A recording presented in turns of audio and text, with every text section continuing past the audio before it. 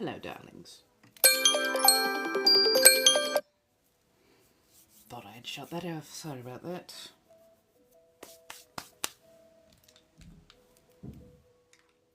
Hello, hello. How are you doing, Cece?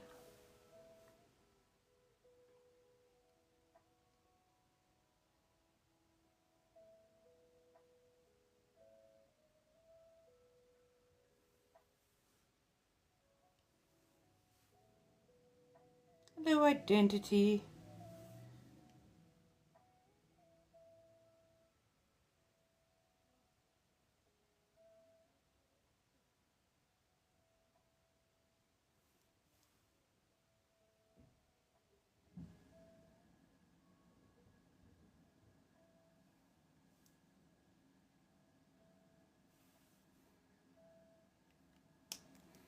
How's everyone doing?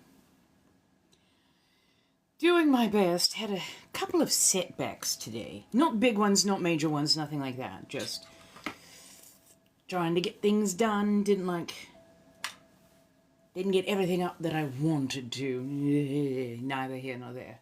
It's been one of those days. It's been a bit of a pressure cooker day, but it is what it is.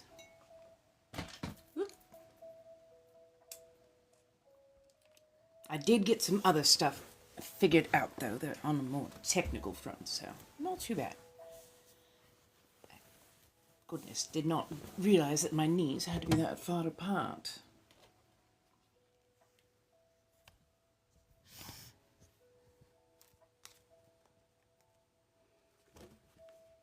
Yes, and it's from Lee's. Lee's iced coffee. Absolutely love them. It's very, very strong, though. It can be quite... well, it's a Vietnamese coffee, so it's got a wonderful, very bitter flavor to it with a little bit of condensed milk in it. Hello, darling. So, I absolutely love it. It is wonderful, but it's very strong. Very strong, very rich. You can always add more ice. It's one of those coffees that you can actually nurse over about a day or so. I'm doing as well as I can, you know how it goes. I'm doing tarot card readings tonight, and of course I've got more, I have more artwork floating around here. So yes. Right. They're so good. I believe they're a small chain store, and they have absolutely just, oh my god, goodness, lovely and gorgeous. If we get to 10k, I do have a corset. I will lace into it.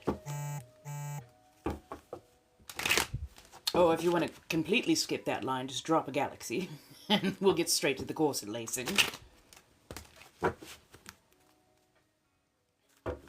I've got a lot of, I have a lot of art that will be going up. If you see something you like tonight, hop on it, ask questions about price, put in for it, and I'll make sure that it is wrapped up and sent out by Monday. Oh, thank you, darling. Hello, hello. How's everyone doing?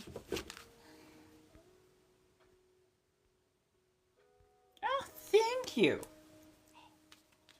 We do love a little change every now and again. Also, I went and I got a little something from JJ's Bakery. It was one of those days where just everything wasn't quite right, and you're like, you know what? I'm going to leave the house. I'm going to leave the house for just a little bit. I'm going to get a few things. It'll be fine when I get back. In a manner of speaking, but not as tawdry as that just sounded.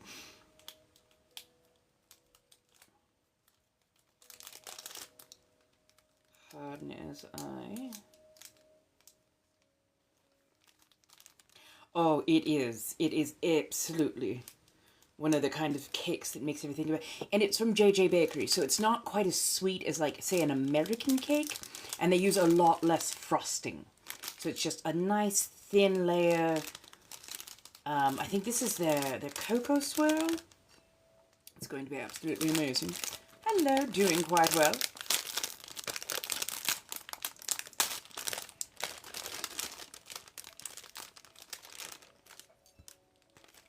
So apparently, I don't know how it's not getting more kerfuffle, but apparently this app might be going away again on the 5th of April.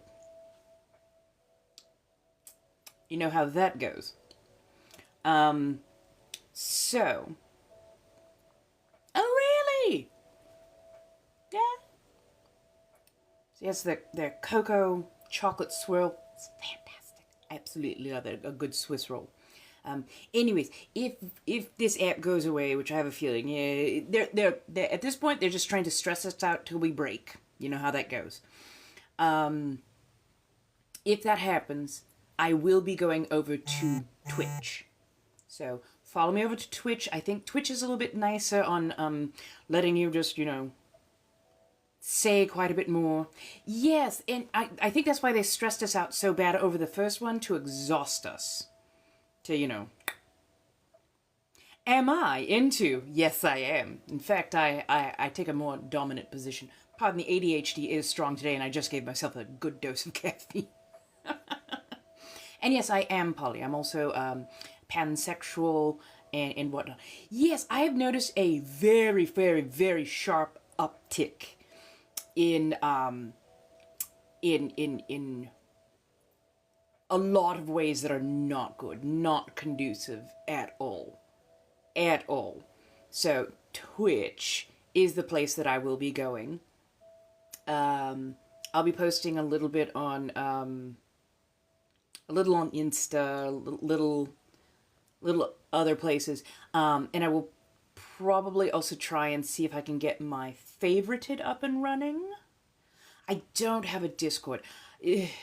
I'm already juggling so many things. I tried to add more stuff in, and I'm like, I am drowning here because I don't have a production crew. I'm doing everything myself. So I'm run a little bit ragged, and most of the time I'm not even sure if I'm going to be here from one month to the next because of everything that's just going on. But yes, if I suddenly drop off the face of the planet, check Twitch. Definitely check Twitch first. Aw, thank you. I do appreciate that. Apparently I'm the only reason a few people have made a Twitch account just in case I disappear from here.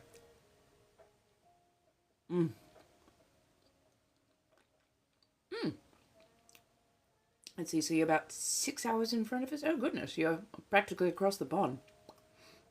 It is only just after 6 o'clock here. The occasion was I desperately needed out of the house. I was about to lose my mind because I just couldn't get a few things to work correctly, so I went to get myself a little something. And I got myself, like they do this chiffon style cake.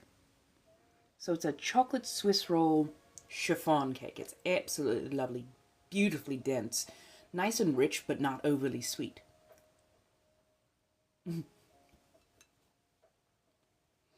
There's always an occasion.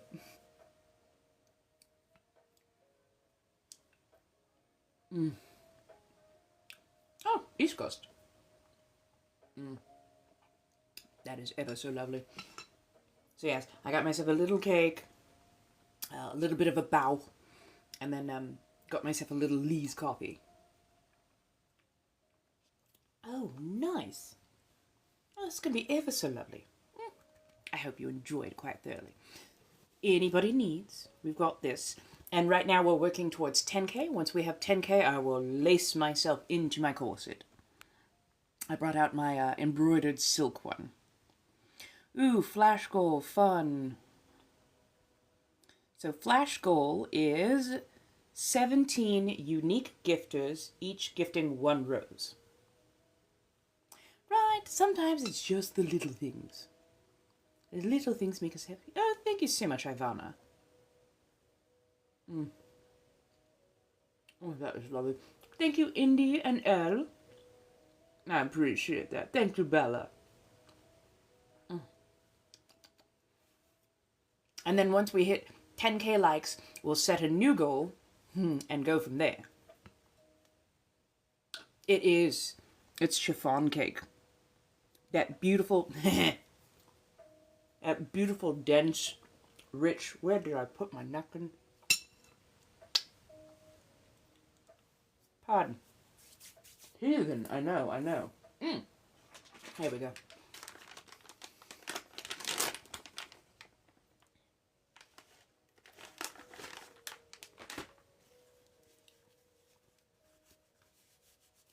But yes, no, you're right. It's getting a bit dodgier on here day to day. So I'm honestly starting to look at all the possibilities, where to go, where to move, what to do, and what not. But yes.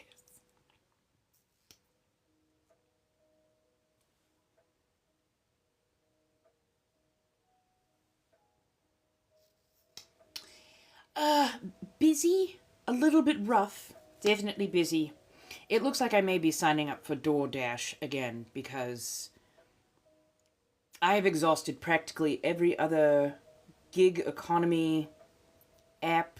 I've gotten signed up for so many different things, and all of them have been saying that they are just absolutely booked in my area. So, I need to make rent, and that means that I need to not only put out all of my artwork, clothing, everything else on my Mayhem Market. I also have to start doing a lot of other things and then try to get signed up for DoorDash, Uber Eats, Postmates, any of that other kind of stuff. Honestly, right now, I wish I was better established as an artist so that I could lean more into that. But you know, it's everything that's going on right now in the world has absolutely set up the entire populace for failure. Oh, JJ Bakery. And I understand right now a lot of people are very hesitant to spend anything because of everything that is going on.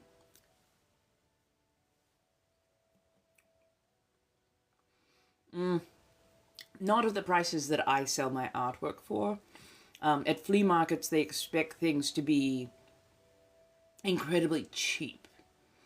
And I only tried doing that once. And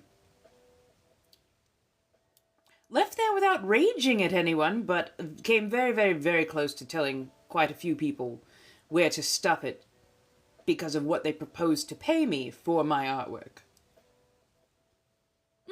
I used to work at the Renaissance Fair. But again, nothing in short order that I can get into. Like, I don't have hardly anything at this moment. And those are usually, you have to plan a couple of months out. Although I will be looking into galleries and places around here that might sell artwork on commission, and then, you know, go from there.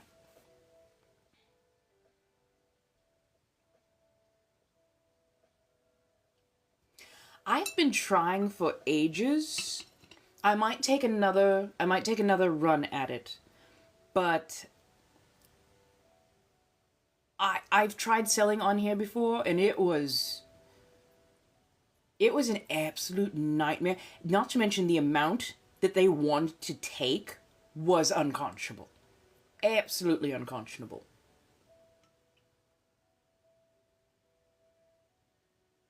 Oh no, I haven't. I have not tried that. I have set up my Mayhem Marketplace. That will be like, I believe, the first link on my what do you call it? First link on the tree. That is the Mayhem Marketplace. I just got 2 new pieces put up there. Don't ask, it took me forever to make sure that it loaded correctly. So I have my King of Fortune and Devonshire Cowboy. Those got put up today. And I'm going to work on putting some of the smaller pieces up, the slightly more affordable pieces up as well. Where did I put my regular... Oh, I put it in there. But yes, it's a lot. It's a lot. I would actually love to do something of that kind of accord, yes. Can you DM me the name of it just so I can remember? I'm terrible at remembering those over the long run. Oh, I love that. That's gorgeous. But yeah, I'm about to put in resumes for, you know, tarot card reader, esoteric shops, anything like that. And of course, if you're clever, you can also find me in a few other places. I would highly suggest going over to the Throne. That has the social links for many a thing. Oh, yes. Thank you so much. And you can either send it to me here or you can send it over on Insta. Hello, Gregory. How are you doing, my darling?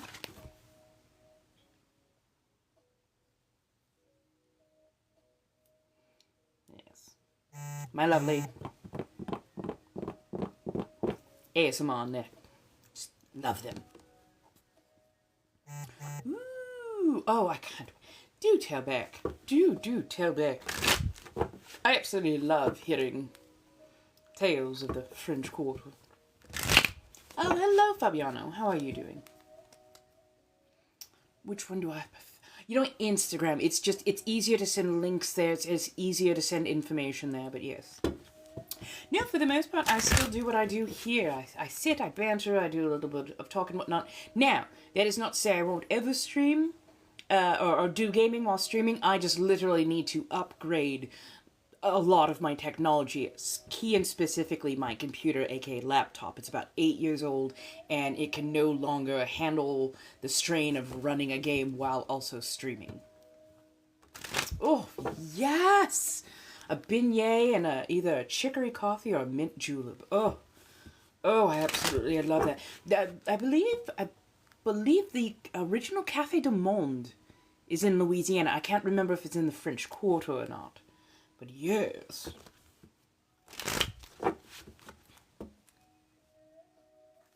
What's the safety like on Kick? Because I've seen a couple of wild things come off about that particular platform. Oh, good. Ooh, we're at 7.7k. We're almost to the point where I can listen to that course. And we've got about 7 minutes, a little under 7 minutes left on unique gifters for 1 rose each. It's a flash thing that TikTok does.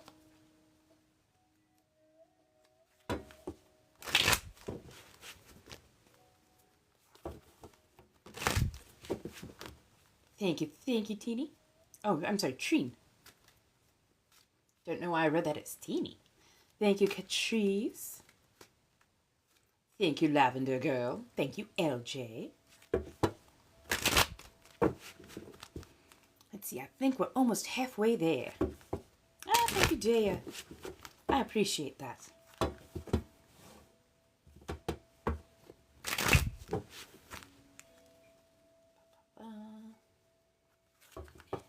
Ooh, 8.8. Oh, you're moving fast. My goodness. Hello, Laura. Hello, darling. Yeah, it's been rough and wild lately, to say the least. It has been rough and wild.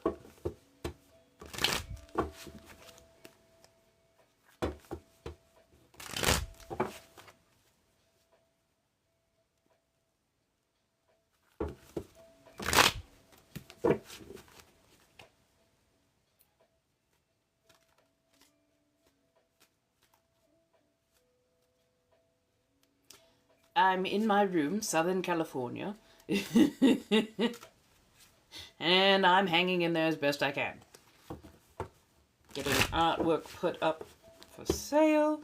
Also, I am taking commissions right now. So even if you don't say, even if you don't see it, ask me about a commission piece, and we can definitely talk. Wow, goodness, you move fast.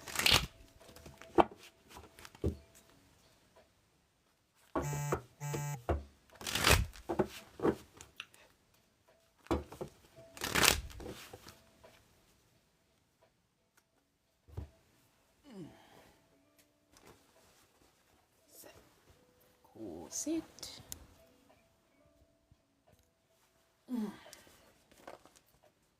I do love this corset, and I swear I've definitely given it hell and back.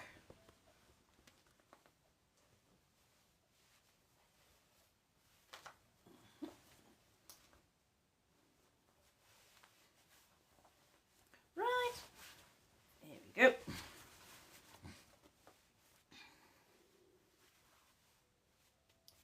Pardon as I turn to the side.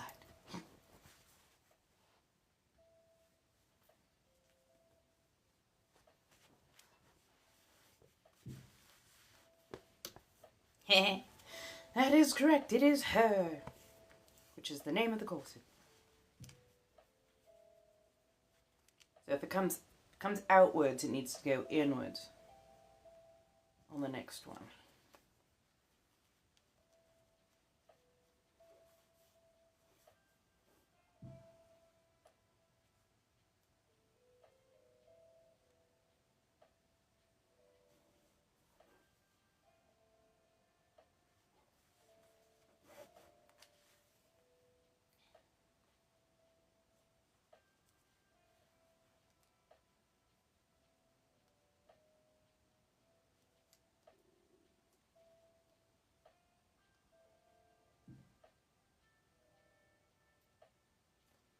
Need to rework these tips. There we go.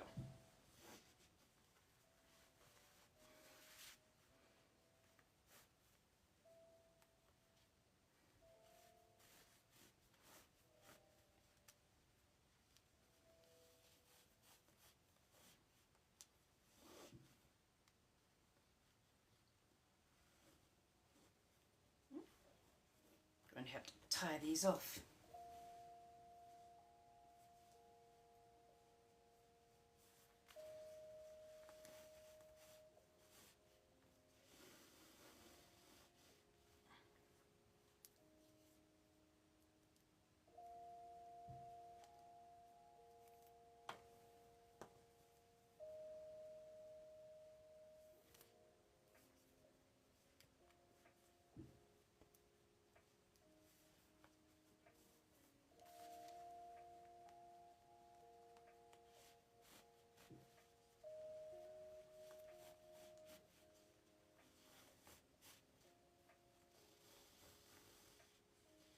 Ugh, I know, if I only had an aglet crimper, that would make my job so much easier. Pardon me as I go and redraw.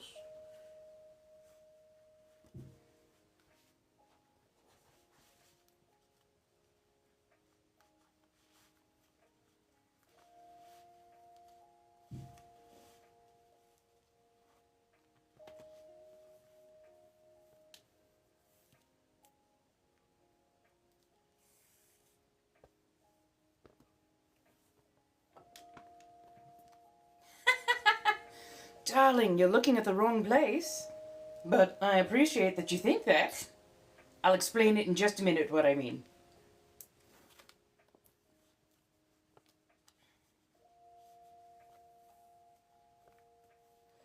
Okay, so this part of the indent that you see, that's actually not my waistline. That is the bottom part of my rib cage. So I'm getting this into place because it actually does have a function and a job. Oh, thank you. Yes, it's a beautiful embroidered silk that I got ages ago and then made into a corset because it was just too lovely.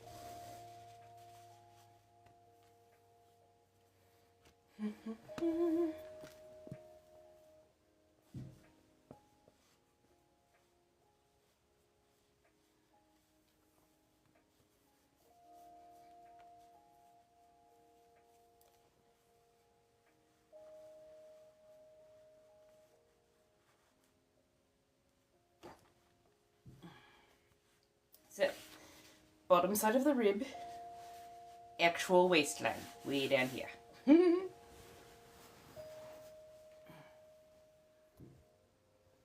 Hello, darlings.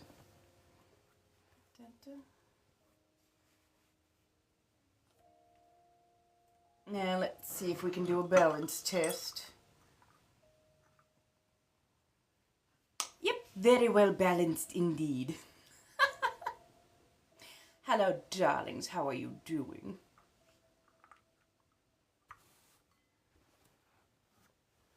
Incredibly good back support. Absolutely adore it as far as back support goes.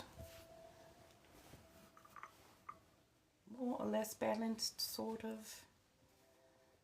One of them is slightly bigger, I do have to remember that, and they do like to sit in a mildly different position. There we go.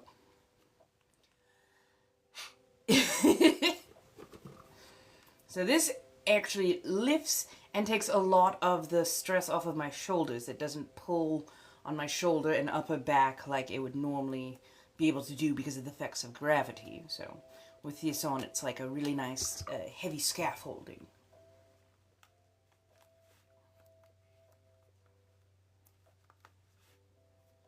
Oh no, that's the funny part is everybody sees all this and they're like, oh my god, and I'm like, I'm all the way down into here.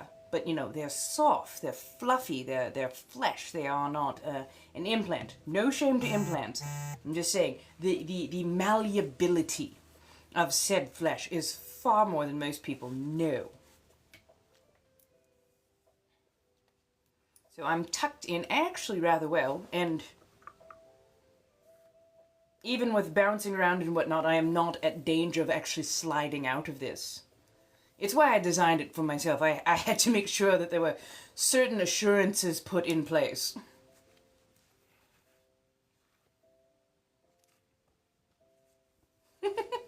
Exactly. Thank you, darlings. And yes, I am polyamorous. I am pansexual. A little bit gender fluid. I judge not on many things. I have very interesting proclivities as well. Just make sure you're well over the age of, say, like 21 if you're going to come and talk and sit with me and have private speakings and such. If I double knot the bunny ears with these, oh no, I'd never be able to get them undone again. It would be quite a pain in the ass. Hello, darling Daisy, how do you do? So I give it a simple bow and then I just kind of tuck it under. Actually, let me move this out of the way. Now if we get to 20,000, we can do a party trick. Hello, hello.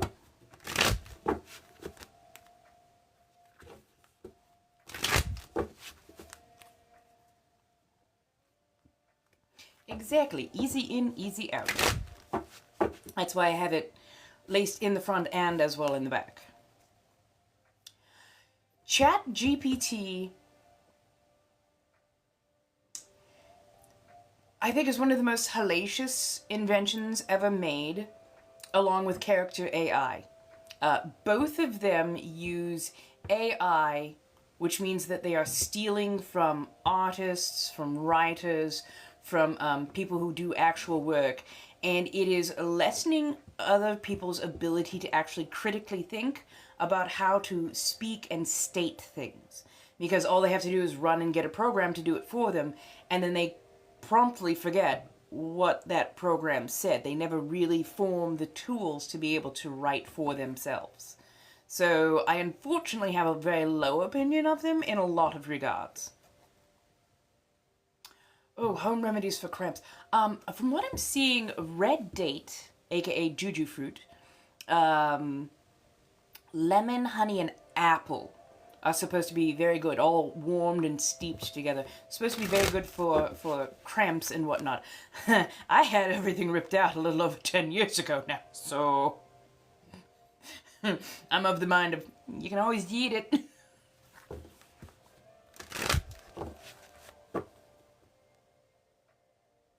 No, I don't. What's going on with this Lady Rushlin? Thank you, darling. Yeah, definitely warming can definitely help. I know that there are a few people out there who specifically deal with reproductive issues and whatnot. I would definitely say search them out, but always make sure that you're doing research on anything that they're proffering. You want multiple sources, and you want to do your own. You want to do your own research, because the difference between medicine and poison can just be dosage.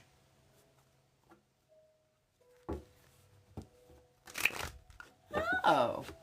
You know, funny enough, I did see somebody who was an older, palm-colored woman wearing all black, lovely Victorian-style dress. It was absolutely gorgeous. Good evening. Hello, how do you do? Hello, hello, hello. How are we, my dears? Oh, thank you so much. Yes, I've got the... Actually, we'll get you a little bit lower, my dears. There we go.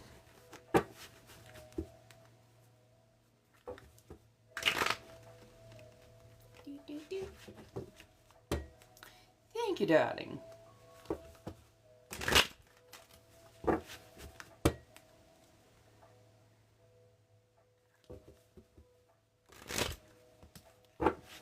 Oh, honestly, it's quite fun. So I only do my lacing till it's snug. I never do my lacing tight.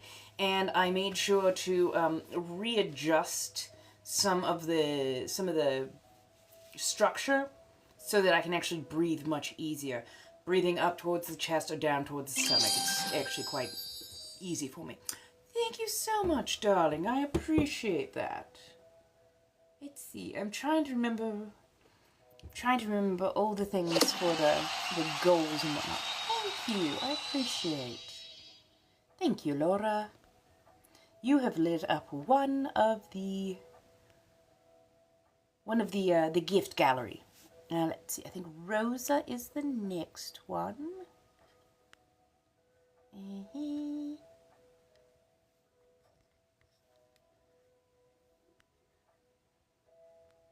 There we go. There we go. Thank you, darlings. But yes, what was I just speaking on? My brain absolutely left. Yes, so breathing. So when it comes to breathing in a corset, as you can see, I talk almost incessantly up and down. Basically, I breathe up towards the top of my chest or down to the bottom of the stomach and whatnot, because you can't really breathe in and out this way. This is one of the most reinforced spots right here. So trying to breathe outwards is no. So you can either breathe up or down, but yeah, basically I breathe in a C rather than an O, if that makes sense.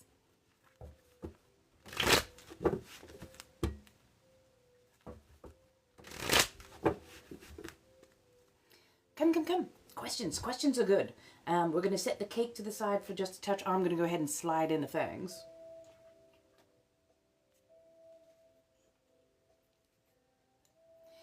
If you want to know whether or not you're going to marry somebody, you should probably talk to them.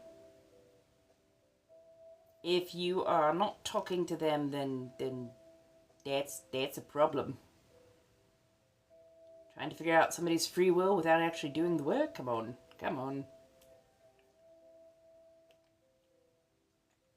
Hello, Scarlett.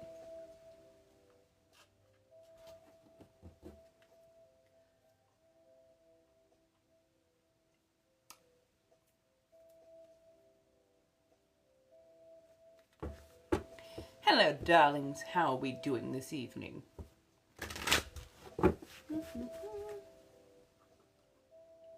Oh, I'm still here. How are you doing this evening, dear?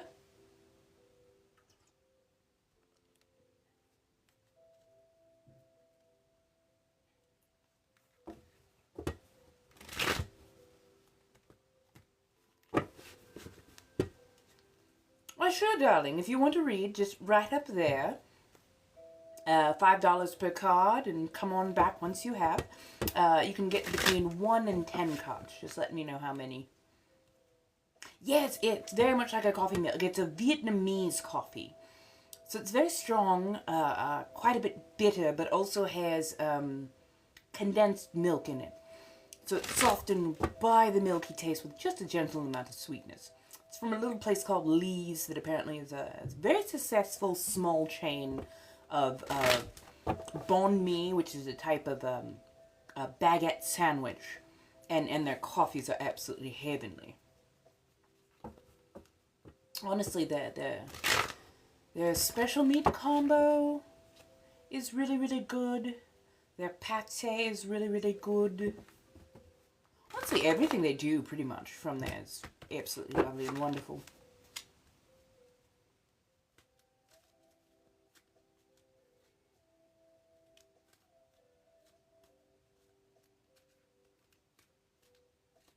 Oh, really?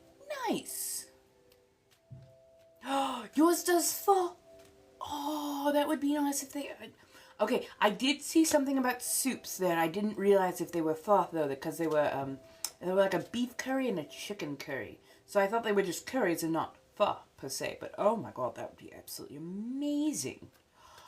If you've never had a good pho. Oh, pho. Pho is so lovely, so wonderful, very refreshing. Comes with like basil and jalapeno, a little bit of lemon.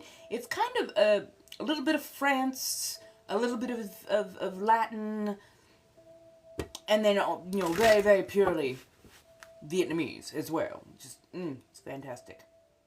Hello, Chris. How are you doing, darling?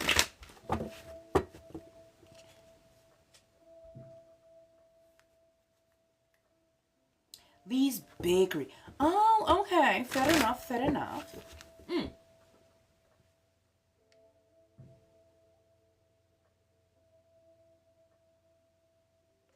So if it has this, they might actually be related. Hello, Demon darling. How are you? Yes! See? Let's show some love. Lee's is so good. Between their coffee, which is just absolutely legendary. Trust me, it's the kind of coffee you can nurse for an entire day. You add more ice in as the ice melts, and it makes it easier and easier to drink, because it is a strong first cup. Oh, you're in San Diego. Nice, nice. I'm up in like the Torrance, Lomita-ish area. And it is, oh, it's lovely. It's wonderful.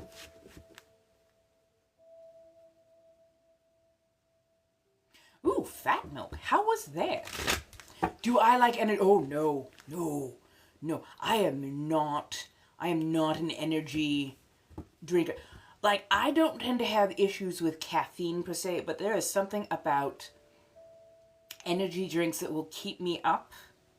Like, awake, tired as hell, but awake, and it's highly detrimental to my sleep schedule, what little that I have. So yes. I know, isn't it a lovely one? You should see it from above.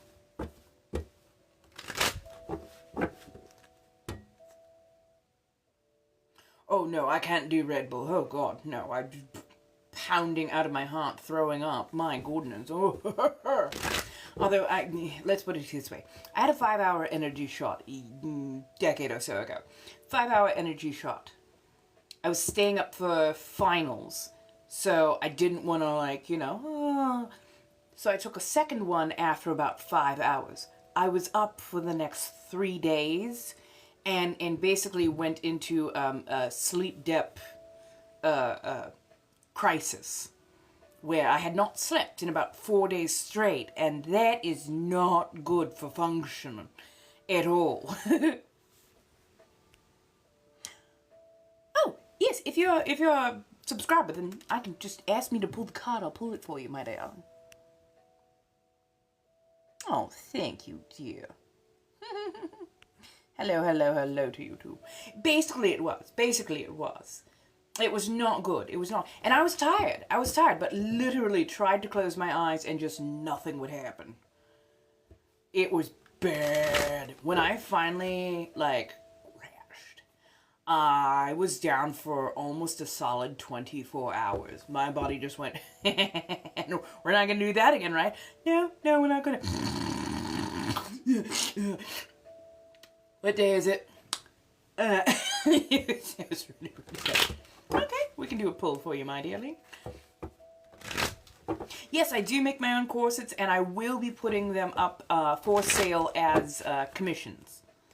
So give me a few more days. By Monday, I will have that squared away. There is a chance that I will be on this weekend doing, you know, card reads, letting people know about the marketplace and all that kind of good stuff. Oh, that would be lovely.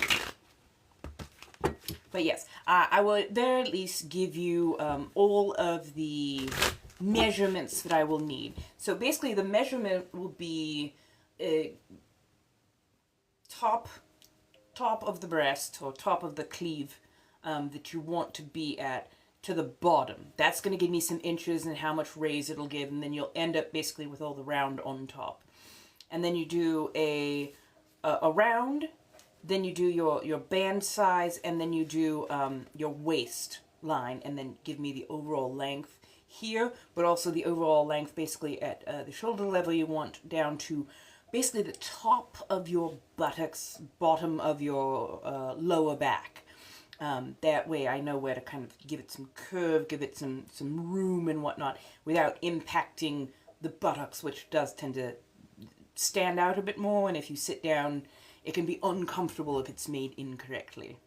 Hello, hello, hello. Ah, I love it. Hello, Ms. Wendy. Well, let's see. A waist cinch, basically an underbust corset. Oh, thank you, my darling. I appreciate that. Those are going to start at about $150. And most of the corsets, 2 layers are going to start at $300. 3 layer is going to start at about $400. And it's got steel boning and everything. It is incredibly heavy duty. I've been wearing this quite often. I would say 4 to 7 times, if not more, per month. About 4 hours at a stent. And yes, it is absolutely wonderful for getting your back in arrangement. I will give it that. Oh, sorry, that's right. So this one is actually a 3-layer corset. Oh, darling, if you think that's pricey, go to Dark Garden or professional corsetiers. That is bare minimum for where they start. Absolute bare minimum for where they start. Because A, silk, couture, and cotton in this particular one. All German steel boning, brass grommeting, and they take about 40 hours to create. So it's not that they're expensive, it's just that they're not cheap, and I'm not labor from the global south. So yes, it is what it is. Hello, darling. 10 of Pentacles. But it came out this way. And it feels like it's still in flux. So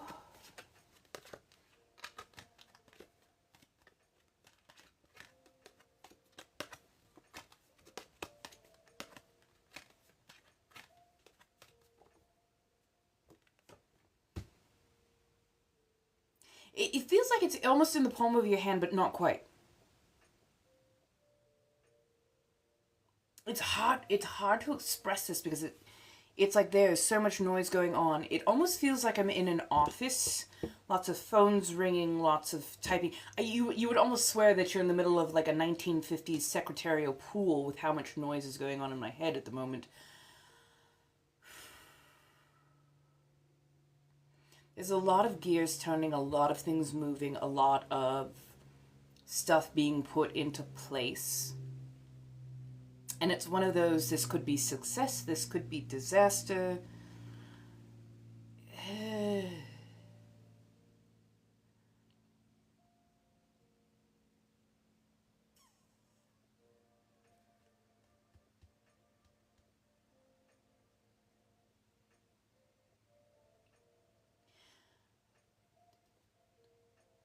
Don't count all the chickens before they are hatched. Make sure every last detail gets put into line, every last cog greased and turned. Whatever you are working on, make sure that you're practically babying every single step of the way till the end. And keep receipts for everything. For everything. Because if something goes sideways, it doesn't feel like it's your doing. It feels like somebody mishandled what they were given. Oh, thank you, darling. Oh, yes, don't worry, darling, don't worry.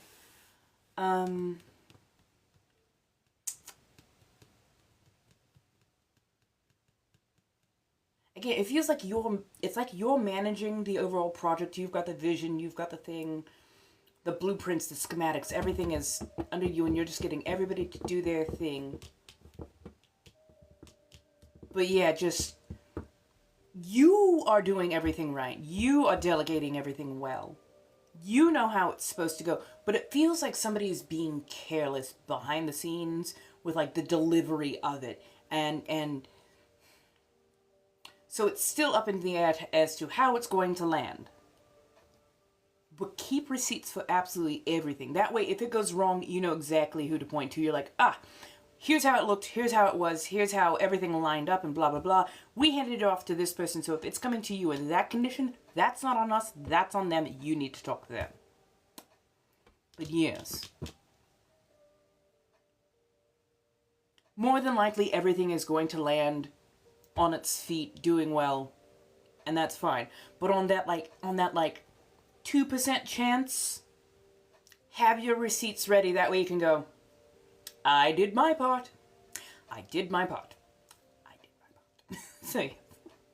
Oh, no worries. You're fine. You're fine. You're fine. You're fine. You're fine. So, if you would like a reading, just go up to the links in bio. It's $5 per card. There are a couple of different payments in there. And just have at. You can get between 1 and 10 cards. And we will sit here and do a live read for you, my dear. Danke, danke. You're welcome, my dear. You're absolutely welcome. And yes, we can direct the readings towards where you would like to go. Just don't be surprised with these cards if you get an answer that you weren't expecting. Or at least one that you were like, I asked about love. And they're like, girl, have you seen your finances? In this economy? Love. Now, what about my finances? Have you looked at your house lately? They tend to be very straightforward. Now, new art is... Right, exactly. New art is now available on Mayhem Market, and I will start... I found that I can actually put up services there as well. So I will be putting in commission services. I will be putting in audio services. So if you just need my voice as a ringtone or as a wake me up or a pick me up or whichever, you can contact me about that. I will put tarot card readings in there, and we can figure out how you would like to do a private reading. Private readings will be a little bit more, but not by much.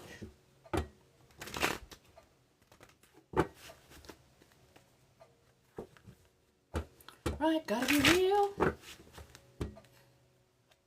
Gotta be real. Hello, hello. How's everyone doing? And don't worry, I'm in a wonderfully feisty mood. So if I have mods in here and you see a troll wandering, don't worry, don't worry. Let me have a little fun with them first. I do all kinds of witch things. I've been a witch for about 25 years now. I've been reading tarot cards for about 15, but only more intentionally as an actual service for about the last 2 years. And I'm also working on being a digital temple priestess. You know, 40,000 years, I might as well put some of this knowledge to good use.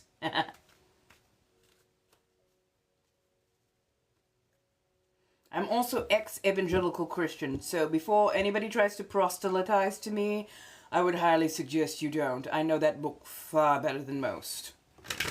Hello, Anna Ma. I hope you're doing well today. Thank you so much for the rosa. I appreciate that. Oh, thank you.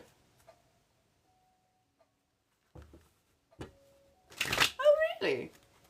Yay! Oh, good, good. Honestly, I'm kind of thinking of doing a weekend candle blessing. I want to go and get a green tower candle like this. Don't worry, inexpensive is good, especially if you're going to be blessing it yourself. I'm thinking of going out and getting a green and maybe a couple other colors of tower candles and blessing those over this weekend. So I don't know if anybody would be interested, but if you would like, we can maybe do a blessing ritual, and I can teach you a little bit about how to do this, that, and the third, as it were. Oh, good, you're doing good. I do appreciate that.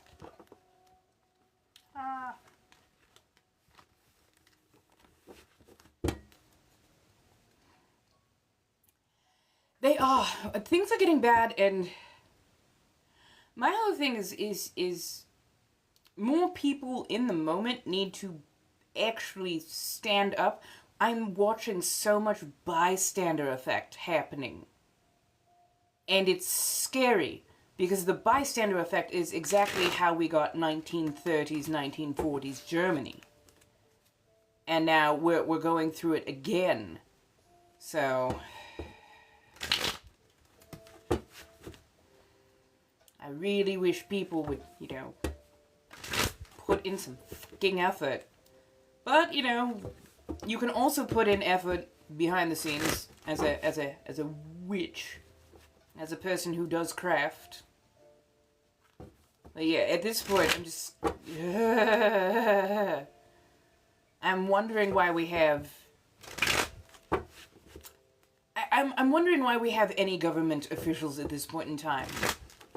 And a lot of them are just being so soft shoot. Oh, well, we know, you know, we have to go by the book, and we have to just, you know, stand here and try. Well, we don't have any power because they hold all the. I'm like, so you're going to continue to play by the rules when they have literally told you to your face that they did not play by the rules? That they broke the rules blatantly. And they have said so on live TV while being filmed repeatedly. Well, we don't have the... How about you start following everybody who is involved in that and charge each and absolutely every one of them in one giant thing? Take them out of power. Now, on the plus side, there have been several states that have had special elections. So there is a little bit of hope. I'm honestly hoping that more states will put their foot down and do special elections, because there's just too much bullshit to ignore what's going on. You know what I mean?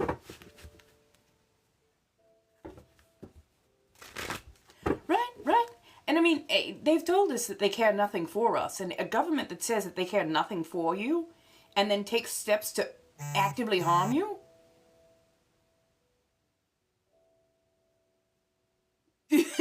Like, how much more do you need? Ah, thank you, darling. I know, isn't it a lovely one? I do appreciate an angle where they have to look up. That way, mostly my eyes are in line as well. If they're looking downwards, I know that they don't see a thing.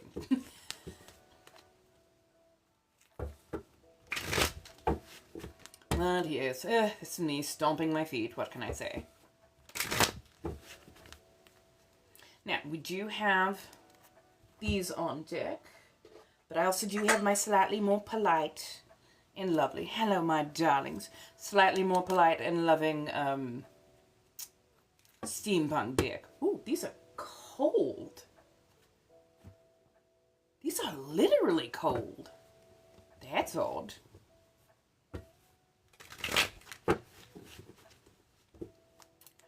At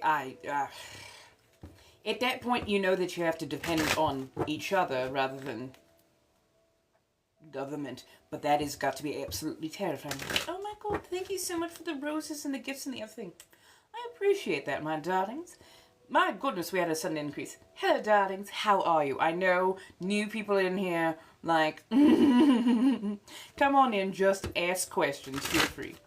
Just stop, bro. What are you doing, miss? Can you put more context to your sentence? I think you're having a bit of an aneurysm, which I understand. You've never seen large, naturally chested people like this. And I can understand when taking it all in, the blood does tend to pool elsewhere for at least a short while. So, you poor thing. Hello, hello. How are you, darlings? Come on in. How are we tonight? I know, it is odd that they would say that kind of thing, but you know what? Weird is a lovely thing. You can do so many odd, different, cool things that makes you so that you're not like everyone else, you know. Will you start a new career? Well, feel free to go up here. $5 per card, and we can definitely read for you, so not a problem. Hello, darling. How are you? I don't know if you're pregnant. I would highly suggest pissing on a stick or some wheat or maybe a toad. Do they still do toads? This is wicked. No, darling, if it was wicked, I'd actually have my witch hat on. We'd be doing musical numbers and whatnot. How are they so hot? I am wearing a steel-boned corset that I actually made for myself. It lifts everything up, takes all of the pressure off my shoulders, which is absolutely fantastic, and lets me be able to sit up a little bit more, you know, straight. I'm sorry, darling. I didn't mean to step on your line like that.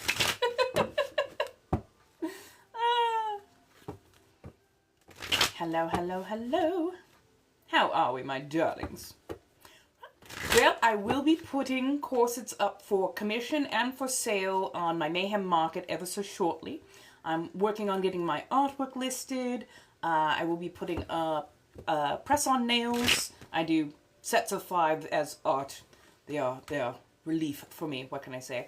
And then I will be putting up clothing and commission by this weekend. So, yes. I love working with steel boning. And this is, let's see. This is silk, English couture, Japanese cotton. Oh, darling, if you're looking people, like, with nothing of this, go find them. If you're talking to me, then, how do I put this? You built that brick into your wall, as it were.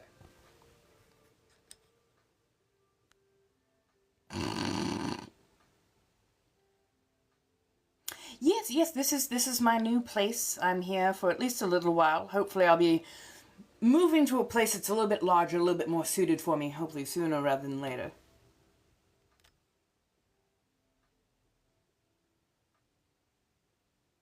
Was gonna pay not now with me being disrespectful. Oh, darling, how was I disrespectful?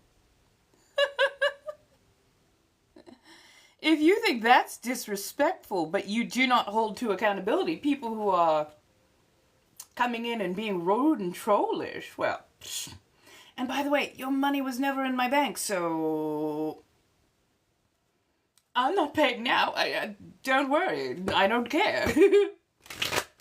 I've dealt with narcissists my whole life. You're gonna have to try harder than that to hurt my feelings.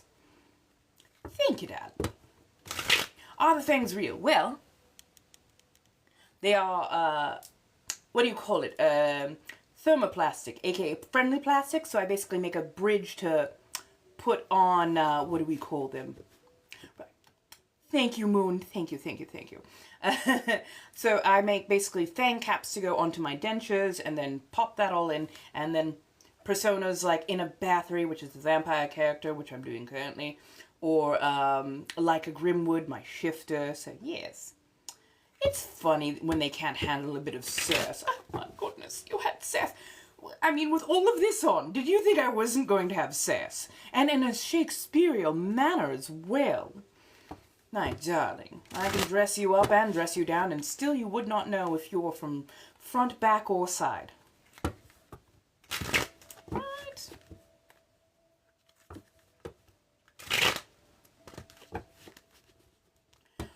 Right. Oh, boring is something I can never abide by. I just can't. I bite my thumb at it.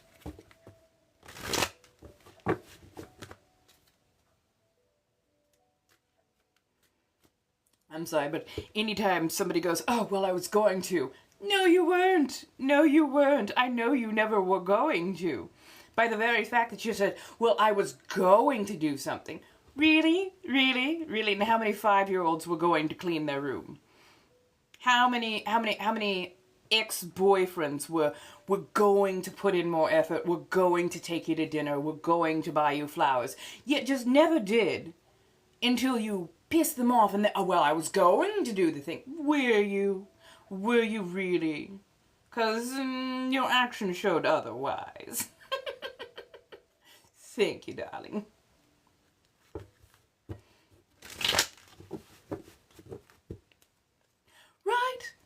Right? Right? I was going to do those dishes. Really? Were you going to do the dishes? Because they've been sitting there since noon yesterday with nary a drop of water in them. That egg, cheese, flour combo that is now congealing at the bottom of that pan is not going to come out and is probably going to be more useful as, oh, I don't know, concrete.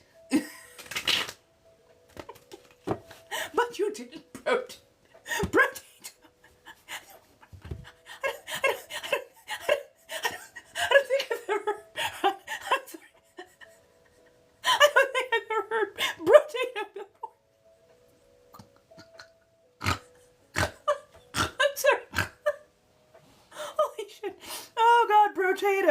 Oh, I think I might use that one. Oh my god.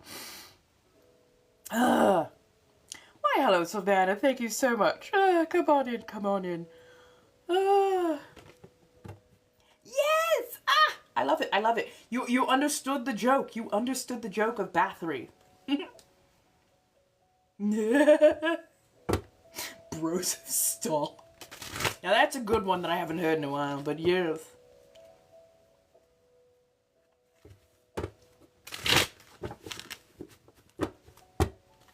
Hello, hello, darlings. How are we doing? We've got to 20K. So, how many of you know my party trick? Right, we like a little bit of silliness.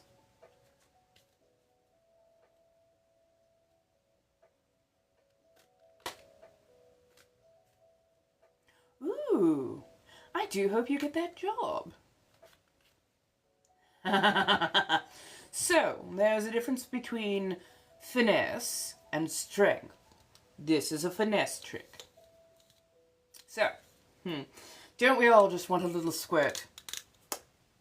Anyways, as you see, perfectly fine, well, in place and intact.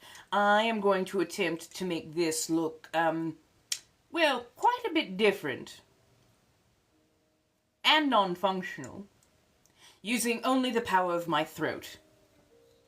Breath. Inhale. You know what I mean. Anyways, you'll figure it out soon enough. So I place my finger here, just for stability. Other than that, I will have my nails away, so you can't go, you squeezed. No, I didn't. No, I didn't. I'm going to suck the air from out this can. So, shall we? 1, 2, 3.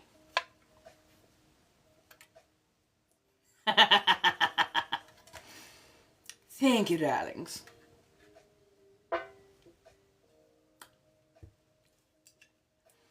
And of course, like every good pansexual, I've got about 3 different beverages on.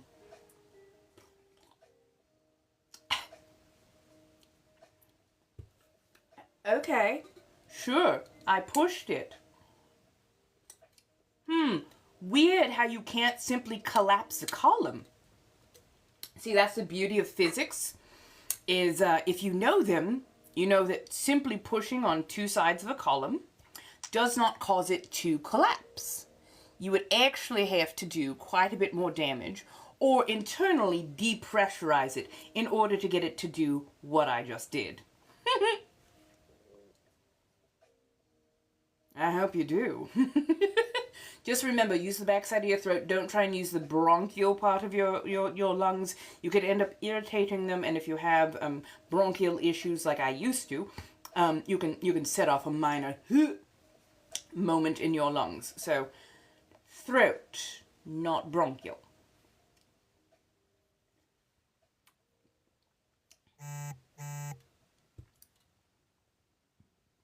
Don't worry, I believe in you. Just even if you have to, just small evacuations of air will slowly but surely get you there. Thank you, darlings. Hello and welcome. It's always fun to have a hater in.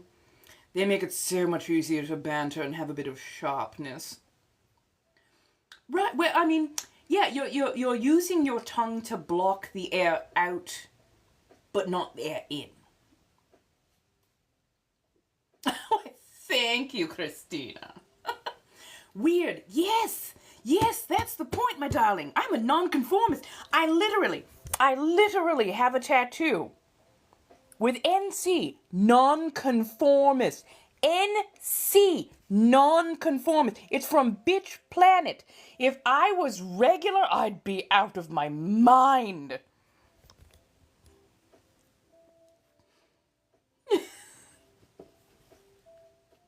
Oh, I love that you catch my lives too.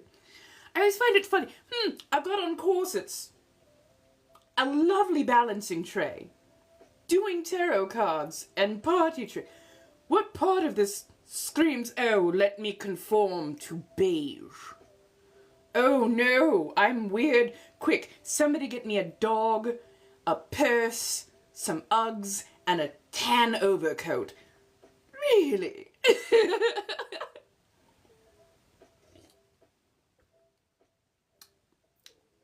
Right? I'm like, oh, honestly, I wish I had more oddities. Mostly I have antiques, but I'd love some oddities. Am I Count Dracula? Darling, are we having a bit of a reading comprehension? Down below, there's a little thing when you first come in. It's 40,000-year-old vampire, Inna Bathory. Hello, how do you do? I don't have nearly as many weaknesses as Dracula. Do I sleep? Oh, goodness, no. No. Gravity would actually like to push them further back up this way, so if I was flat on my back, that'd be one thing. But if I'm from the side, because of the way it creates that there, I wouldn't get enough support. So, no, I don't sleep in it. I just wear it so I can sit up a little bit straighter. Pardon, I just missed that.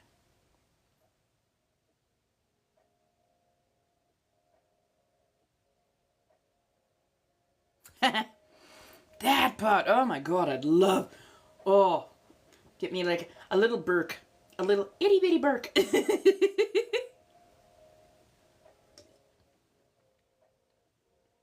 Ooh. Oh, I've seen that, but I've seen it done with mice. I can't remember the name of the process, but basically I think they were using denatured alcohol. And there was a particular chemical process that they were using, and it made the flesh almost see-through. And the internal bones, as it soaked up the solution, became bright pink and blue and had like a neon fluorescence under a black light. It was amazing. I was fascinated with it. It was, oh my goodness, yes. And I could see where like where a reptile who has harder carapacing skin, scutes and whatnot, so basically hard material on the outside, I could see where that would change it instead. We were talking about different processes of making oddities. Animal oddities are one of the things. And basically they took mice who had expired and soaked them, I think, in a denatured alcohol plus some other solution. And it basically made them see-through. But the bones themselves, when they absorbed the material, when they absorbed the chemical, they reacted slightly and would become brightish, pinkish blue, especially under black lights. Right there, sitting up. So far, so good. Some lovely kind of taxidermy. Thank you, darling.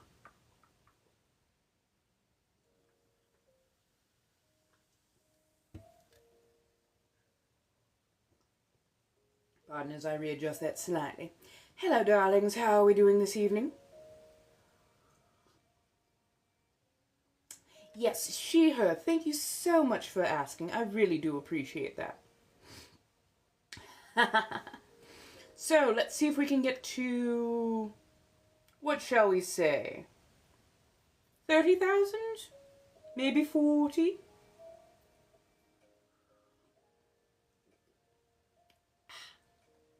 I do also have a slightly larger can, so maybe we can do that. Or if somebody wants to just go ahead and skip the line of it, go ahead and drop a galaxy. We can go straight to the body trick. What can I say?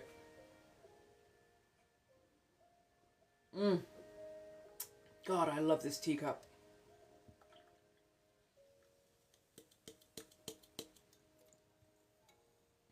Hello, darlings. How are we? Thank you, my dear. Thank you so much. How are you doing this? Hello, Brielle. How are you? Oh, so I found this lovely little number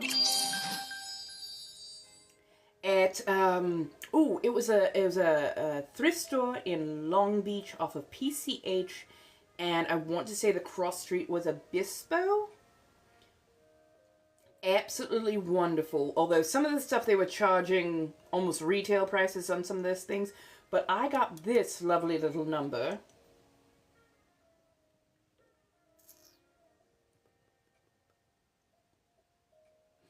And this is made in the USSR.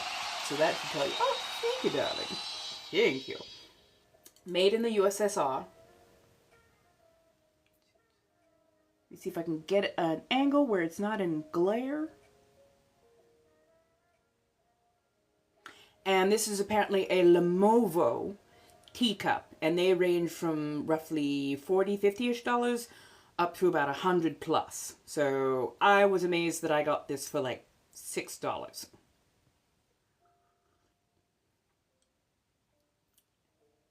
Oh yes, I absolutely adore going to thrift stores for all manner of things. I adore it. Favorite movie? Oh. Somewhere between Anna and the Apocalypse, which is a zombie high school musical set in England at Christmas time. It is hilarious. And then also I absolutely adore Everything Everywhere All at Once. It is a wonderfully deep and very insightful movie. Now, if you need something that's a little bit more dystopian, Snowpiercer with Chris Evans was actually really, really good.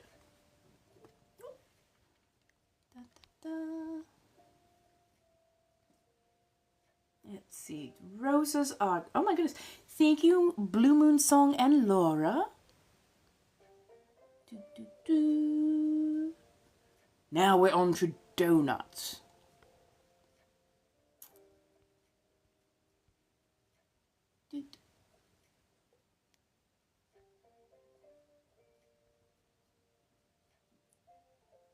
Thank you, darlings. There we go. Favorite food? Oh, I don't know. It's been so long since I've had a truly favorite food in my mouth. If we're going to go with genre of food, I absolutely adore Thai food. Or something gently sweet, like the cake that I'm having right now. Ooh, absolutely adore a good, what? There are days I have to watch my mouth. So, I like spicy, but I also like things that are hot and creamy. A good tom yum goong. A good curry. Ooh, honestly, a good curry. Absolutely adore a good curry. I'm talking Indian curry, not British curry. There is a difference. Hello, Playful. Hello, hello, hello. How's everyone doing this evening? Let's see. How do I both have the most room and no room at all?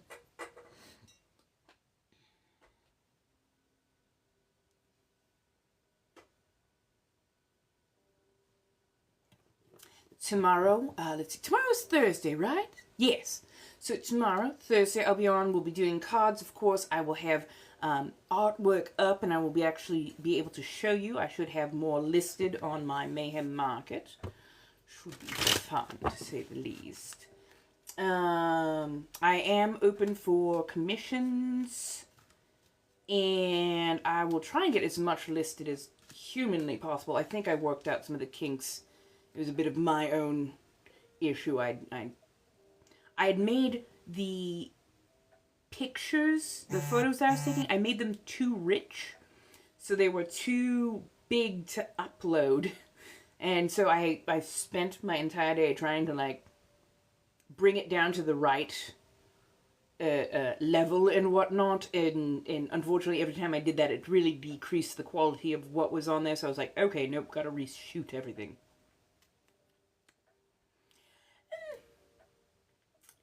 I mean, that's usually an afterthought. Something that, you know, just hits the back of the throat and you're done away with it. No.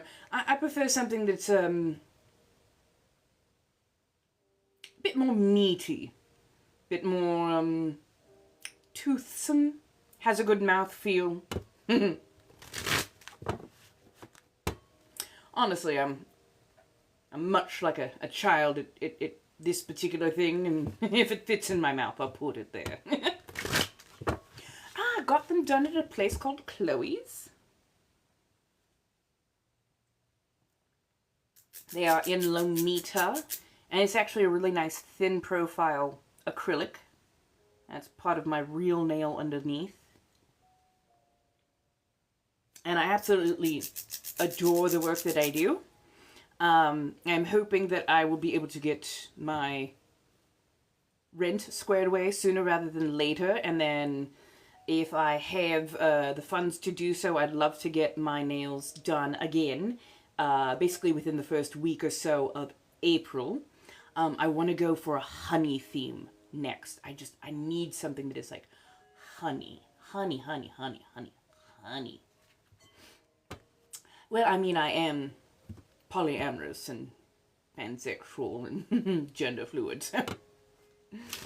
It's not about gender. I can figure out whatever it is once I get there. It's like, yeah. I'm going to have to limber up for that one, but, you know, we can do this. Come to Florida. No, I won't be coming to Florida anytime soon.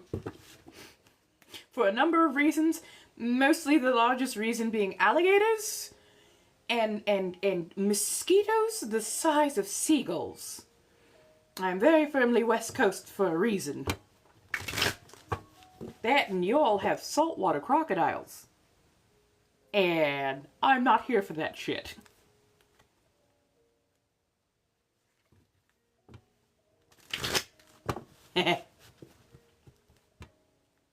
Well, darling, I've had a number of female partners. I've had a number of male partners as well. For me, it's all about, do we like each other? Well, yes. Things will be done. Things will be heard.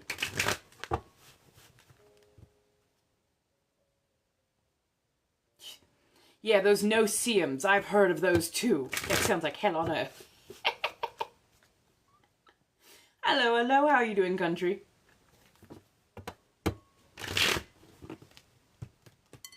I'm working on getting a bit more ASMR done, artwork done. Trying to figure out a good time to actually go live on the verified places. But yeah. Oh, good. Because yes, I want to cultivate an audience on those verified places so that we can actually have good adult conversation that doesn't require me to code myself quite so heavily. I'm sorry, what? You have to look underneath your car for no. Oh no.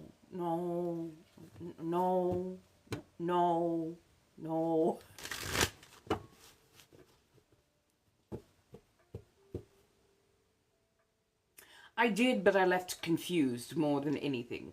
All I know now is, though, I have a stellium in Virgo. I have Mars, Jupiter, and Saturn all in Virgo. Now, my Venus is in Gemini. I'm trying to remember what my Cancer was in. But yes, no. Fair enough, you do have water all around.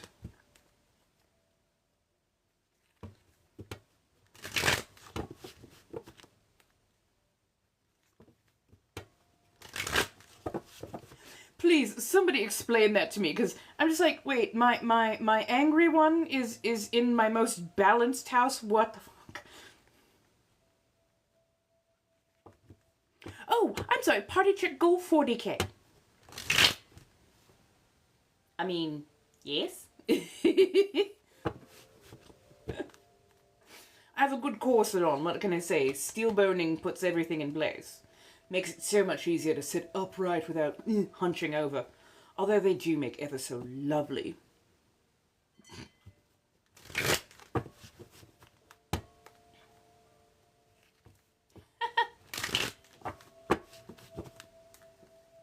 So yes, no, for the person who said Mars in Virgo on brand, please do explain that to me. Like, explain the stellium to me, because I am not nearly as versed in astrology as I am with, like, witchcraft.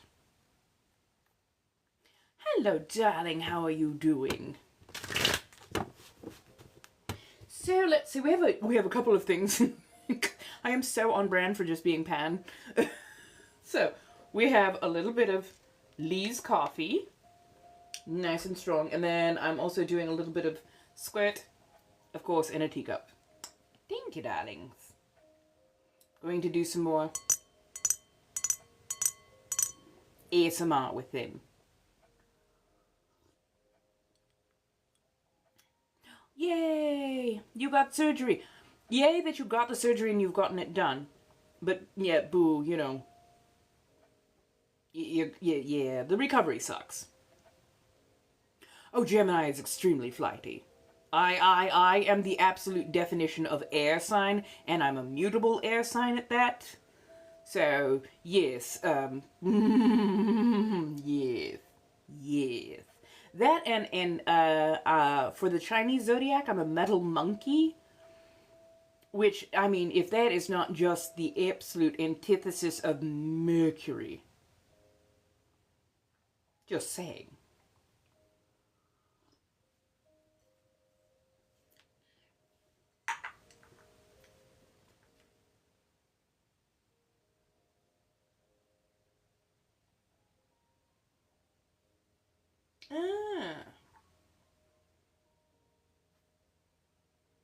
Metal monkey. So I was born in the year of metal.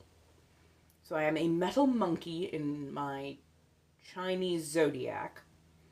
And then I'm also a Gemini for my European zodiac. So yeah, I am a lot of air, a lot of quickness, and a bit of flightiness, to say.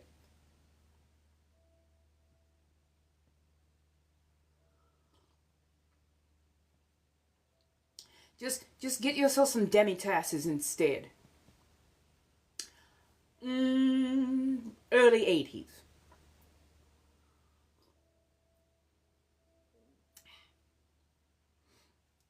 Virgo, Mars, typically very hygienic partners, and themselves well hygienic.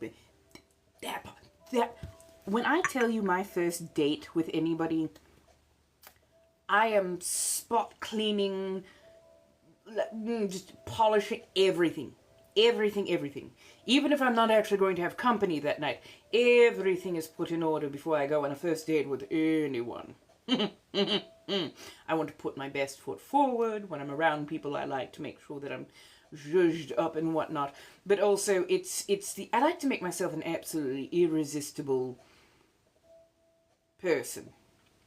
And if they try and grab and hold, they lose me immediately. If, on the other hand, they know how to respectfully admire, you might actually catch my attention. Right, exactly. In case that night does end well, you never know where it's going to go. You never know what's going to, you know. Just saying.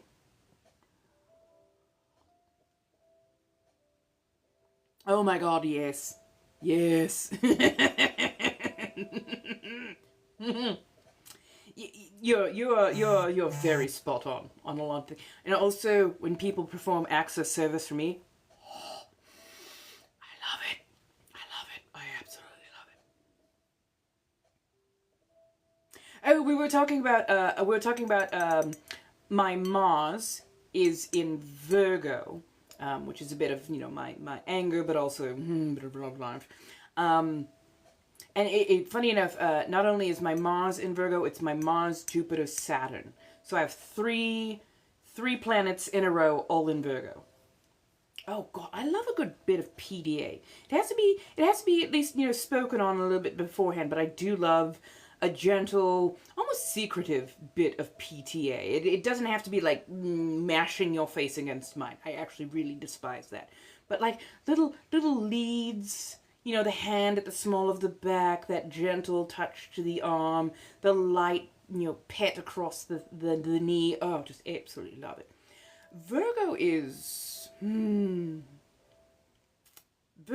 just so, how do I put it? Oh my goodness, sorry.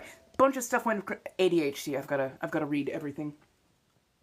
Right, I do love being taken care of and appreciated, because I often will show my appreciation for a person, and if I am shown nothing back, my love evaporates so quick. My attraction to be around them evaporates ever so quick.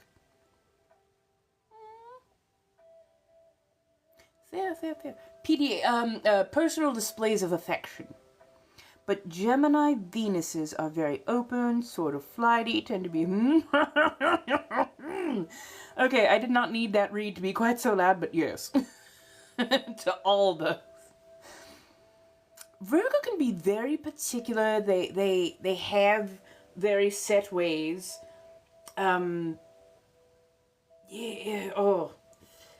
They're absolutely wonderful partners because they tend to be very calm. They like to mediate. But the moment you truly piss them off, the look that they will give you will pretty much convince you that they're never going to find the body parts. Like, I dated a Virgo once, absolutely love them, they're still my best friend. I only pissed that man off, I think, a total of 3 times. I truly did, and every time I'm like, I think I fucked up.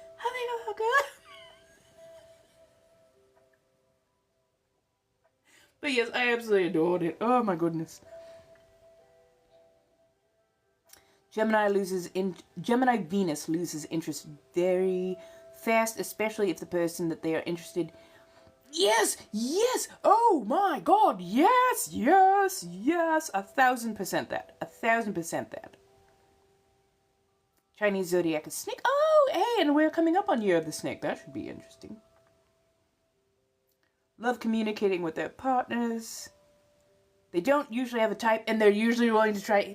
Right, that part. I always say, this is sort of my type. That, the beefy farmhand type, with a good mind stuck in there. But honestly, if you catch my attention, you will catch my attention. If you court me gently, I am much more likely to respond. It's people that come at me aggressively. It's like, all you have to offer me is your body? My darling, I want your mind, I want your soul. Then I want to slowly take parts of your body. Just saying. I like, See, now, and this is the difficult part. I'm a switch by nature. I lean very heavily towards dominant. But when it comes to a partner, I need a partner that can, at times, take the reins when I tell them, look, I need to check out. I either need to be a brat or I need to be princess treatment right now. I need somebody who can take up, somebody who constantly expects me to carry the relationship, the conversation, the everything.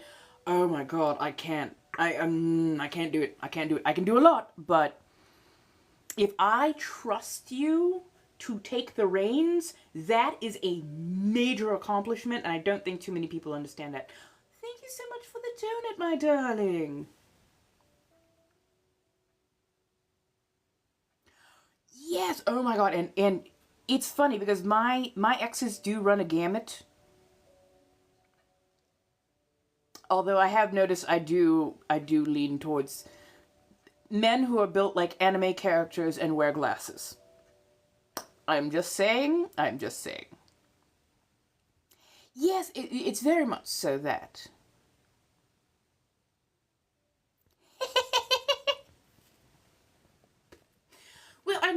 I need somebody who at least can encourage me to get up on that counter in the first place. Oh, that gave me that was so dead on right there. That was so dead on right there. Yeah. Yeah. Yeah. Honestly, I would just like to know, when am I going to... I don't know, I've been in the worst... I don't think it's a karmic funk. I've just been in the worst spot for the last year or so of being both blessed in a lot of ways, but not able to get my feet up under me. What is my... Okay, so my rising is Scorpio. My sun is Gemini. My...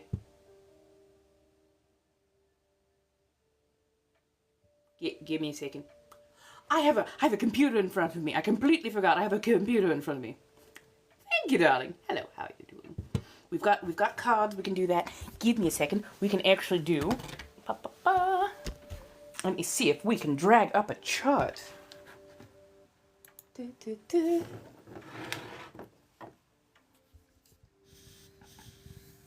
Hello, hello. Okay.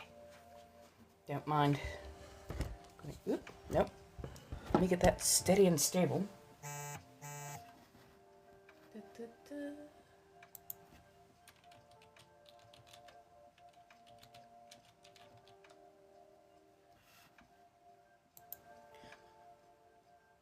Right.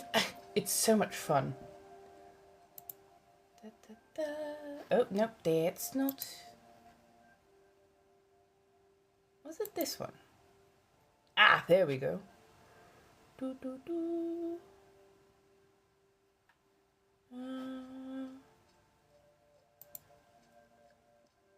Hello, hello. How are you doing, darlings?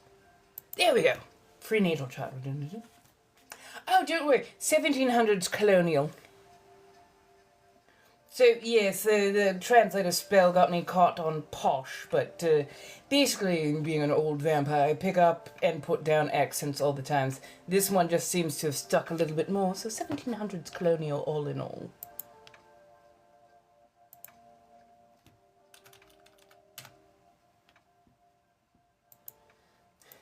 I hate when they say gender and yet they list sex instead.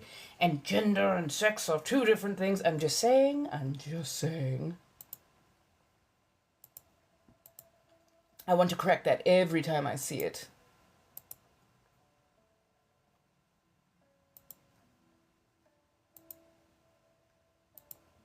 Doing a quick... Give me a second, my darlings.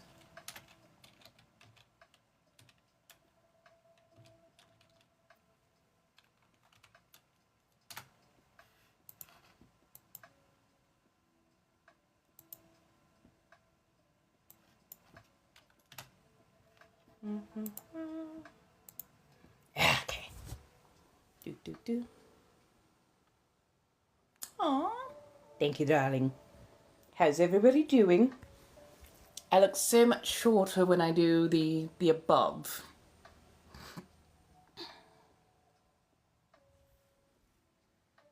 Yeah, no, I like you from that angle a bit more.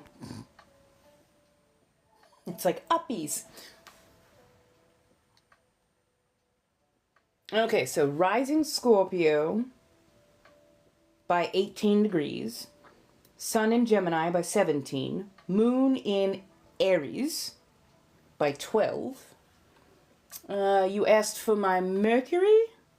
10 degrees in Cancer.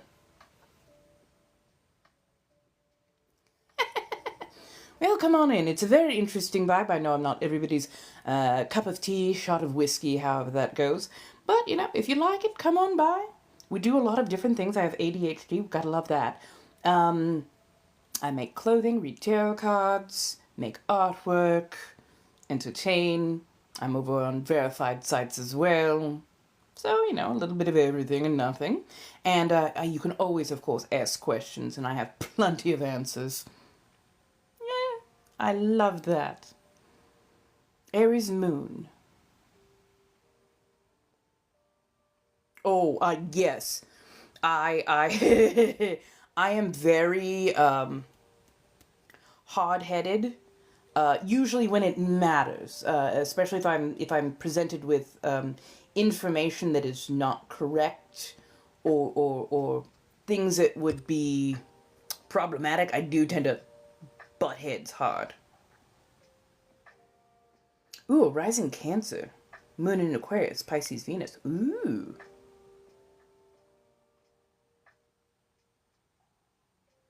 Oh, my parents were hellaciously bad. Hellaciously bad. Absolutely some of the worst people I've ever unfortunately been in contact with. Oh, 1,000%. I am 1,000% the I am so different from the rest of my family. I mean, between being a witch, LGBTQ, polyamorous, just you put me next to the rest of my adopted family, and I definitely look like the person who showed up at the bus stop. We look like we belong in the same family, but attitude and exterior-wise, it's like, we know who the black sheep is. Yeah, that'd be me. Oh, goodness. Let's see. Mars in Virgo, Jupiter in Virgo, Saturn in Virgo, Uranus in Scorpio, Neptune in Sagittarius, Pluto in Libra. I know that my Lilith is also in Libra, and my North Node is in Leo.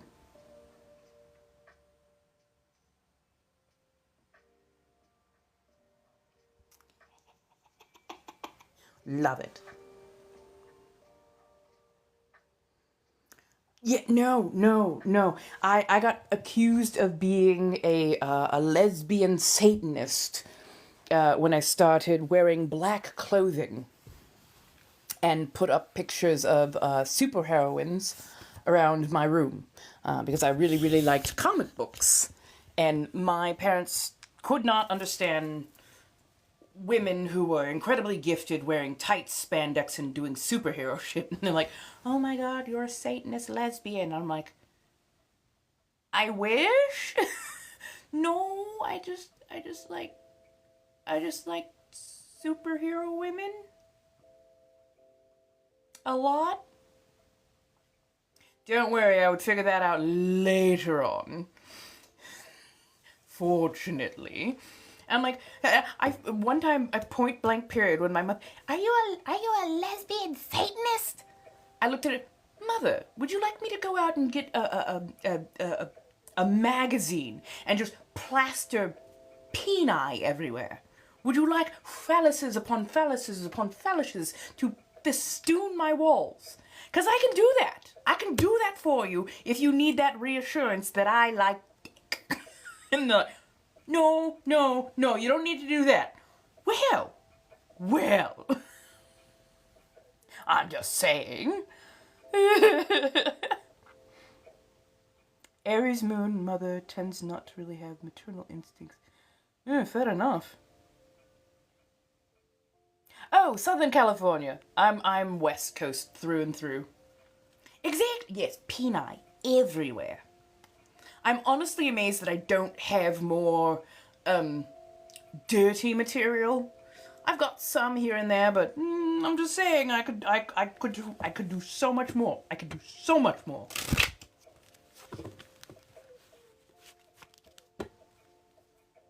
Oh yeah, that would be my mother to a T. My God. Do that to confuse the enemy. Ah, dicks. Just everywhere.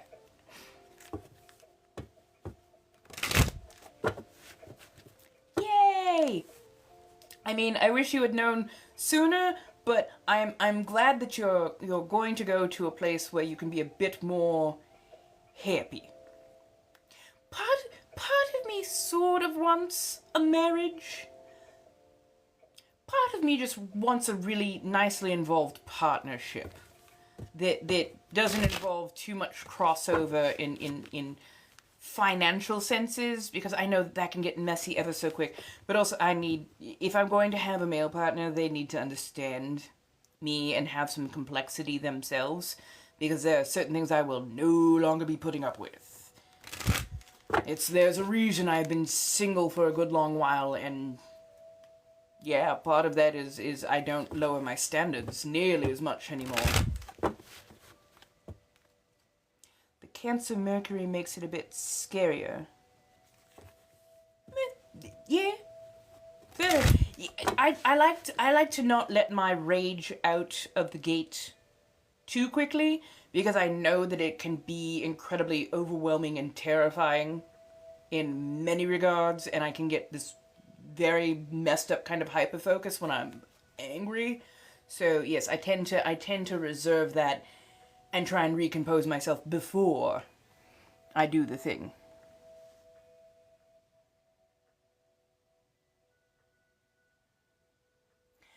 That's fair. Definitely figure things out. It's always difficult to get into the middle of something and then go, oh shit. Yeah, no, yeah.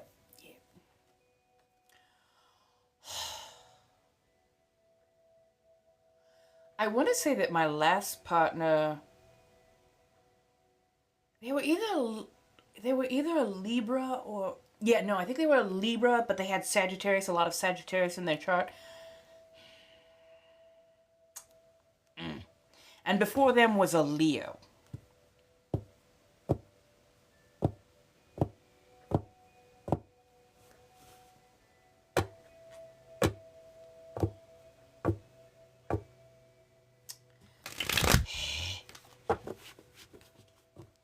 My Venus? No, my Venus was Gemini. Sorry, as you're getting an eyeful. Yes, my Venus is Gemini by 28 degrees. Oh, the X. Yes, they may have been a Sagittarius in Venus, I think. It was not good. It was not. It started out fine. It started out as a nice slow burn, a sapphic slow burn at that. But then I compromised quite a bit of myself, thinking maybe I just need to, maybe I need to just loosen up a little bit. I can't always have it my way. So I moved in with them and their partner and their 2 children. And when I got to see the behind the scenes, I was absolutely appalled, and it was awful.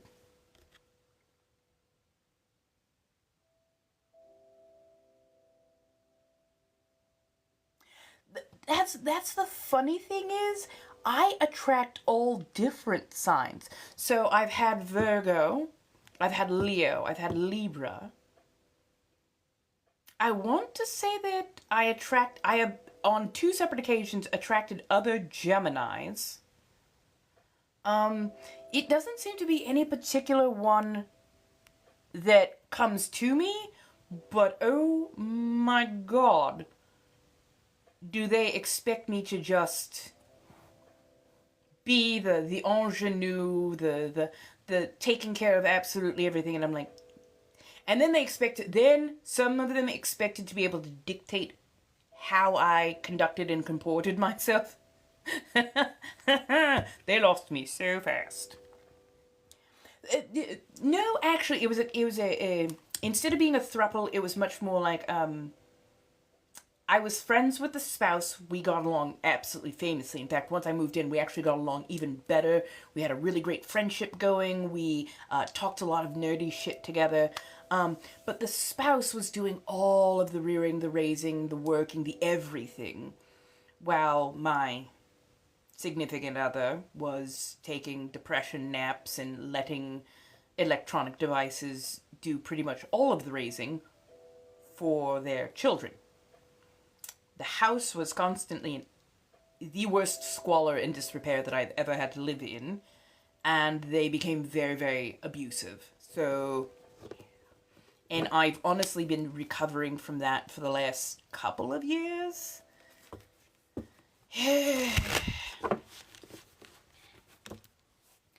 Right. I can't, like, and that's the thing is I was in the relationship with a Virgo for 6 years. Quite happily for about at least 4 of those years, honestly. But yeah, finding a person that I can settle down with, I know is a bit of an undertaking. And it's odd because I keep feeling like they're close by and then they'll go away for a while and then I'll feel like they're close by again. And this has happened my entire life. And there are times it boggles my mind because I'm open to having a person or people, but like trying to find people who are actually good for me versus people who just want to take what I can give. Yeah. Oh yeah, no, I don't get along with most Capricorns. I end up just really, really, really butting heads. Yes, they are. They're a nice thin profile acrylic with most of my nail underneath. Yeah. I really hope to get them out to be about 2-3 inches long. I love a good long nail. I'm very expressive with my hands, and just having long acrylic nails are just, I want short, like sharp and straight. I don't want anything that curves because that puts them in peril of being broken almost immediately. But absolutely love a good sharp stiletto. Right? Aren't they? Aren't they just? They're quite lovely. They're quite lovely, but I want more. I want more. I rarely do. I rarely do.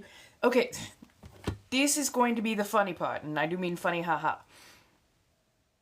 I expect, in some level, that my next partner is going to be the one who buys me jewelry. I don't know why I have this set in my head, but I want my next partner to buy me jewelry. Especially silver or white gold jewelry. I have a lot of piercings in my ear that I'd like to have filled, but also if I'm going to wear anything that a significant other has given me, I want it to be of that kind of significance. So a significance where they know me, where they understand me, where they actually know something about me. Because gold jewelry is a go-to for a lot of people. Oh, gold, gold, gold. I'm like, I like white gold. I like silver. I like silver-colored metals far more than I like golden-colored metals. And they need to be of a particular, type and quality, of course. Same thing with stones. Hello, darling. I want sapphires. I want pearls. I actually have quite a pearl collection. I have both faux and real.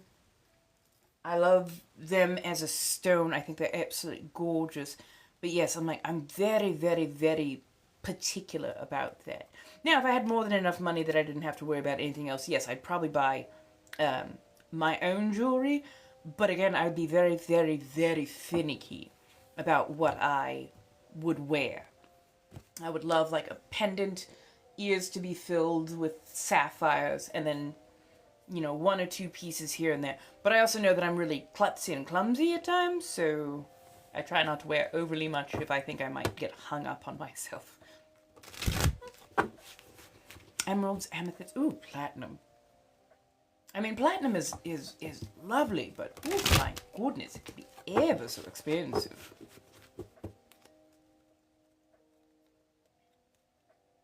Trying to remember what other signs I have. Let's see, Jupiter in Virgo by, I think that's 2 degrees. Saturn in Virgo by 20 degrees. Uranus in Scorpio. Somebody help me out with that. I'm not sure what that is supposed to mean. Now, I will say that my 12th, 3rd, 4th, and 6th house are empty.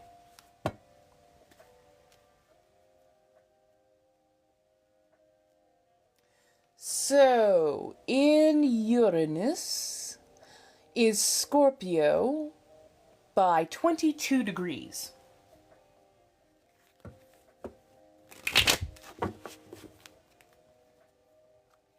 I'm sorry, I'm absolutely loving this education you are giving me. Yes, I thought Virgo and Saturn had a lot to do with like work and like where you were meant to be in life, like how you were meant to be in life. And the fact that I have a stellium of Mars, Jupiter, and Saturn all in Virgo. Like I thought I was meant for so much more, and I am just I it's like I keep just missing the mark, and it is becoming is starting to wear on my ever last nerve is all I gotta say. Oh, I'm sorry, you're right, we can put that down. We can look these up.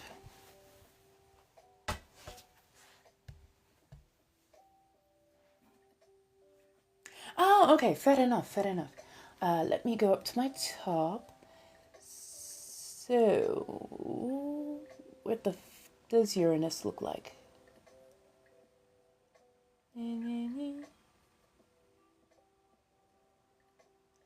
Looks like Uranus. Sorry. Uranus in Scorpio. 22 degrees. And I believe that is... Funny enough, I think that's my first house, if I'm counting right. Because the chart is a little bit... You read it counterclockwise, with 12 being where a 9 would usually be. Pardon me, goodness. So 12, 11, 10, 9, 8, 7, 6, 5, 4, 3, 2, 1. Yes, first house. Apparently it's in the first house. Oh, do tell. I've gotta go get something for this, but let me set you right there. Oh, that could be terrifying right there.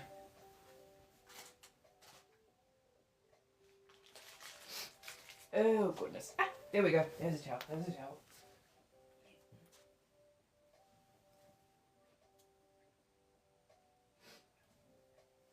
Goodness gracious.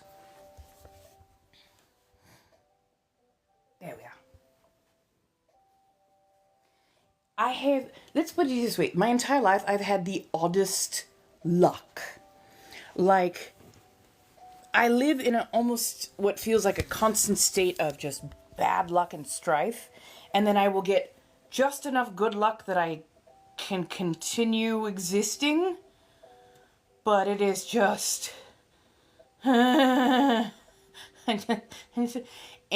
to be paired with that, I believe... Oh, let me see who's also mine. So also in my first house, I think it's Scorpio?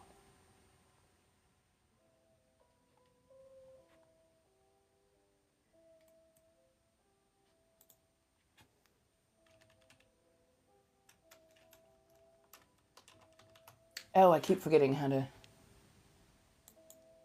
So I think Scorpio is also in my first house by 33 degrees.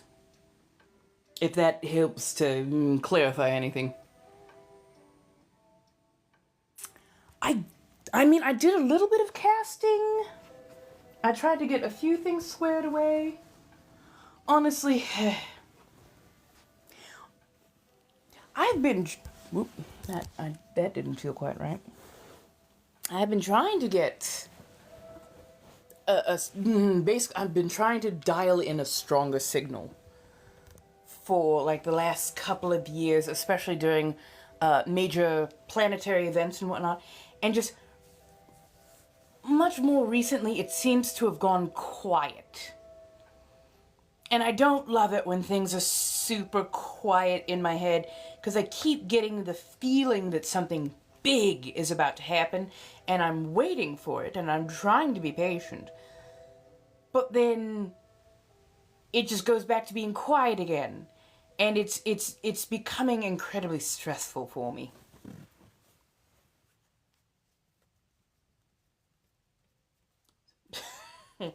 I mean, I have gained weight, I have dropped weight, I've gone through a number of surgeries. I am reinventing and becoming much more myself. Sometimes it does feel like I'm having personality shifts, but it's like in a way that I'm becoming less ashamed of being who I am and what I am. But I don't know how to integrate that with my life as it is. I want to be more spicy. I want to be more effective and successful in dark arenas. That's how I have to code this at the moment. I want to be successful there, but I keep falling back into old kind of quiet civilian, pullback, like trying to stick out and then getting smacked on the nose and like almost regressing in a way where I become quieter and I stop putting content out of that variety that's that shows off at all, because it's so tiresome to keep building and then getting the rug swept out from under me.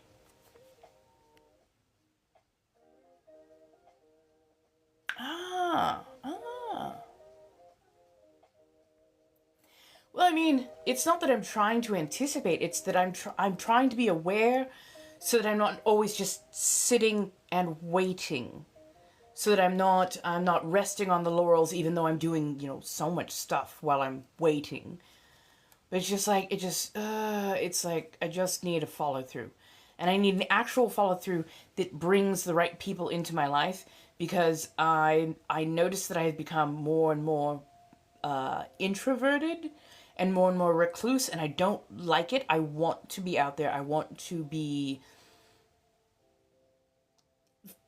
interacting, getting to know new people, all that kind of stuff.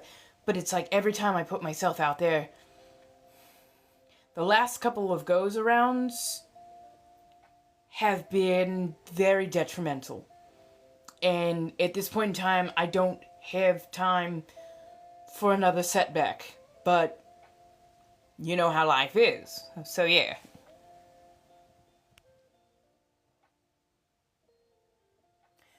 Fair. That is fair.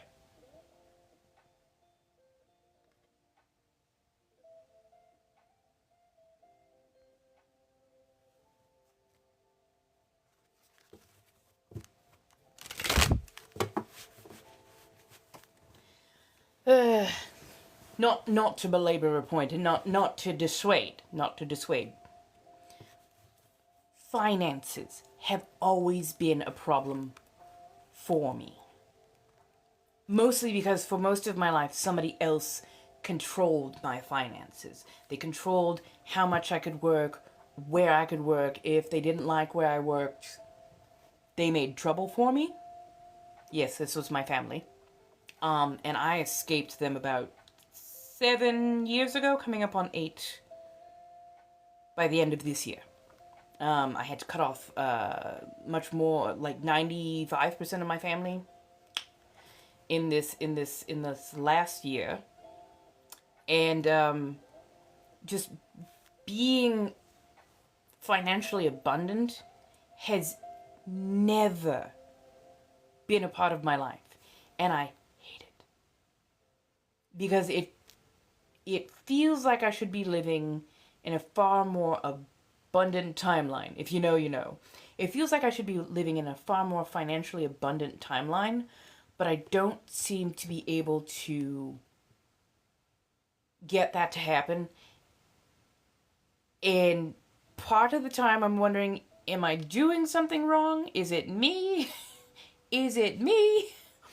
And other times I'm going, good God, looking around, no, it's not me. The whole situation is fucked world-wise, but I want out of that cycle so badly. Because it's not that I want to be rich just to be rich. I want to have a comfortable life with enough left over that I can then also help others in my community. Because there are so many people out there worthy of having enough that they can be comfortable. And I would love to be the person who's actually being the patron rather than just being the one people are patronizing.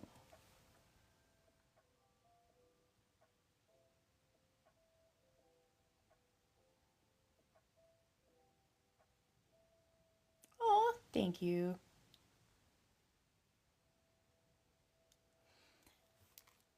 I don't I don't think it's mind over matter because I'm doing so many things that I've spread myself absolutely thin. And if I had a good, steady financial success in one area, I would focus much more of my efforts into that area. I would still do things that, fun pet projects, this, that, and the other. But say tarot card reading took off tomorrow and I was making like a good solid $300 a day, 5 days a week. I would be doing those tarot card readings every single day quite happily, but I would still be putting in effort to do, artwork, to be, showing up at conventions, to do, clothing and all that kind of stuff. Doing things that bring my soul happiness, as well as cards do that to me as well. But like, I'd still be putting in that effort to do any number of things. But yes, I'd be focused on doing, tarot cards and building around that and getting, artwork made so that people know that this is what I do and marketing myself around that. If my art took off tomorrow, I would focus on making sure that my art is up and posted and getting more airtime, screen time. If I could get some goddamn traction, either on this platform or over on my verified sites, I would absolutely be putting way more effort into each one of those. And instead, I am spread across about a million different things. And yeah, I hope nobody can see my aura. It causes me so much stress. It causes me absolutely so much stress. And I despise it because I want... People keep telling me, you have so much talent. You have so much talent. And I'm like, not to be cocky, not to be arrogant. I know that I have talent, but I don't seem to be able to get that talent to get me to the places where I want to go, where I'd be the most useful, or where I'd be well taken care of, well accommodated, comfortable even. And I don't know, I find it highly discouraging because it's not like I am just suffering from this in the last couple of years. This has literally been me my entire life, and I am so burnt out on certain levels when it comes down to it. And I hate it. And it's like, what am I supposed to do? What is it? If the gods or demons or deities would just show up and go, okay, we're going to need you to show up here. This is the thing you're going to focus on. If they were just to give me that and then show me steady progress. I get it. I'm a Gemini. I'm supposed to be, flighty from one thing to the next. But I also have hyperfocuses. And those hyperfocuses could be parlayed well, but all of them require that I build an audience and build a platform. And I'm like, at this point, that felt far too childish. At this point, I need a team of people to take all of the shit that I can do and actually put it out there, because I am not good at marketing myself. I am not good at editing everything, especially when it comes to technological editing. Like, I need... At this point, I don't even know what I need. I am so wholly overwhelmed. And I don't know exactly what I'm supposed to ask for from the universe to help get me where I will feel stable and secure enough to unburden myself. So yeah, now I'm sorry, I just feel like I've walked myself in a giant circle and I'm not sure if any of that made sense. Of course, I'm also trying to code everything in not accidentally lean into my cancel type leanings. But yes. If anybody has insights, by all means, feel free.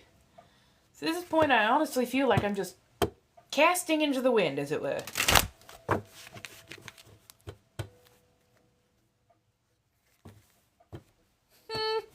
Yes, please.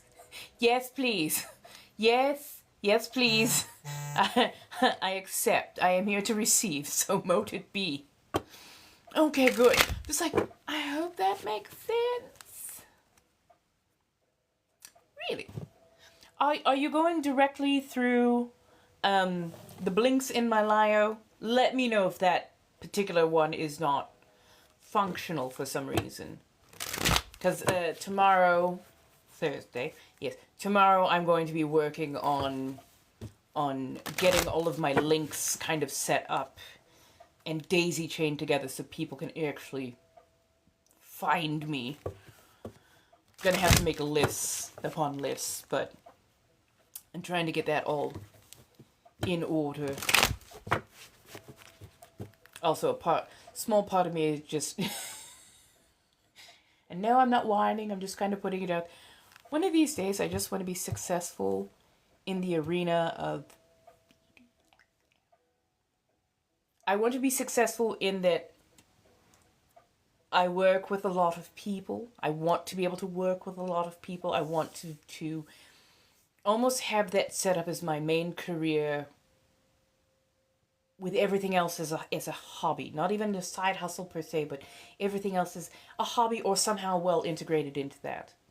I want that. That is where my proclivities lie. It is where I honestly feel the most at ease, the most at home in a lot of different regards.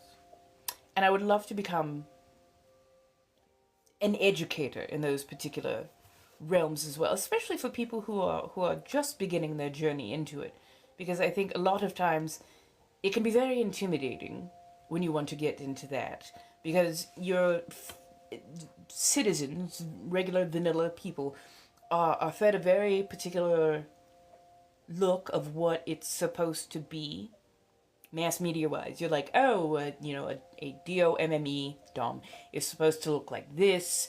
There's going to be shiny leather or PVC or latex, something like that. The shiny things involved, they're going to be skinny and da-da-da. Like, there's a very preconceived notion. Something like that. The shiny things involved, they're going to be skinny and da-da-da. Like, there's a very preconceived notion. And I'm like, no. When it comes down to it, it's far more broad than that. It is far more nuanced than that, and you can actually ask for those nuances. You can find people who are soft, who are gentle, there's so much more to it. That, and I like to be able to have actual conversations about those lovely things that I honestly cannot usually have a conversation about on here, because this is, it's rated for a very particular type of audience. So I'm not able to have a very brass tack kind of conversations. That I love having those conversations, but I have to do those elsewhere. Again, I think I just walked myself in a circle. Right. Well, and that's the thing, is I could wear this and do that. I could have these alone. I don't need all the... Yes, I love having the extra props and toys and whatnot. I do.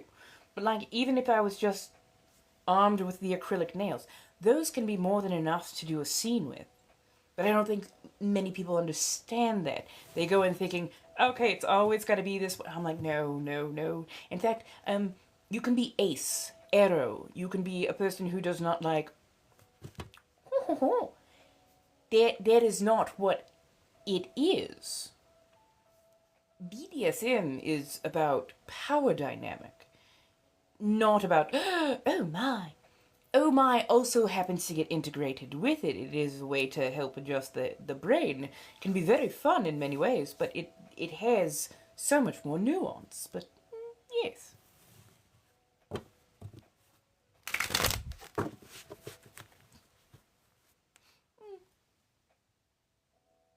Oh good, that way worked. Perfect. Yay.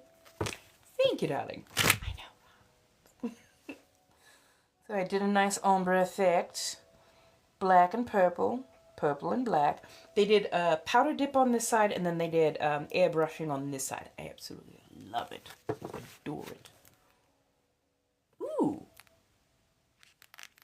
Maybe we can do a manifestation ritual on Saturday.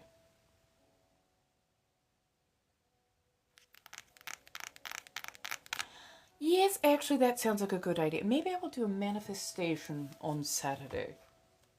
I'm going to pop out the fangs mostly because I really want a bit more cake.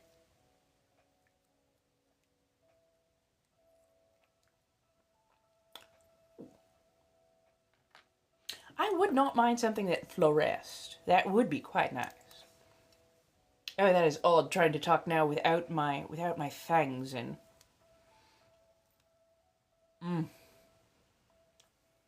Right, isn't it lovely? The gold plays off of that dark red so gorgeously. It's absolutely lovely. I have a few other corsets made, and I love them. But honestly, this is my favorite corset. I want to make more like this.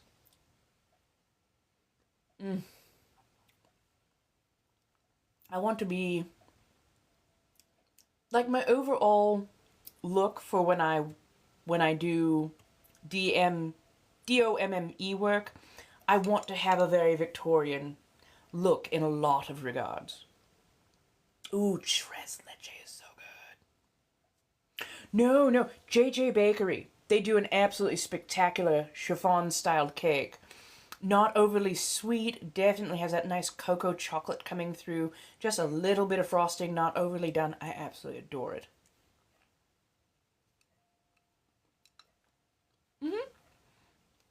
So I have a black one with a purple jacquard panel. I've got a blue one that is made from premium velvet. I now have a red and black one made from tapestry, and I have a couple more shells that I'm putting together. Well, I love that you love it here. I know that I'm not everybody's cup of tea or shot of whiskey. I don't plan to be. I like people who like a bit of oddity, but also can understand when a person just needs to be a person. So yes, I do often put on a persona, like Inna Bathory, what I'm doing right now. But often you will just see me as sanguine as well. And me just being a regular human being, a person. Or like a Grimwood. My shifter persona. I'm still working on Amanita. I love this so much.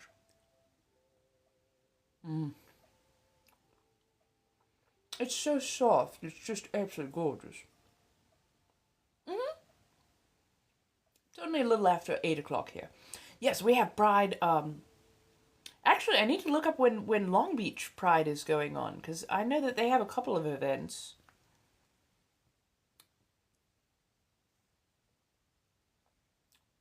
And I really enjoyed it when I went a couple of years ago. They were absolutely fantastic. I love getting all my trinkets from thrift storing, and occasionally I'll go into an antique store, but I absolutely adore going into just your regular little, mom and pop styled thrift stores and finding like little treasures here and there. Oh, I love it. That's my absolute favorite. Thrift storing is definitely one of my favorite pastimes. Out of the closet. Out of the closet, absolutely fantastic. They always have a lot of really good stuff for really good prices too. I adore them.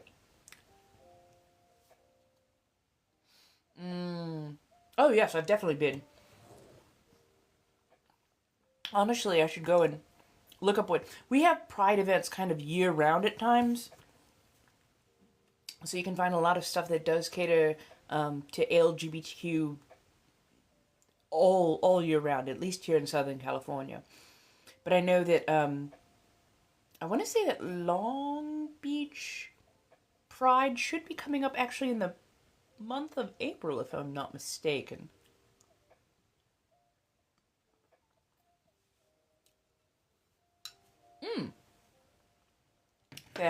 I know the overall recognized month is June, but yeah, they like to set up, you know, multiple events. And I also know that I think San Pedro does a pride event, but it's a bit more of a family friendly pride event.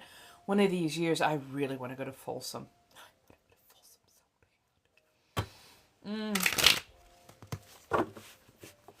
Yeah, that's what I've been hearing. Sometimes people get reckless, but also there's been this very odd uptick that I've been noticing recently. Much more puritanical, much more people trying to force Pride to be family friendly. And I'm like, Pride? You can have a family friendly Pride, absolutely, but that needs to be a separate event. And then there needs to be just good old fashioned regular Pride that is very sex positive, very kink forward, because that's how Pride started. It was for adults, by adults. It was, you know, it was run by S workers. It was protected by the leathermen, the leather women, the Danish water retaining walls on bikes. Like, the whole reason they existed for as long as we've existed is because of them. And to push them out so that you can commodify things and make, you know, under the guise of family friendly. That is commercialism at its absolute fucked up finest right there. That part. I honestly, I think they're trying to force us back into a closet, and no, I refuse. I know it's probably gonna cost me at some point, but I cannot. I was in there too long, and it hurt too much. Oh, yes. I mean, the very fact that they started encouraging police at Pride? No. No. And I don't care how LGBTQ you are as an officer. You do not belong at Pride, especially in your uniform, especially in a vehicle or on a float. Get the fuck out. And I will unalive on that hill. They are, and I have a feeling we're gonna have a bit of a Stonewall 2.0. And even for the you better be very clearly winky leather, like.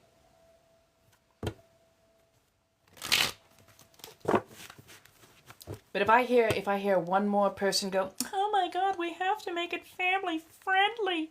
We can't have people showing up and next to nothing, and oh no, that's not pride. That is pride.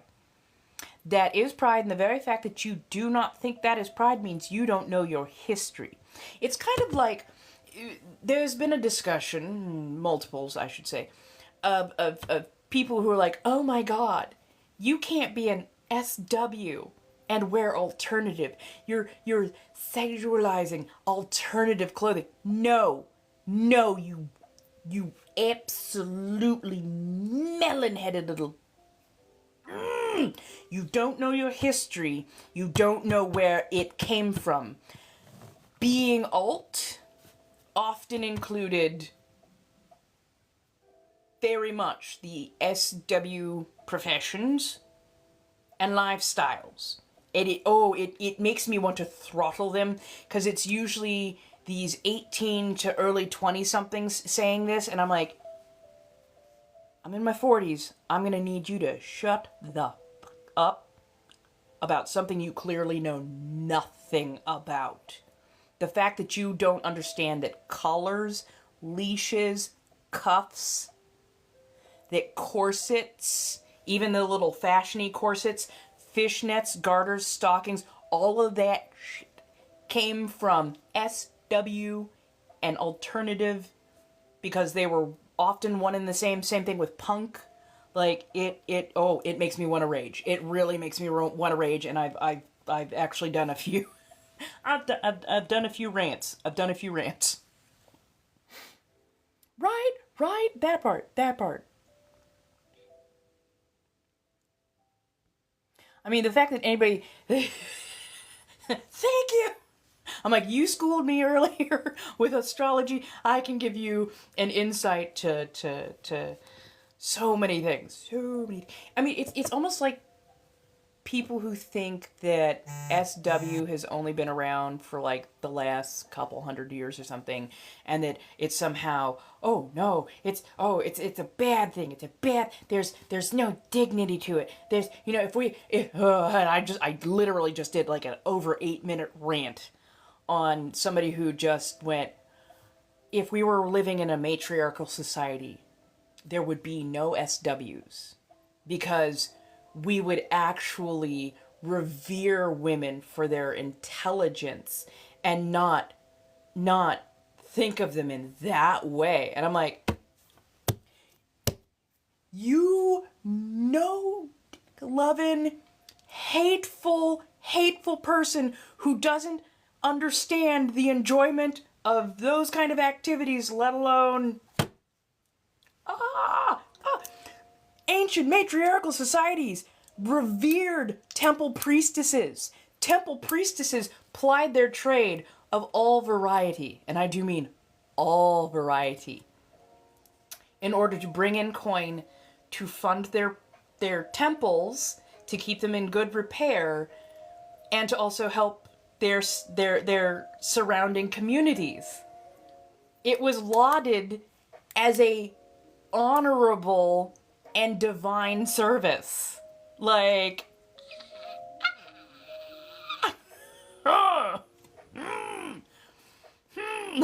just, it makes me just really aggravated. Yeah. Thank you for watching the video. I appreciate that. So, hedonist, well, vampire, as in I like to wear fangs, and I do like draining on several different levels. Usually not at the deep range. Anyways, but hedonist is a person who enjoys pleasure, and that pleasure can come in many forms. So that pleasure could be just really good food, really good drinks, you know, art, experiences. They seek pleasure, or they like to give pleasure of many different varieties. So it doesn't have to be just a sexy after dark kind of thing. It can also just be indulging and enjoying things that bring joy, as it were, or sparks joy.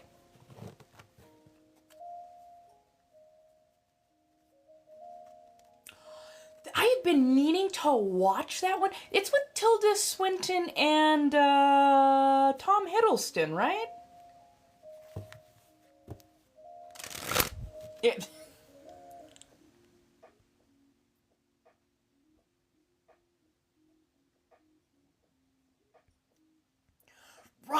Right. Quite often the people who castigate workers of that variety either are dealing with a lot of deep social shame around enjoying those kind of activities, just even in their normal life.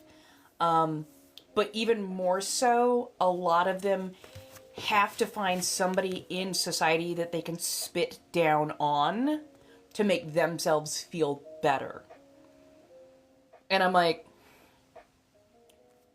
you're tying a concrete brick to my ankle and throwing it in the water, forgetting that I have a rope tied to you.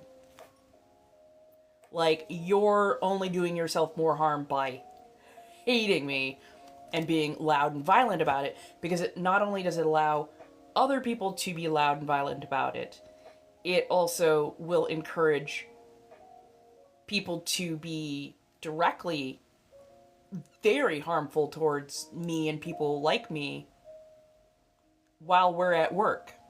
'Cause, yeah. Shame, shame, know your name. That part. Very much that part. Ooh. Yay. Second party trick. 3, 2, 1. 3, 2, 1.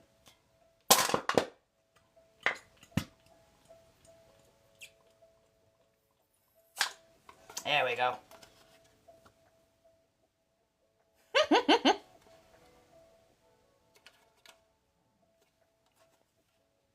See, and that's the thing is I will never have shame. I was raised evangelical Christian for the first 20 years of my life. I was a teenage Sunday school teacher. Trust me, they tried to instill so much shame in me about who I was and all the things that I was. Like, I was always gifted. I was always gifted.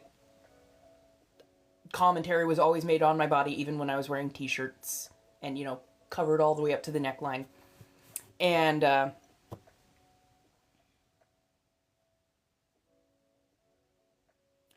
no, I wouldn't, because, you haven't provided any coin, and I do not know you. So you do not get to know me. But yeah, no, beyond that, like, I've always been gifted. And I was constantly being told, don't beat boys at games, especially not like chess or anything that was an intellectual game, anything that was a physical game. So if it was just pure luck, you can't help luck. But I was told repeatedly, don't beat boys at chess. They're not going to like that. You're never going to get a boyfriend. I'm like, if a boy is more worried about losing chess to me than he is about me as a person, I wouldn't date him. Like, that sounds like a very, very boring person who's a bad loser. So, nope. Oh, don't beat boys at the physical games. Don't beat them at martial arts, because they don't like a girl who can beat them up. If they're in the ring with me, I'm not holding back. I am going to go and I am going to spar and I'm going to throw punches and kicks in a manner to try to win. If they can beat me, awesome. If I can beat them, awesome. Outside of the ring, that does not dictate how I am going to treat them. So again, why would a boy be worried about losing a fight to me in a martial arts ring? That's a matter of skill. Well, they just don't like losing. But it's a competition. In a competition, you have to have a winner and a loser. For the most part. There are, certain types of competitions where like, oh, we have a draw. Awesome, cool. But like, one way or another, there's going to be a winner, there's going to be a loser. I don't need to lose to stroke somebody else's ego so that they'll like me. I would much rather beat the brakes off of them and then go take them for a nice dinner. Because, hey, you put up a good effort. Let's go. Good times. Talk it over. Just saying. Right hands on them the moment they step. Because if they step into my ring, that's my yard. You don't walk out. You can submit, and you can walk out on your own. But other than that, I'm gonna beat the brakes off you as best I can. You're scared of nuns? Oh yeah, the penguins are weird. Oh yeah. I've got cards. So yes, if you need a card read, it's $5 per, Blinks and Lio, and I've got my Steampunk as well as my Shadowscape deck on, so yeah. Hey Bee! How you doing, darling? Talk to the girl. Don't ask the card about that. Talk to the girl. Communicate with the person. Don't just leave it for the breeze. Like, actually, you know, show up. if you, I'm just like, I've been asked that particular one so many, like, those kind of stuff so much time. I'm just like, just talk to the person. Like the cards don't need to tell you, like, you should be talking to the person. I believe in a healthy amount of metaphysical, you know, magic, manifestation, that kind of stuff. Absolutely. But at some point in time, you need to jump from metaphysical to also taking those steps yourself. And you know, using, you know, either a little bit of science or a little bit of sociology, psychology, like, get in there and do the thing. like the universe will bring it like 90% of the way to you. You got to take that last 10% step. Right. Good. Ah, yes. The gentle last name of Bathory. There we go. Oh, yeah. Oh, God, I love a good Viet coffee. Oh, and if anybody needs an art commission of a variety, just contact me in the correct places. We can definitely talk detail and all that kind of good stuff.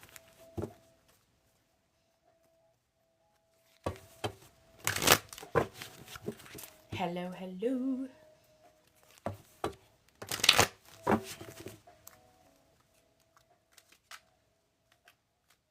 Oh, and also for any of my mods that have just come in recently, it's okay if we get a couple of trolls in here. I'm in a decently spicy mood, so if somebody gets froggy, don't jump. Don't jump too fast.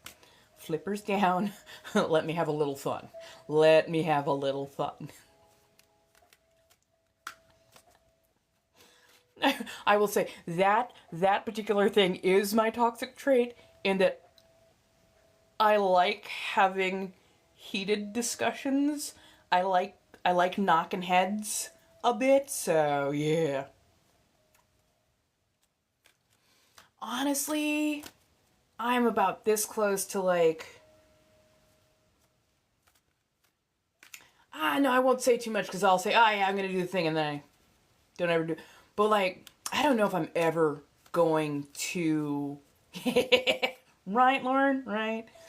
I don't know if I'm ever going to separate from that particular drawing. I just love it so freaking much. But honestly, maybe one of these times I should think about making it into like a print. Right. I could feel it. I'm like, seems a little bit warm. I'm not sure why. Maybe I should just go ahead and put out the disclaimer, because I feel like, very cat and mouse.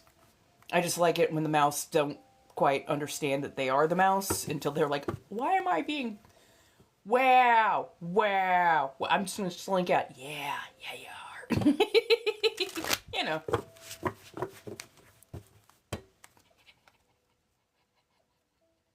Exactly. That part. I mean, I did, yeah. Oh, no, don't worry. You're fine. No, a couple of the people in here are my mods, and I know who they are. And I saw a couple of my favorite mods wander in and out a few times. I'm like, oh, okay. Just in case they hadn't heard earlier, if I get a troll in here, just go ahead. It's okay. Let me handle them for a bit. If I give a signal or whatnot that they're just being too over the top, then I'll be like, yeah. And then they can... But yeah, no, there's... Oh, thank you, youngest Dizzy. For the most part, I like having intense conversations, or at times even kind of slightly heated conversations. It is in my nature to like a little bit of back and forth, a little bit of battle. And I will tell you right now, two of the men that I have fallen for the hardest and the most were ones that I butted intellectual heads with. Like, really knocked heads with. Hey, B. How you doing? Anybody can feel free to like ask questions, start conversations, or even minor fights. I like the banter. I actually find that fun and stimulating. It's like the enrichment center of my enclosure, as it were. Thank you, Erica and baby girl. Let me see what is next on the... Okay, it looks like setting a new goal. And I think the mustachios are up next. Hit mustache. There we go. Flippers up. We had a couple people who tried like a little bit, but like they were minnow baiters. They were like minnow baiters. I was hoping for like maybe a mackerel baiter, you know, something mid-level, something. We haven't had a master quite yet.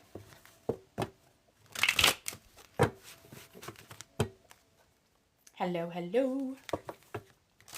Welcome everybody. Come on in. We've had in the past a couple who were like able to slip under the radar for a little bit, but here's the thing, especially if you're debating. There's always gonna be something that you're gonna say, some little trip up, slip up that is gonna key me into the fact that you're like trolling or baiting, and like it's always like a set sentence or phrase that they just, you know, let slip out, and it's like, I know what you are. I know what you are. You had me rolling there for half a second, but nah, I know what you are now. Nope. You lost. Smile and wave, penguin. Smile and wave. Very Madagascar.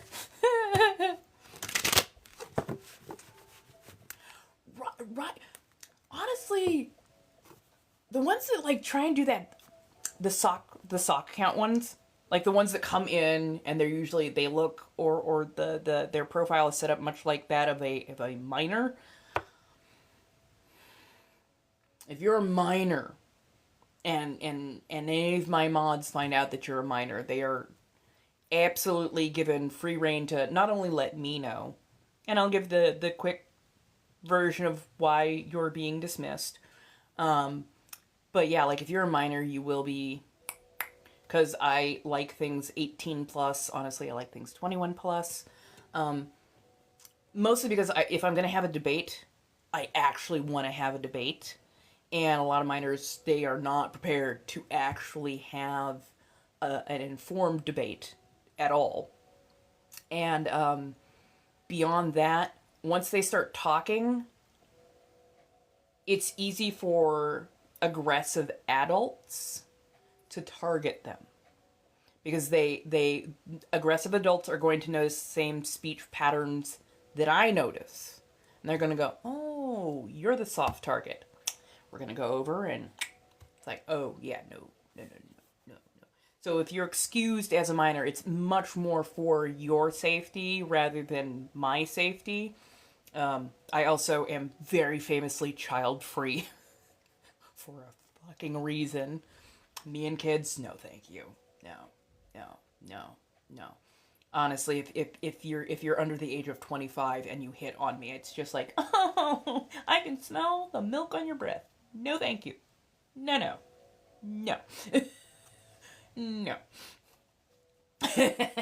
Flippers rated E for everyone.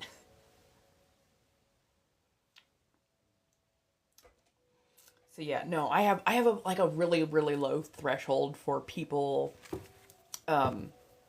being untoward, especially around subjects that revolve around minors or being a minor. Like, that is not a game we play here. That is never, ever a safe topic to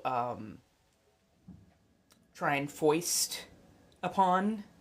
And anybody who tries that kind of shit, I mean, they've found out real quick that we don't play around here. And my mods even know that, like, they don't even have to wait for a signal or nothing. If somebody tries that kind of shit, it is what it is. But yeah. Hello, everybody. How y'all doing? Pardon as I have slipped out of my Inna Bathory accent. But yeah, hi. How you doing? Come on in. We're just sitting, having fun, wearing a corset so my back can actually straighten the fuck out. Let's see, today is Wednesday, tomorrow's Thursday, so we'll be back with tarot card reading. Hopefully I'll have more artwork listed tomorrow, as well as commission services over on my Mayhem Marketplace. I'm gonna try and work on getting some of the what do you call it? Some of the links squirreled around a little bit more, just so it's a little bit easier to find me all in one place. Ooh, I wish I could like matcha. I keep trying. I don't know why I do. I keep trying. I can't do it. I can't do it. Me and matcha are not friends. But I do love a good chai. I do love a good chai. Especially if it's been well spiced. It's got, you know, if it's a darker color than I am. Okay, this is my winter coat. I don't get that much sun. If you have a chai that is like just a nice kind of a deep medium brown, heavily spiced, oh my god, yes. With a nice foamy milk top, oh yeah. Yes, please. Absolutely. I adore that. It really is. It really, really, really is. So if you would like a reading, 444. That has been a repeated number that I keep seeing coming up, and I don't know why, but it gives me a happy. So I'm sorry. If you go to the Blinks in Lio, it's $5 per card, and you can buy between 1 and 10 cards, and then come on back and we can do some reads. Right, dirty chai is good. It's good. Oh, and chai tea is redundant. Chai is tea, and chai apparently means tea. So if you just say chai, we all know it's tea. Although I have had a chai latte. That was so good. Like, they went a little bit lighter on the coffee. So I think they made it more like a cafe Americano, and then added the chai milk to it. It was so good. It is so, so good. Okay, somebody else describe a dirty chai, because it's hard to explain. It's like, it's a heavier blend of the tea and the coffee. And when I say a chai latte, I mean they went much more heavy on the milk to coffee ratio and didn't necessarily add a tea component to it. It really is. It really is. My Valley girl is trying to come out so hard, and I'm like, suppress it, just normal California accent. Guidance, support, and assurance, right path, and stability. Anytime now. The stability part of it, please. Chai tea with espresso and milk or cream. Nice. Oh, it's good. It is so good. Yeah, so yeah, it leans heavier into the coffee flavor. Definitely heavier into like the coffee base. But yeah, it's so good. So good.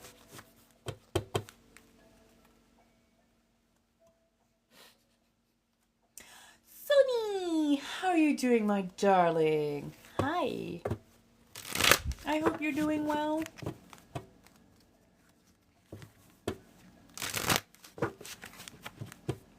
Why are we yelling right now? Aww. Yes, you do. Don't worry, I'm going to stick around for a little bit. Actually, I'm going to undo this corset. I apparently really want to slouch right now. Right. Caps, no caps, all those kind of good things here. Okay, let me get out of this. Thank you, darling. Still gonna look gorgeous with it off, but I'm like, I really want to slouch for some reason. I think I need to get my roller, my foam roller, and actually work my backside out just a touch over it and get it popped into place.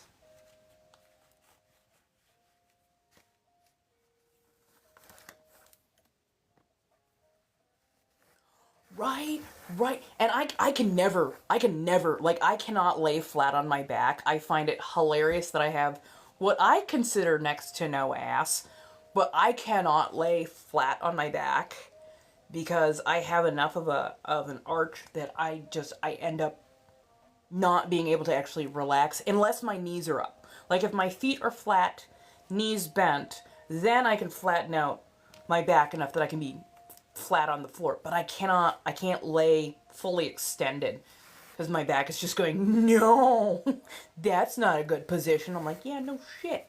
Can you, like, relax? And it's like, no. You're hypermobile, bitch. You know you can't relax like that. Right? It's also why I'm a bit of a side sleeper. Which, I mean, if I ever get a partner that, like, wants to be curled up next to me, they're gonna have to recognize that A, they're either gonna be the big spoon, which I am so not mad at, or B, they're just gonna have to get used to being over on their own side. I'm just saying. I'm like, I could try to be the little spoon, but with as much as these are here, I'm like, I will curl up next to you, but you're gonna slowly get pushed out of the bed by them. Just say, I am just saying.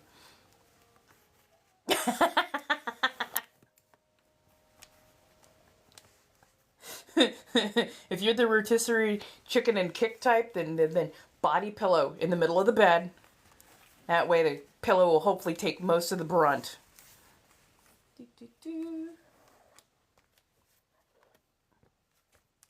Just saying. But yeah, I'm like, I'm a little bit more of a little spoon kind of person.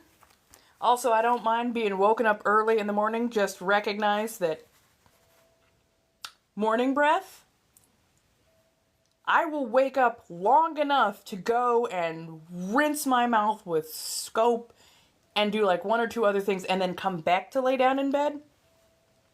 But do not try and kiss me first thing in the morning because even in the dead of sleep, I am so self-conscious about my morning breath. I'll just, I will fight you on this. I will fight you. Do not kiss me. Do not be in my face right now. I can rinse this, okay? I can feel where I know that it's morning, okay? I understand that it is morning right now. I can feel it on my backside. Just give me 2 minutes and half a blink to go scope my mouth. And then we can go back to sleepy fun, okay? I'm just saying. I am just saying. I know where my limits are, especially when it comes to, sleeping next to anybody else for any particular reason. I will also warn sleeping partners. By the way, I get handsy in my sleep, so if I'm just really friendly, don't worry. It just means I'm very, very comfortable with you. But also, if you need me to stop for the love of God, let me know. I'm gonna plug you guys in real quick. I didn't realize the battery was quite. Let me know. I'm gonna plug you guys in real quick. I didn't realize the battery was quite. Sorry about that. The plugging it in apparently does that. Okay, I'm gonna move around just a touch.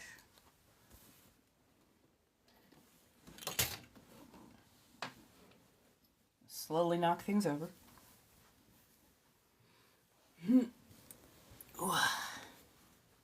Hello, hello. Hello, my darlings.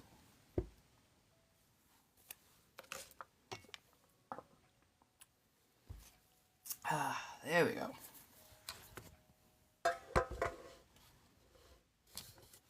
How's everybody doing? So far, so good? Oh, and let me know if any of the lights behind me are causing eye strain.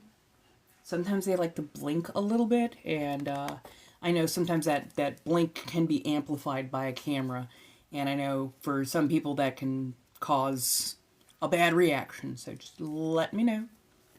Let me know.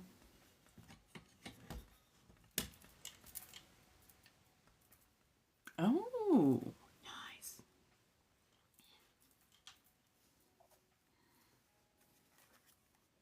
Wednesday didn't. Try sleeping with a husband.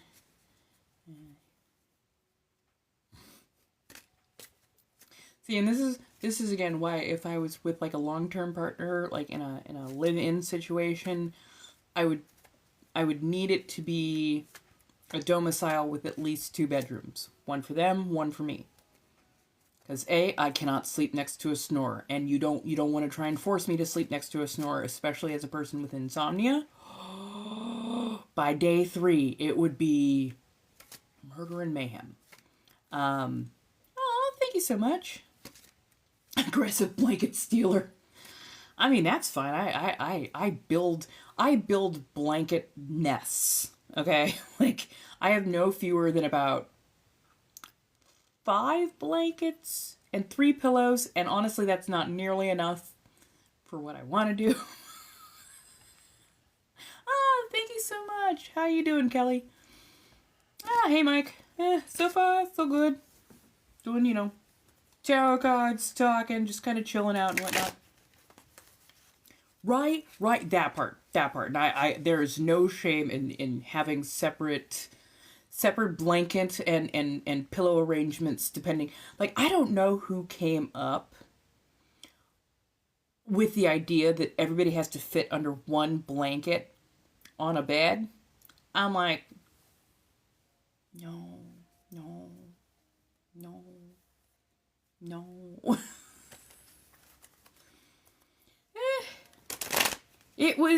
It was productive, but not too bad. Wanted to get a few more things done, but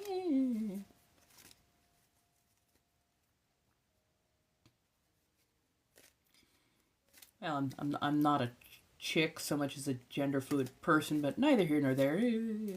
And don't worry, I know that people are going to have a very particular idea of who apparently I'm going to be when they first see me. It's that snap judgment. But once they are around me for a little while, they're like, oh, okay, this is a little bit different than I thought. That's okay. We learn as we go. It's also that I'm a very complicated person, and sometimes sometimes I'll be on as a persona, but other times I'm just being very much a person, and people don't always differentiate between the two, or they've never seen somebody who just is themselves, and it confuses them that I can just be very open and honest like this, and they're like, no, there's got to be a catch to this. I'm like, nope, that's just how I am. Thank you very much for the apology. I appreciate that. Yes, for those who don't know, yes, I am polyamorous, I'm pansexual, I am also gender fluid. Usually when I have the Inna Bathory going on, that is very she, her, that's, I'm feeling high femme, that kind of thing. When I have on the ears, I'm quite more firmly they, them, that's my, like a Grimwood persona, but also that's usually when I'm feeling much more, I'm just, gender, whatever, fuck it. But yeah.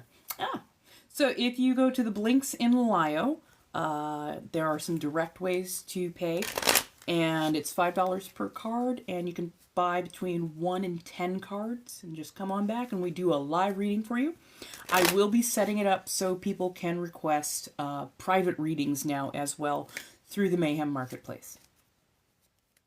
Right. And yeah, when I started taking down my masking years and years and years ago, when I started taking down my masking, I found it far more freeing to just be myself. That way, I could just be. And if people didn't like who I was or what I was, cool. Now you know, now you can leave me alone. Or, you know, if they really liked who I was and what I was and they vibed with me, it's like, oh, okay, cool. Now, you know, go ahead, stick around. We can talk some more. But yeah, I know that I am definitely very different than what most people are used to. And I'm okay with that. I'm not always sunshine. I'm not always rain. I'm not always perfectly safe and vanilla. In fact, quite often I embody a little bit of raunch and have some very interesting proclivities. But I will always try to be very open and honest about who and what I am, how I think, how I perceive the world and the people in it.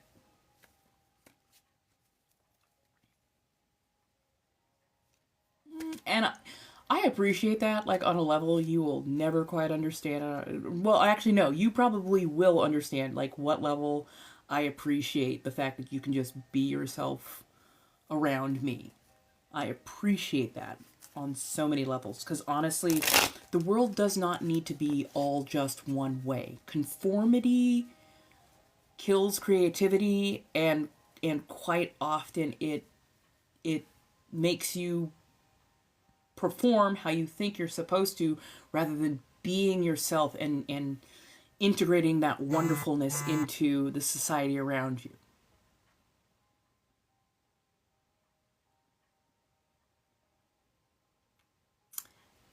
May, if you need to know that, ask them.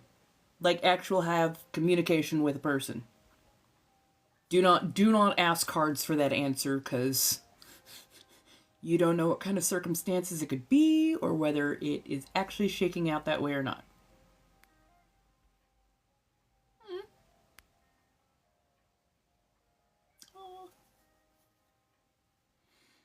And I appreciate that you've been able to drop the mask. Right, that part. And I think maybe that's why people find me a little bit odd or jarring in a lot of ways, is because there is so much that is fabricated on the internet. So when they see Inna Bathory, that's the character, that's the TV character that they expect. Is every time I come in, it's gonna be, you know, Inna Bathory. It's gonna be this particular. And so when they see the more human side of me, or when they see me doing like a Grimwood, or, you know, being a little bit fiery this way, that way, the other, they're like, I thought you were this character. And I'm like, I'm never quite a character. Sometimes I'm a persona, or I'm doing a persona, but they're usually just mild amplifications of me. So, yeah. Well, I mean, again, this is why you need to speak with your partners. Have calm discussions if you can. But I mean, if you're really having that much of a trust issue, you may need to step back or away from that relationship. All relationships should have a decent amount of trust and communication built up between partners.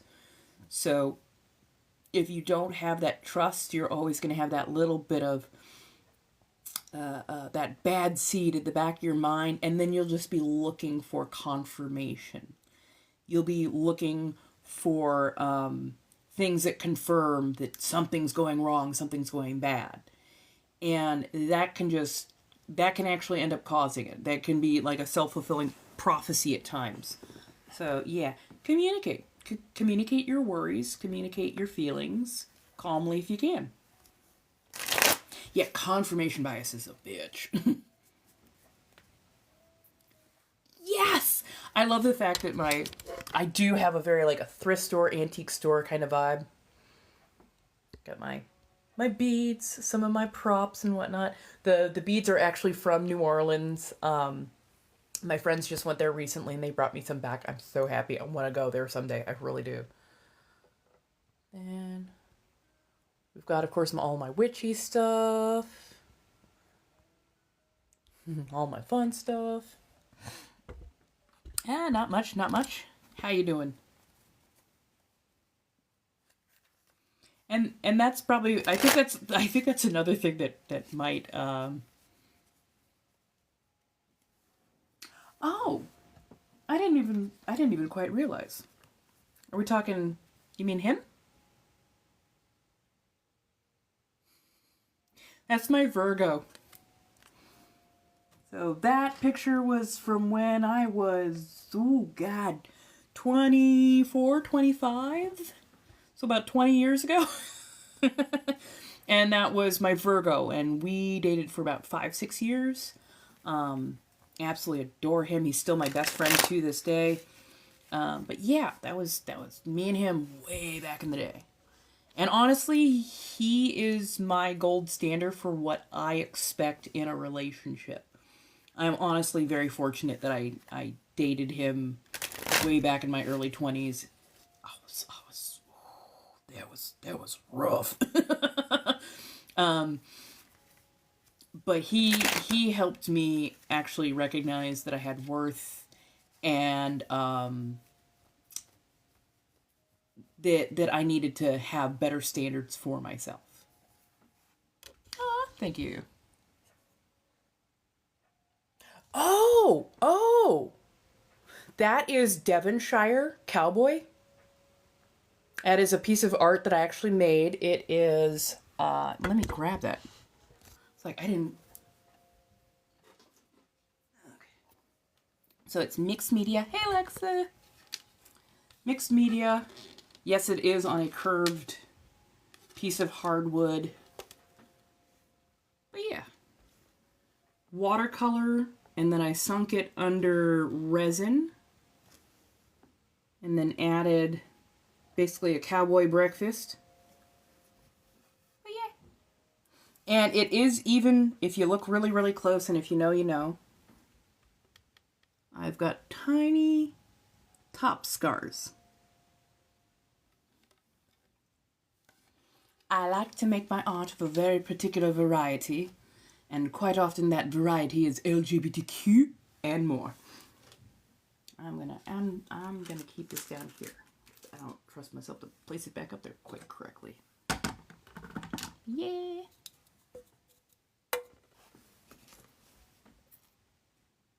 Why do you want your hair back? And sometimes follicles just do what they do and go by the wayside. But also B, sometimes, especially with male pattern baldness, it is you have a bit of a higher testosterone, and that higher testosterone causes follicle to burn out a little bit faster. So not necessarily a bad thing. And honestly, bald can be quite attractive, both on men and women. So embrace who you are. Lexa, I said hello a couple times. Can we take off the caps lock at least? Please. Thank you. Oh, yeah. Yeah, no, it's not a bad thing. It's not a bad thing. Yeah, you're welcome. I am kind of replete with a whole lot of odd knowledge. I go down a lot of rabbit holes, ADHD. I do a lot of research as well. Just, I know so much about raising quail, and there are days I'm like, God damn it. I know a lot of odd things about a lot of odd things. And there's plenty of stuff I don't know nearly as much on, and I will definitely refer to the experts, but yeah.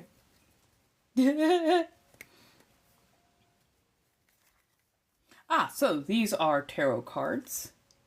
I am actually a tarot card reader amongst so many other things. So if anybody does need a read, just go to the Blinks and Lio. There's a couple ways to pay up front. And then 1 to 10 cards. A 10 card is a very full read. It is definitely in depth. But yes, I do a lot of things to try and diversify. And yeah. Oh, so yeah, all you gotta do is Blinks and Lio, go up there, $5 per card. Come back once you have paid, and we do the reading live. I am going to make it a service available so people can get private reads as well.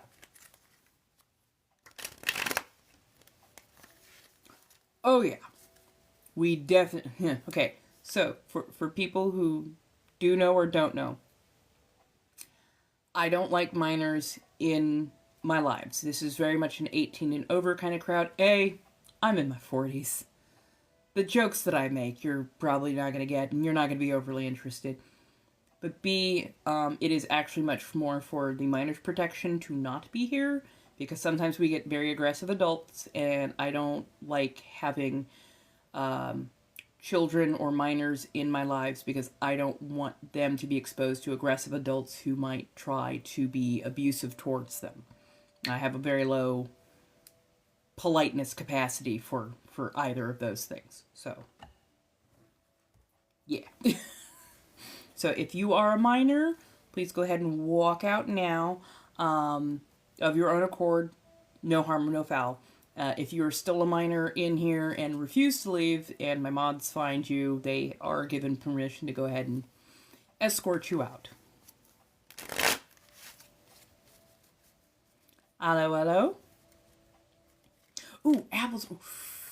Honestly, on an everyday kind of thing, apple juice. Every now and again, though, I could definitely do with a good pulp-free orange juice. I cannot even reiterate this enough. I cannot stand what do you call it? I can't stand pulp in my orange juice. It's too much texture. It's too much texture, and I just if I wanted to eat an orange, I'd eat an orange. If I am drinking something, especially when it comes to orange juice, I need it just the juice, no pulp. Orange. See, and I polished off like an entire in the last week. I have polished off an entire big like 4-pound box of tangerines. I am so good with vitamin C right now.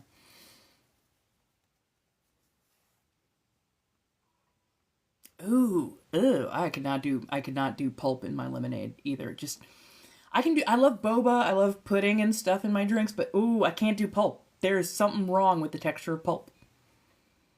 Tell me about Leo women. I mean, they tend to be the calmer of the lions.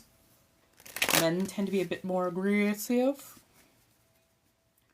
Leo women are a little bit more focused. They're actually better hunters, as it were, because they're a little bit calmer and they're a little bit more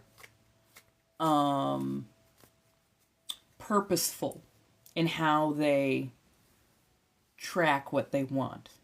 They know to approach more calmly. They still have a very much an air about them that definitely screams Leo, but they're a little bit more subtle about it because they know they have to be within a closer striking distance. Whereas Leo men, they walk in, you're like, oh my god, yep, that's a Leo man. I'm gonna gently just get my way the fuck out of here. Oh, thank you so much, Olivia. How do I feel about gardening? I don't mind gardening at all. Been a good long while since I have gardened. I did a little bit of gardening in this last week, and I'm like, yeah, it's okay, but I think I've lost my taste for it right now.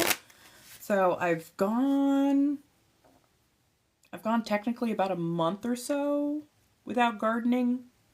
It's a little white knuckle at first, but yeah, no, like many people use it for medicine, and hey, it works well for quite a few things. Every now and again, you just got to make sure you step away from it so you can let your tolerance come back down, because it can be a very, very pricey medicine after a fashion.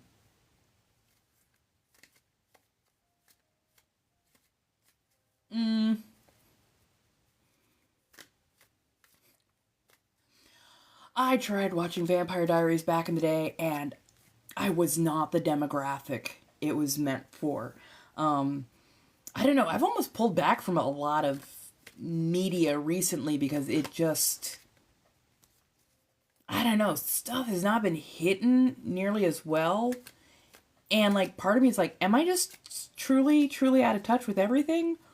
Or is it that like writing just has not been nearly as cogent, nearly as good? Like the last thing that I watched that I was like, ooh, I really like this and whatnot, was like The Boys.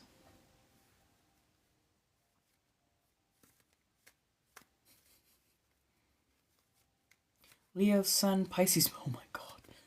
Pisces, Sun, Gemini, man. That's got to be a fun house. That's got to be a real fun house right there.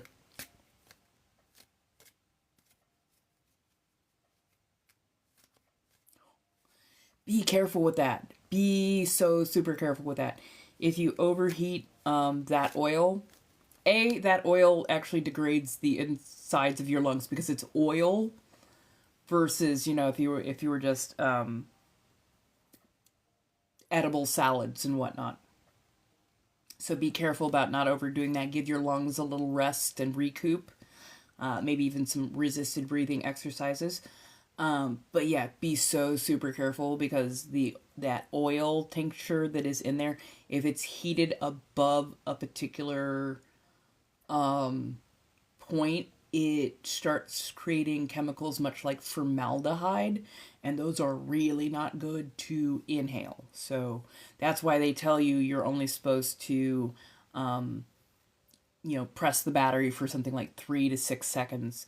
Anything past that, it starts overheating it and it creates a nasty chemical catalyst.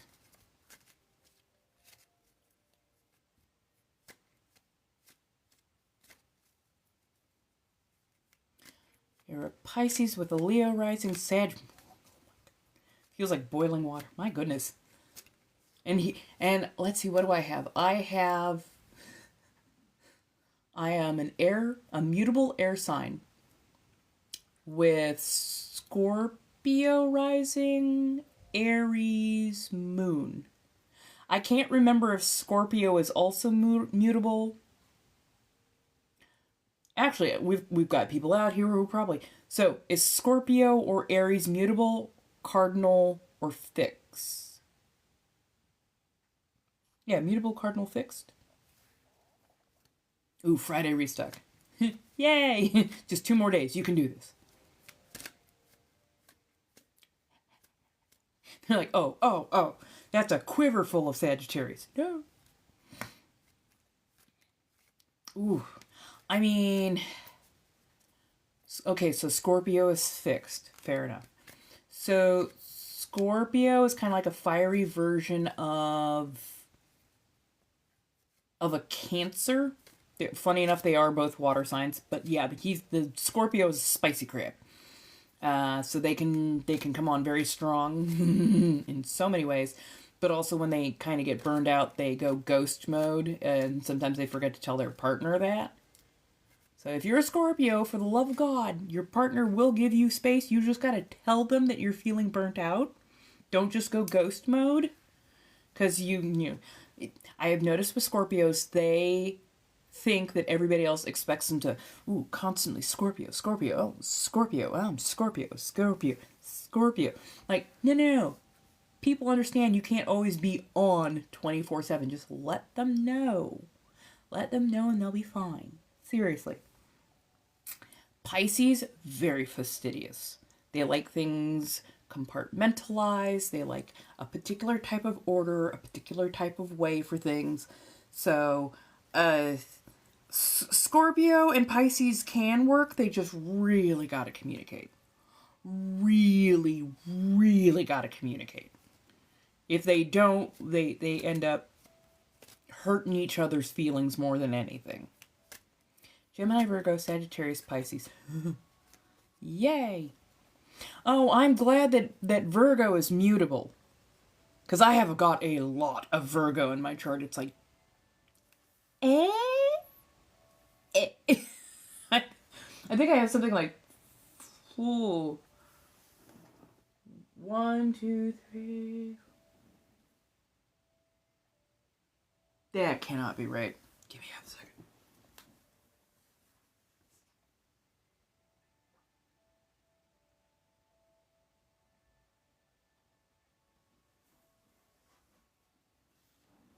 Yeah, it looks like I got a metric shit ton of stuff under my Virgo. So yeah.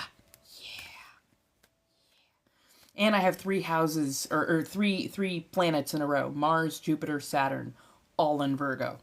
I'm glad they are mutable, because I don't need to fight myself any more than I already do. Oh, I think we're going to do a manifestation ritual on Saturday. So if people want to get in on that, by all means, feel free, stop by. I'll try and get a, what do you call it, a schedule put together so people will know when to show up. If you want to pitch in towards that also, very much thank you, appreciate it. If you would like to patronize me in any variety or fashion, feel free to go through my links in Lio. There's a lot of different ways to support and find me and whatnot. Oh, yeah, no, we're not doing that. See, I find it funny that these little bots come in here and do that. Because, like, that's Rule 101 rude.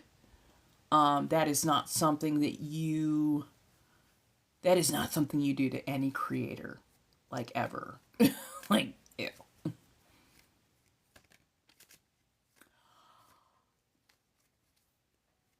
Honestly, if I could find the right stone and wrap, I might do...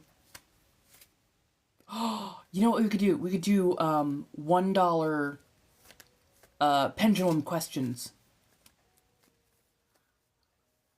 Let me see if I can locate one of my pendulums over the next day or so. If I can't locate one, I will make one. And we can go from there. Ooh, you're a Taurus and your boyfriend is a Scorpio. Oh, that's got to be interesting. That's got to be. Definitely. Oh my god. They try. They really do try. Do you mean do I do cord cuttings for other people or do I do cord cuttings for myself? Because I do occasionally do cord cuttings for myself. But yes, I also do cord cuttings for people. They are, and it's so rude. Like, just common courtesy wise, it's like so rude for somebody to come into your live and do something like that, no matter kind of like what kind of creator you are. It's like, ew, ew, ew. Well, I hope you've studied for your exams, but you know, go in with a good heart and clear mind. Hey, how you doing, Schwag?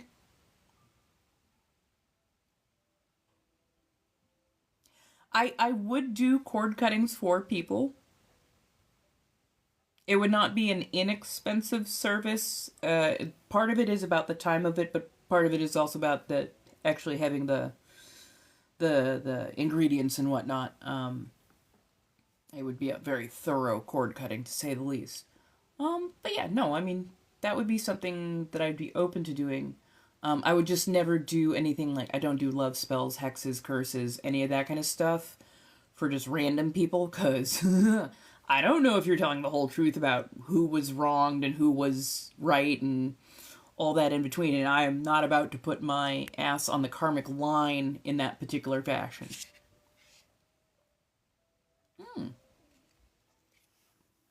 That's so pretty. Thank you. Holy crap. Thank you. I like that feather mask. It was very carnival.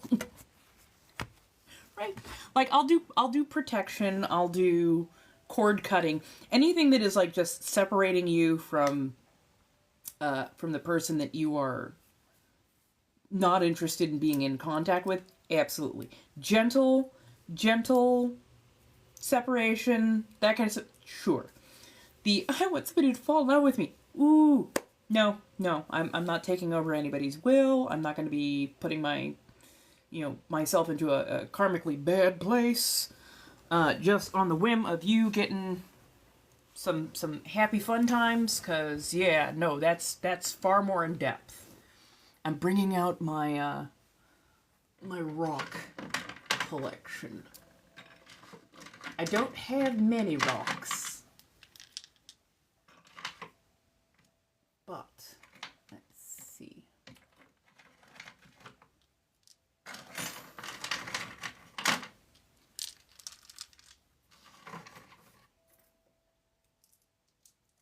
Oh, there we go. Wow. Wow, they aren't even trying with some of these names now.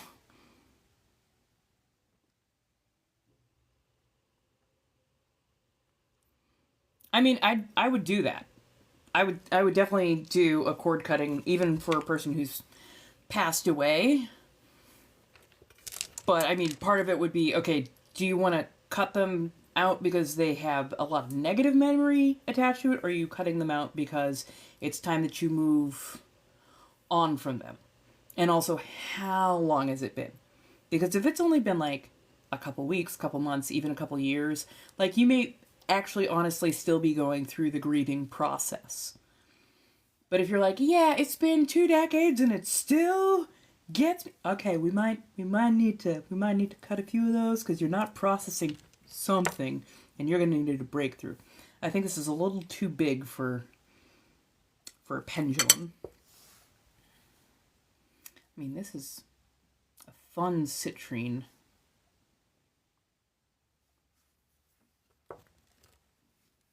Ah, it's tiny tourmaline. I think it's tourmaline.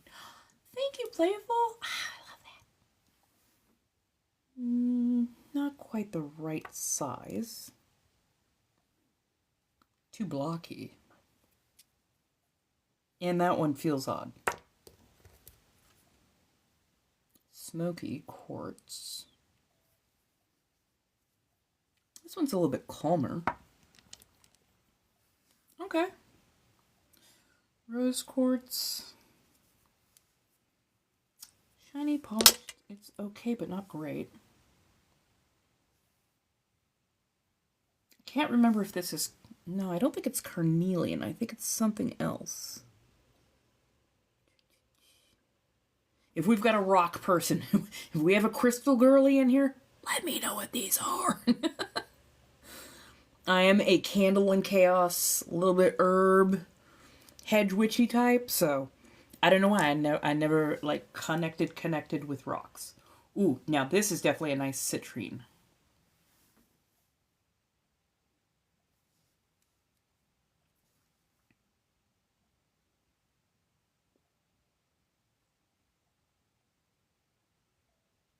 This one does have a really nice, like, it has a nice to it.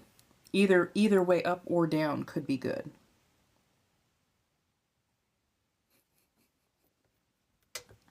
I honestly love those who are like attracted to the rocks. It gives penguin vibes. I want to hand them shiny things. I love them for it.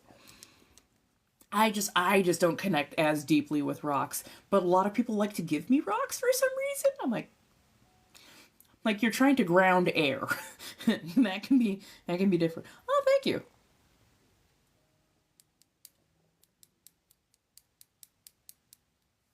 It has a nice sound to it, but I'm not resonating with that one. Hey, how you doing? Welcome back. Right. I love this one, but honestly, I kind of want to see if maybe my Virgo could make a pendant or something from it, because this feels like it needs like just a very gentle basket grip type thing for it. But I think this would do kind of rather nicely.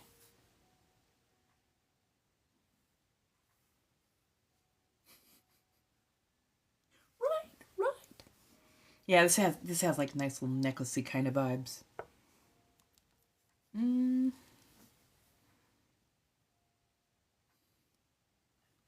Well, because okay, so I'm a little bit odd. I never really give out my real name, mostly because I have bad ich attached to it. You can blame that one on my parents, but also I don't readily give out other people's name because I know I did a lot of conventions, especially like in my 20s and 30s, and everybody went by like convention names or like their online personas or this, that, and the third. So like I didn't know a lot of people's actual names until like I accidentally found out what their real name is, and I'm just like, yeah, no, I've always known you as, you know, XOXO304, so we're just gonna keep calling you XO. So yeah, for my Virgo, it's like, you know, oh yeah, you're my Virgo. This is it's too blocky, and I like it, but I like it for other purposes, not for like dangly dangly. My first job, 14-year-old cleaning house, literally cleaning houses. I think this is red jasper, just because it has some stria to it. And of course, malachite. Don't ever get this wet. This is not the kind of stone you want to wet down. You can gently polish it off, but do not add water to it. It contains chemicals that are very, very bad for the body. So you don't even want to absorb them through your hand. You don't want to wear it against your skin.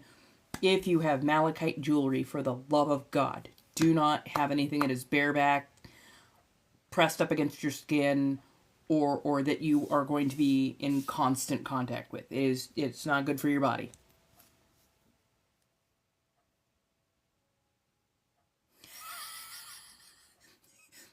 Because he and the Libra, apparently they both said my name, and I'm just like, I love you both. And it's because that's what they call me by my name. And they're like one of the very few people who can do it. But yeah, they never seem to remember that I tend to go by a, particular. Now this is, I think, unpolished malachite.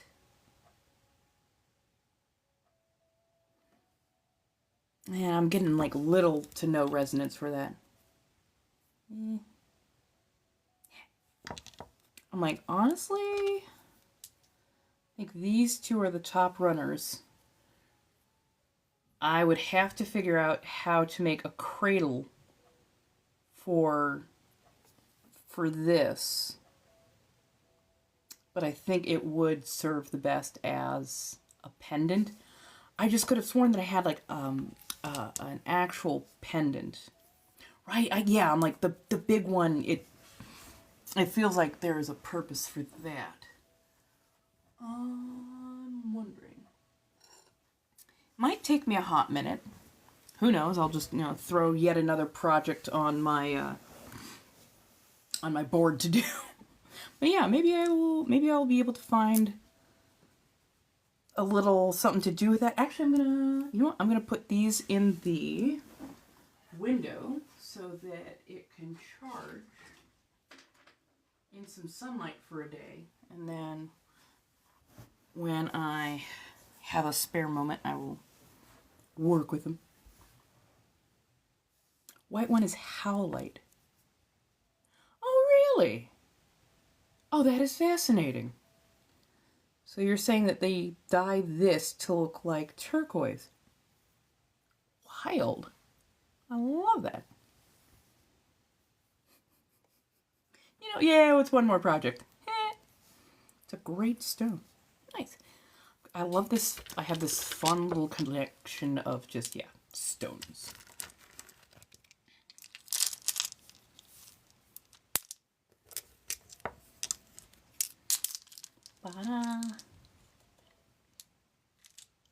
Honestly, I'd love it as an obsidian point at some time. As I'm putting these clunky ass stones back here.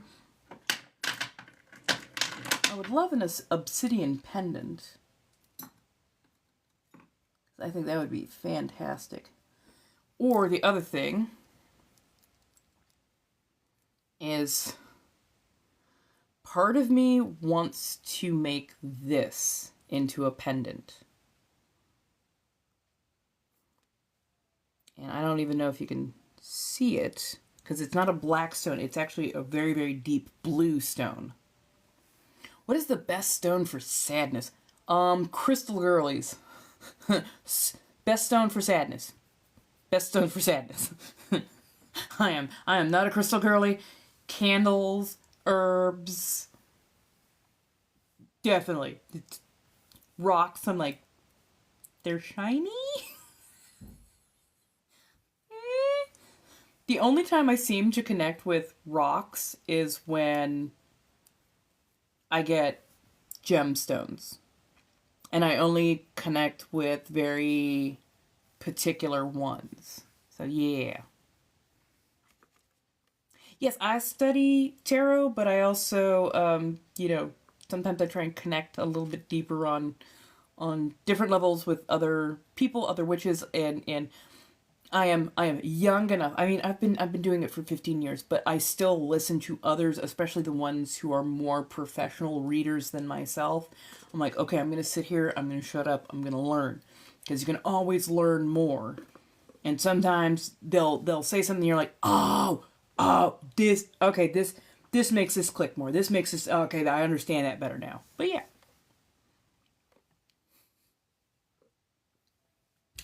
Oh, wow, you go full tilt. You got pieces, spheres, towers, raw, tumbled, you name it. Oh, I love that. What is an herb that is good for sadness? Ooh. Okay, what kind of sadness is it? I know that sounds odd, but work with me. Yeah, you can do in a fan art. I'm fine by that. Go for it. Birthstone is peridot. Oh yeah. I felt robbed when I was told alexandrite was the June stone. I'm like, ew, no. This light, soft pink, kind of lavender. No. And then somebody else went, well, okay, it's one of the stones, but the original stone, or the stone that went back further, is pearl. And I'm like, fuck yeah. I'm like, I will take a pearl all day, every day. Yep. This is Vietnamese coffee. You sip this all day long. I have put it in the freezer. I've added more ice to it. I'm just like, yeah, this is the kind of drink that will honestly last me for possibly a day or two. Okay. Ooh, labradorite. That is a good... Labradorite and moonstone. Those are actually quite lovely. You know what? The first thing I was going to say was mint. It's like, mint is a good one. It's a little bit of like a rebirth herb. Eucalyptus is also another good one. Lavender is good for protection and lightening your mood. I want to say rue, because it leads you back to love.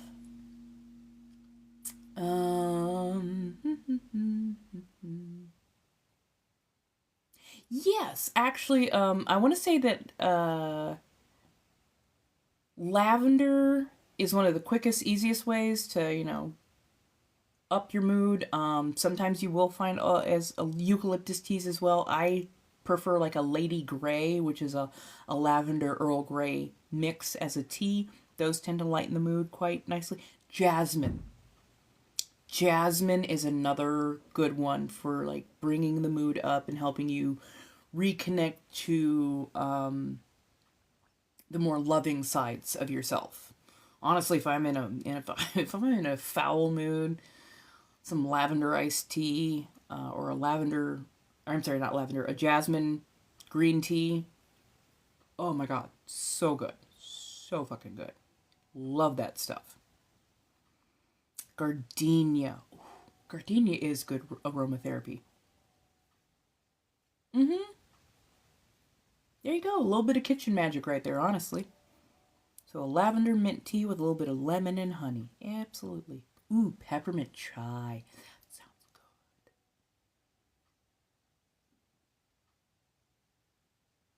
Oh, fair enough, fair enough. No, I wouldn't think gardenia is consumption because, I mean, yes, I think you can. No, that's magnolia. I'm thinking magnolia. I'm thinking magnolia. But yeah, for the most part, you don't consume gardenia, but you do breathe it in. It makes a good incense or a good aromatherapy, as does velvet tuberose. But both of those are very strong, cloying, perfumey scents. Um, I don't know why, but I love them. I absolutely adore them. Just, oh my god. I can get stuck in that smell all day, every day. Oh, yeah. No. There are certain things you can consume, other things you don't want to consume. And never consume essential oils. That's actually a really great way to give yourself a chemical burn, both inside and outside. So be careful. I want to go to New Orleans so badly. If everything is still standing by next year, I would really like to go to New Orleans for Mardi Gras. I would absolutely adore going to New Orleans for Mardi Gras and just really showing myself off over there. I have a feeling I'm supposed to go to New Orleans at some particular point in time. It needs to happen. Aw, thank you. I've definitely been told that I have a very soothing voice. If you would like to watch other live casts from me, if you go over to my Tube of Views, I post up my lives over there. I'm trying to put out at least 2 or 3 per day, because I'm a little bit behind. I've got to download a shit ton of them still, and yeah. Yes, I want to check out so many different places. Like, honestly, if I go to NOLA, I don't want to be there just for like a day or two. I want to be there for like a week. And I really want to be able to walk around and have some fun at it. Your husband cheated on you with a boy.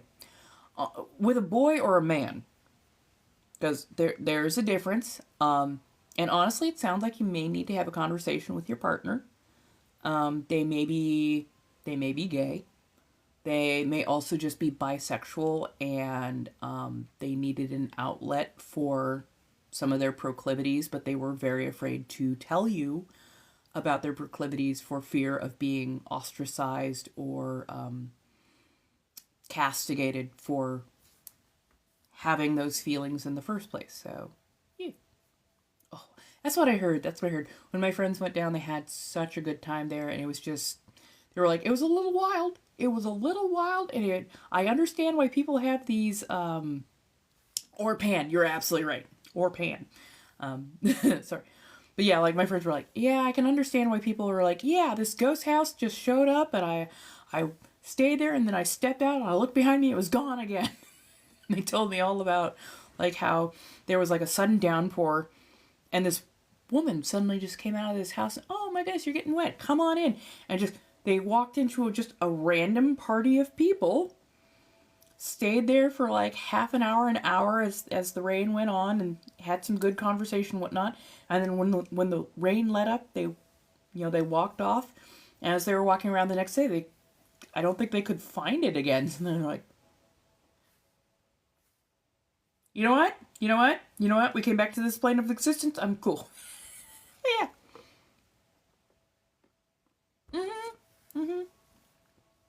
That's what I hear. That is what I hear. There's there's something absolutely lovely and wonderful about it every time I see it, not just as like the movie representations or the TV show representations, but every time I see like when a travel channel goes there and actually just kind of has a lot of B-roll so you can actually see everything going on. Like, there's something about that place that definitely does call to me. And I even started looking at apartments and stuff there at one point. Oh, I wanted them so bad. But yeah, like part of me really wants to go there, but I don't know how to put it. I need a tour guide or a partner to go with me. And it could be somebody from the area.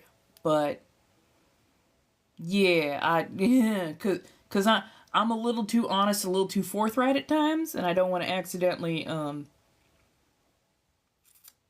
step into any contracts I don't mean to.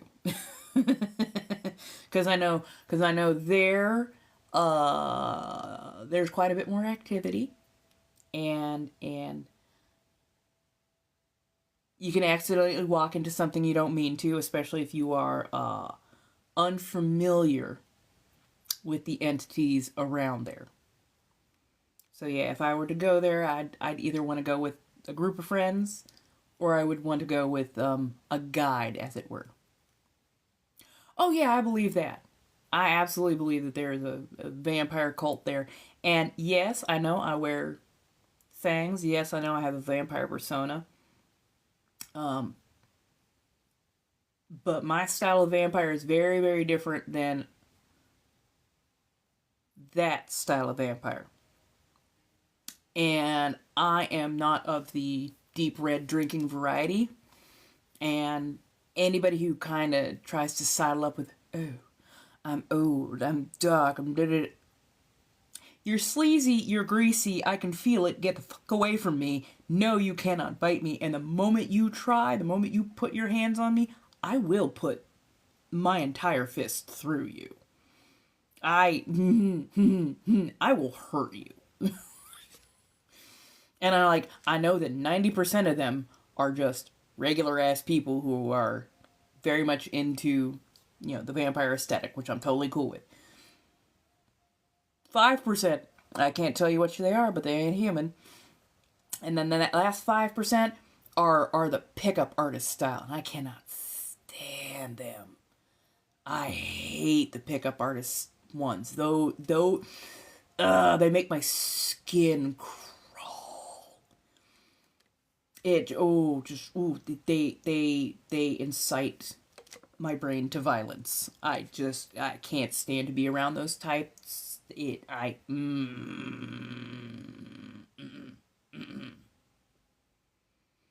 have a very short temper with them. And you can feel it. If you're at all sensitive, you can feel it on them. I think the only person or only group of people, I should say, that I've had a stronger reaction to, besides the gross vampiric pickup types, are Masonics. If you don't know what a Mason is, like a Freemason, old school Masons, for the most part, I don't have too much problem with. The Shriners, they're cool people. 99% of the time, Shriners are some of the coolest people you will ever meet. They are so chill. They've got a lot of money. And part of their whole credo is, I've got a lot of money, I'm giving it to the community. And they do a lot of really good work, so I appreciate them. But those middle-aged and younger Masons who were never Masons themselves, but who fell into it because their father or their grandfather was a Freemason. Because Freemason used to be an artistic class. They used to actually work with stone and carpentry. But when they formed a group, they started literally grandfathering kids, their grandsons' sons into it without them actually having to have been a part of the Mason society, as it were. Middle-aged ones, the ones who are reaching for power, it's like sticking your hand into a pit full of greased vipers. It is the most disgusting feeling to be around. You can tell that they are not good. I used to work for a Masonic lodge. It was a retirement home. I actually liked a lot of the older retirees. They were pretty damn cool, pretty down to earth for the most part. Nice, good, blue collar people. The middle-aged board members, greasy SOBs. Absolute pit vipers. Could not stand them. Hated being in the same room as just even one of them for any amount of time. Oh yeah. Oh, honestly, they have a very interesting history and a little bit of a sad one as well, because they would not allow people of color, black, indigenous, darker skinned people into the order for the longest time. And that's why part of their name was Freemason, as in never owned as a slave. If your grandfather was a slave, he could not be recognized as a Freemason. So, yeah. It's a Masonic temple. Yeah, it was a Masonic temple. So they did temples, not churches. And this was all stuff that I learned at the Masonic temple that I worked at. So, yeah. Am I a witch? Yes, I am. I have been practicing now for 25 years. Been reading tarot cards for 15. I am definitely still in my journey and learning and doing a lot more. I will be doing a cleansing and candle blessing ritual, I think this Saturday.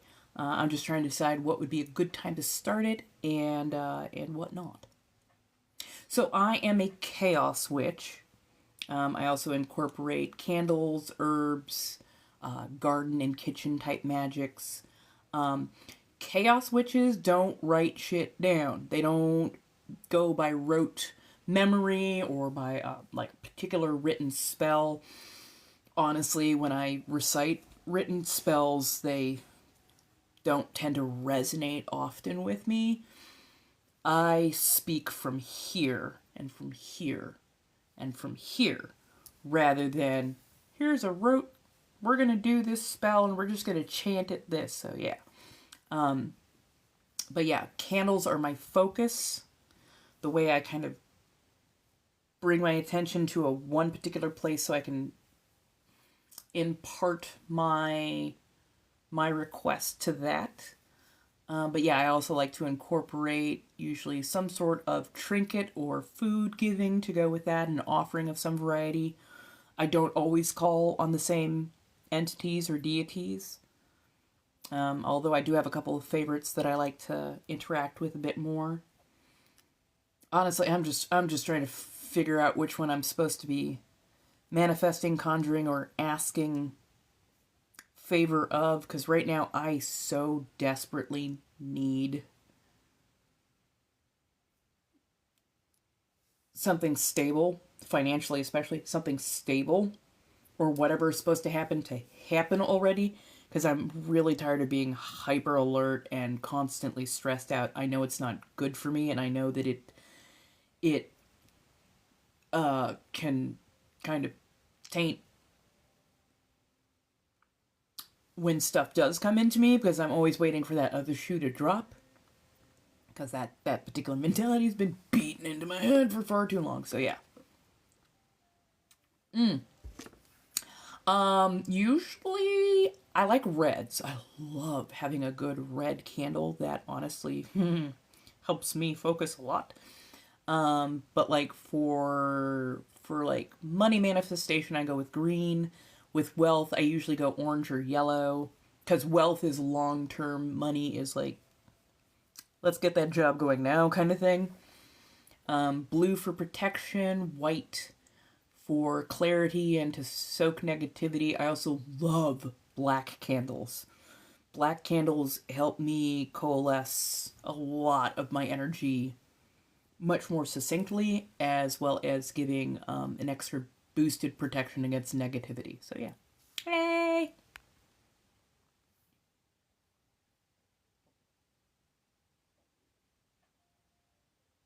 Oh, no worries. No worries. You're fine. You're good.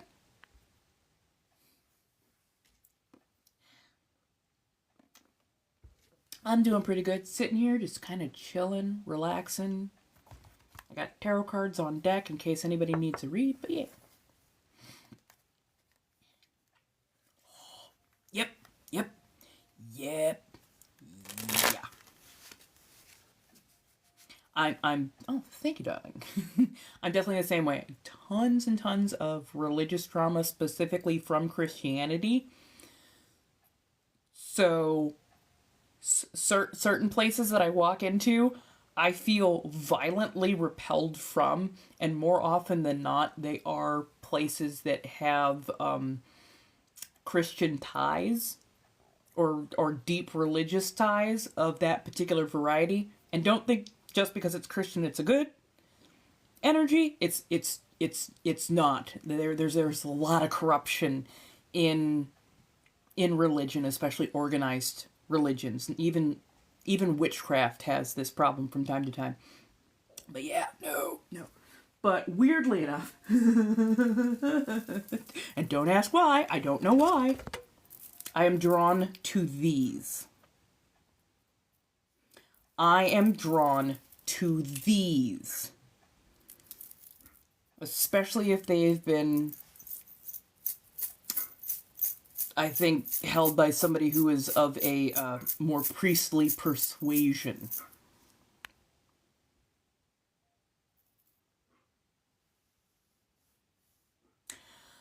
Chime candles are good if you need a shorter meditation. Tower candles are better if you want to light it every day and give it intention every day and like feed it basically over a week. Chime candles are good if you're like, look, I just need to get this done in about 2-3 hours and then, go. But honestly, I like different candles for different things. So yeah, it all depends. I want to get a couple nice big tower candles, mostly so I can have something that I can feed and concentrate on every day.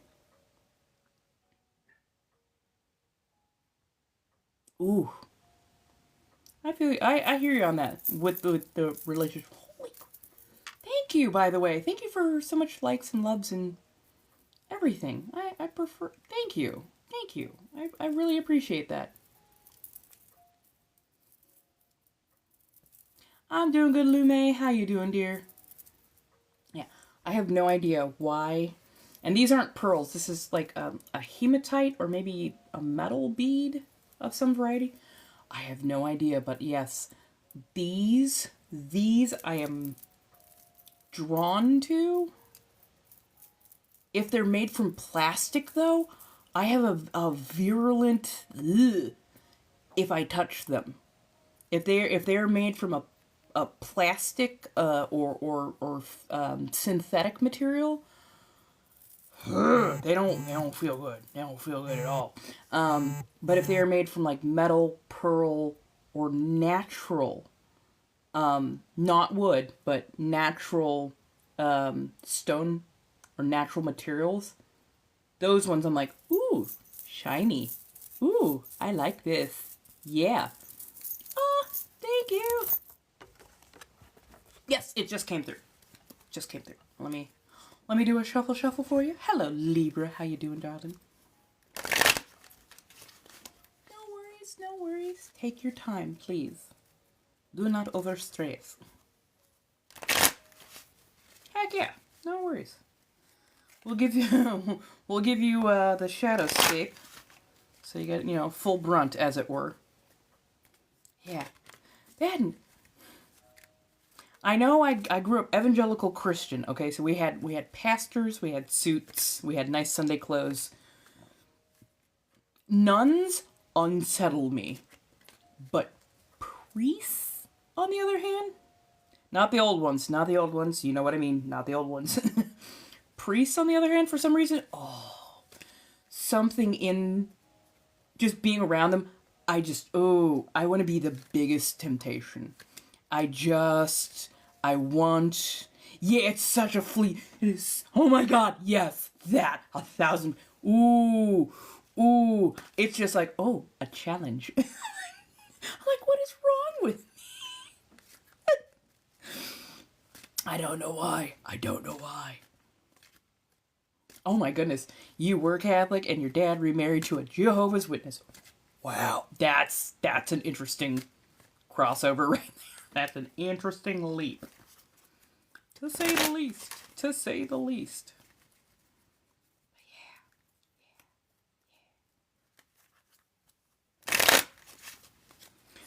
Okay, so here's the funny thing. When it comes to priests, like if they're not interested, they're not interested. That part is like, oh yeah, it's fine.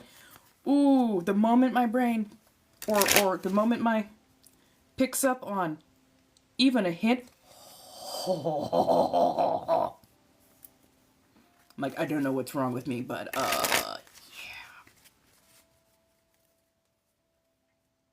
yeah. Let's put it this way. I have been, apparently, the temptation for many a married or religious man. I'm like, on some of them, yeah, yeah.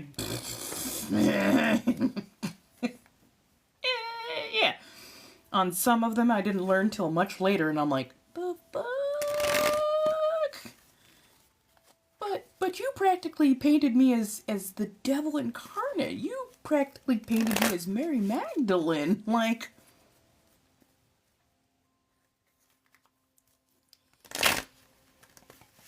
right. I'm not saying I want you to break your vows. I'm saying that you can be a man of God and enjoy what you have been put on earth. Like, you can have fun. For the love of God, you can have fun. But let's give a little leap. Oh, I already took off the cords. I wore it for a couple of hours. My back is actually doing a lot better. I need to actually bend it over foam, but right. Some of them really just need some carnal pleasure.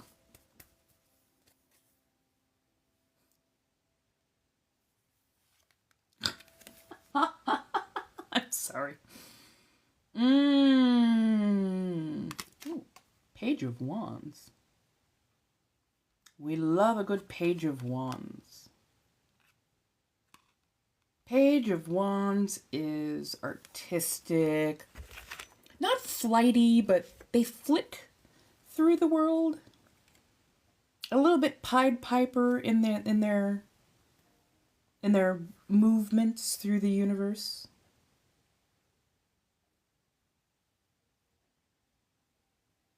And you are looking for your Page of Wands right now. You're looking for something that leads you back to creativity, self-satisfaction, that bit of joy. Thank you. That lovely wonderfulness. Something that really sparks your interest. It feels like you've been kind of wandering through the woods, but you're like, okay, where's the Pied Piper at this point? Like, let's Hansel and Gretel this shit. Like, come on, where's the candy house? I don't know why, but head towards the campfire.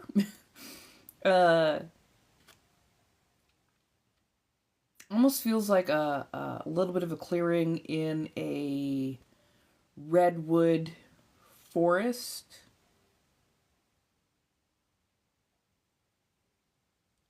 I have no idea if you like outdoors or camping, but it feels like almost an outdoor event would be beneficial to you. You don't have to camp or nothing. Doesn't need to be an overnight event kind of thing. But like, get out into nature itself. And commune, connect. Don't go out there to like, oh my goodness, I'm going to go hiking. We're going to walk up a very steep hill so we can look over some rocks and then hike all the way back down.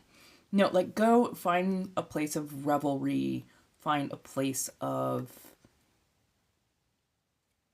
just being able to let go, be free, reconnect with the joy and the spirit of freedom. So yeah, if there's like a fair, a festival, something that is just being held out in nature itself, I think that would help start that journey of kind of reconnecting to that joy, to that artistic, that creative. Because yeah, I think it feels like you've just been overly strictured for far too long, and you need just freedom, freedom, a way to reground yourself. Aim for places that are woody. Stone is too dense, water is too fluid. Aim for woods when it comes to grounding. And by grounding, I don't mean like being solid, I mean getting back to the root of things. So, yeah, go, do. You will find the page. They are waiting for you. They need you to come a little bit closer to them so you can see them. Right now you're just a little far off and feels like you need to, get out of your car, go to the festival. If you know what I mean. Yeah, no, they're waiting. They're waiting. They're gonna find you. You're gonna follow. You just need to be willing to take those first couple of steps into the wild, as it were. Yeah, you'll do fine. You'll do fine.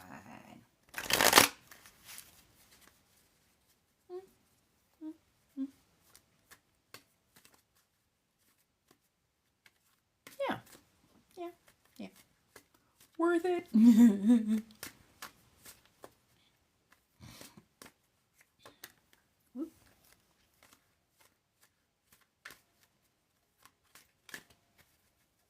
Yeah, I'm like the vision of like a redwood forest is so super strong. I'm just seeing very, very tall redwood type trees. But yeah, I hope that helps. Wow, usually these cards are a little bit more bitchy.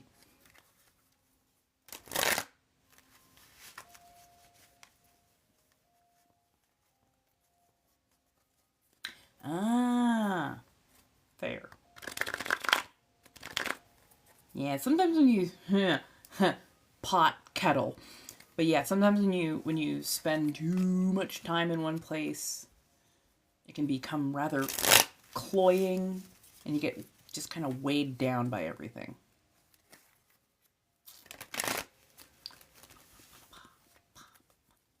Hello, darlings.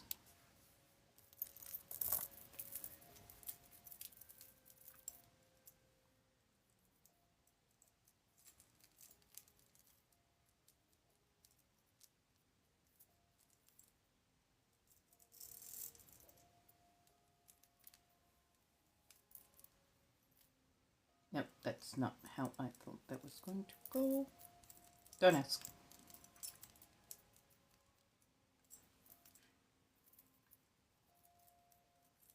I swear I remember how to do these eventually. Trying to keep it all together just to make sure I don't...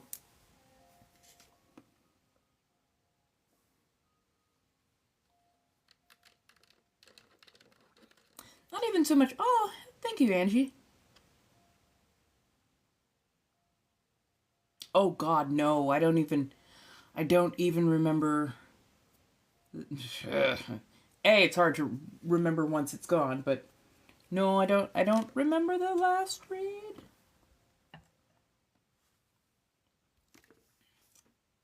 Yeah, less right track, much more out into the open to like release some of that heaviness and get back into the more organic flow of energy, as it were.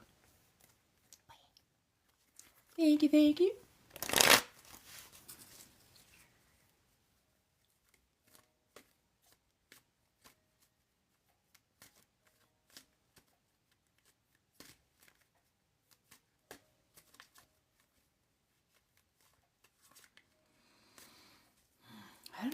want to fidget with this thing so much. I don't want the ring on it, though.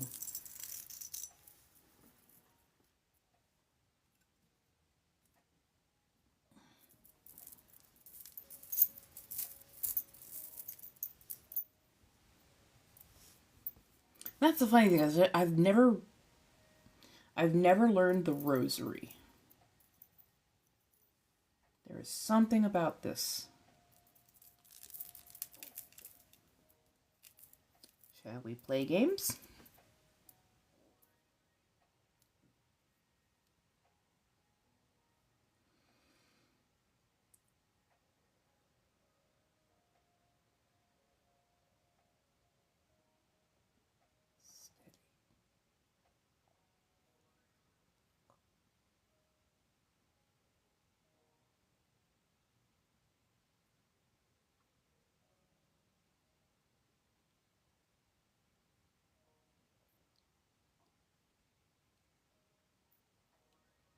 I'm not even moving.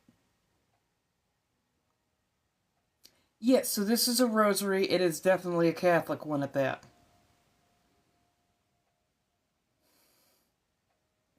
Can you do yes?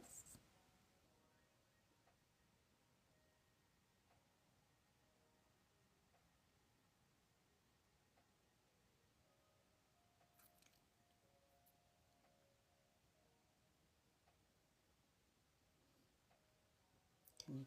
Oh, there we go. Can we do yes?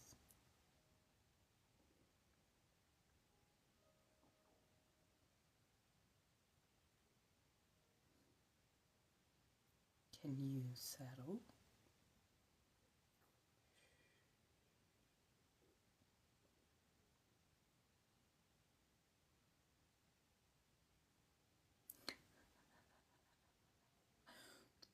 The fact that it is just, I'm even steadying it on my palm just to get it to calm. Can you do no?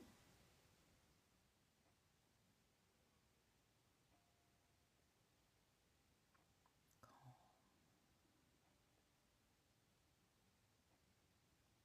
Can you do maybe? The fact that this thing just, there we go. So much energy, apparently. Okay, I'm gonna adjust the grip just to make sure. Jesus on a short leash. Can you do yes?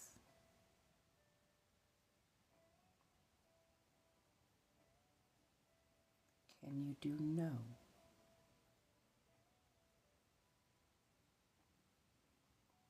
Can you do maybe?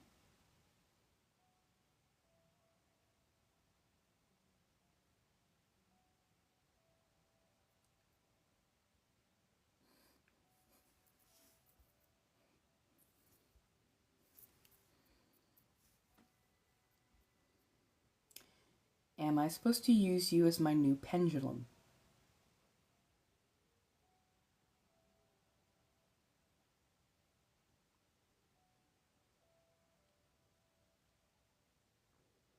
Okay, somebody ask a question.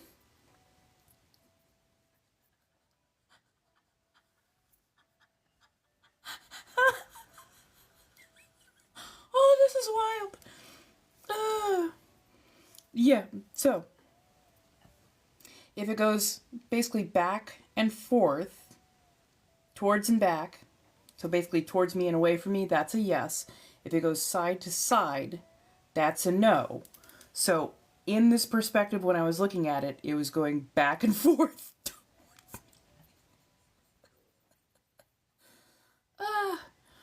Oh, trust me, I know that feeling all too well.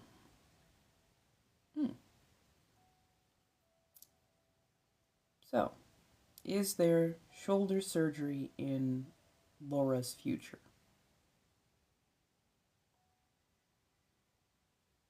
Yep, looks like.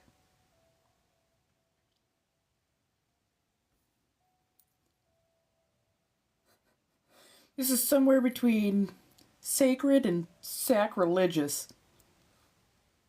Of all the things. Of all the things. Yeah. Yeah. Any other questions? Let's do this for a bit. Let's get this warm.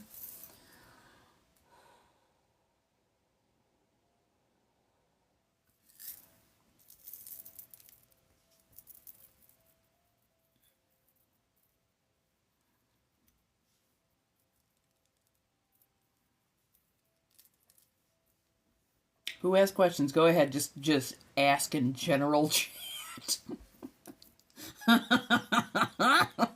This is gonna be funny. Hello, hello. I accidentally found out the rosary works well. Is Laura supposed to be a Sunday school teacher?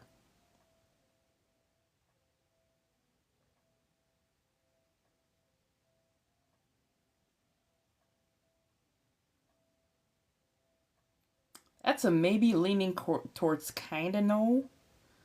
Like you got decisions to make, but yeah, maybe not. You can definitely think that one over. Oh no, your questions are being filtered. No.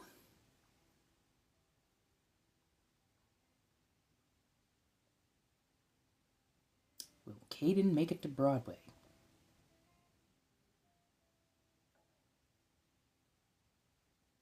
No.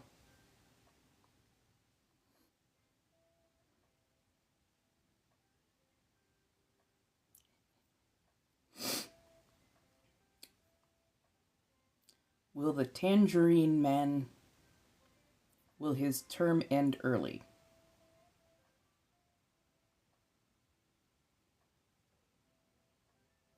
Yeah. It's a small yes, but it's a yes.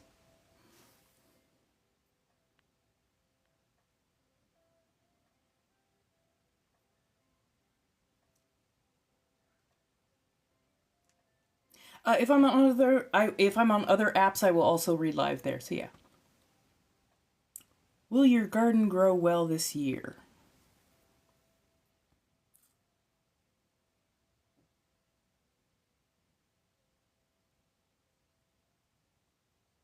No. Is it going to be a fertilizer issue?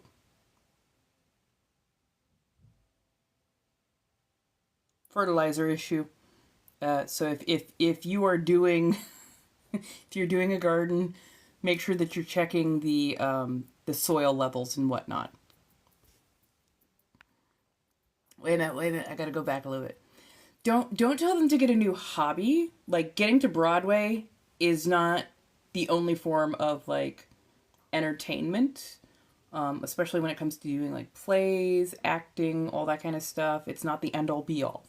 And let them pursue it. Maybe just also have them parlay it into something more.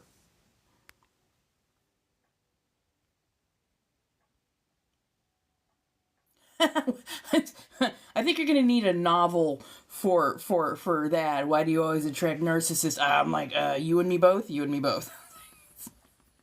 Hey, how you doing? Will I find romantic partners soon?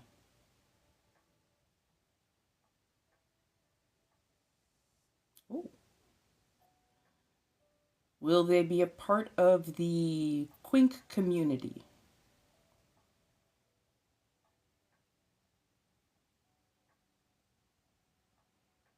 Oh. Should I get my ass out to more Quink events?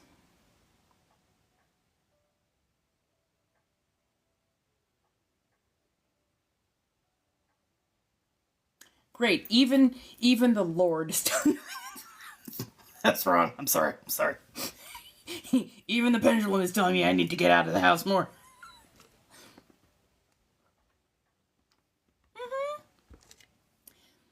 Broadway is but one of many places where you can do like dancing, singing, all those kind of good things. There's Broadway, there's off Broadway, there's acting. there's so many things. And I mean, especially if your son is like in high school or still very young, maybe they love to do it for a couple years and then they're like, but I'm good. Or maybe it turns into a whole ass Cirque du Soleil, career. Who knows? But yeah, let them enjoy what they enjoy. Just, build a well-rounded person.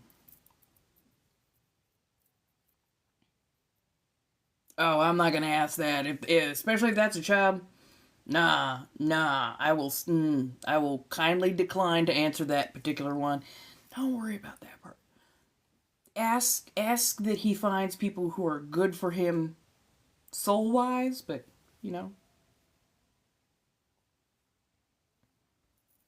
don't push anything too fast too soon. Tony and Tina's Wedding, the best off-Broadway show I went to. Hell yeah. Honestly, I loved community theater.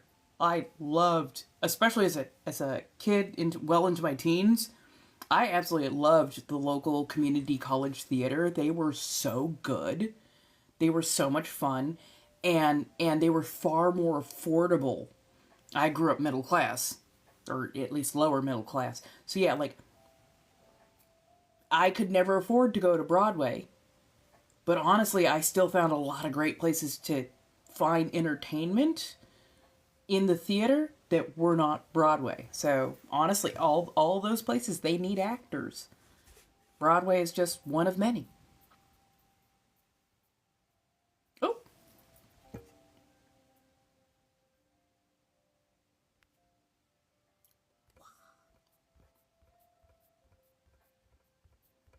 Pardon as I apparently have... There we go. Oh, did you need another card? I mean, I've lived for a while. What can I say? I've got ideas.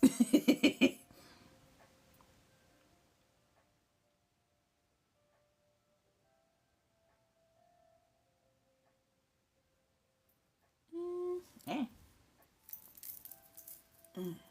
Put that down for a second.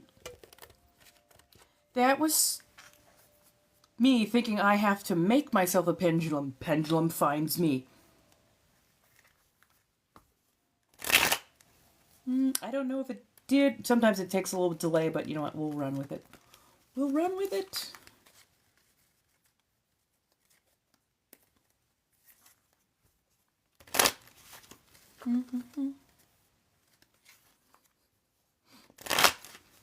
That is, I'm sorry, that is so hilarious on so many levels that apparently my new pendulum is a fucking rosary.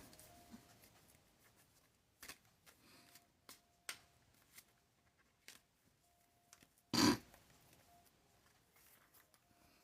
it's a rosary telling me to get the fuck out of the house.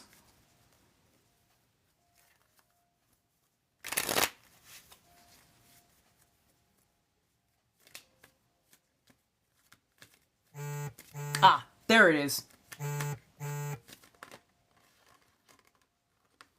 Like I said, sometimes it's just on a delay.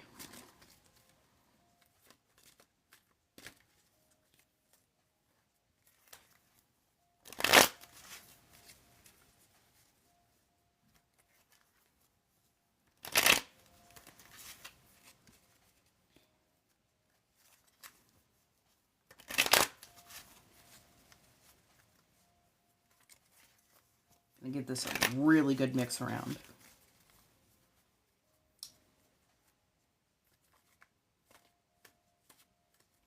Hello, hello, come on in. I accidentally found out that a rosary that I own is actually going to be my new pendulum.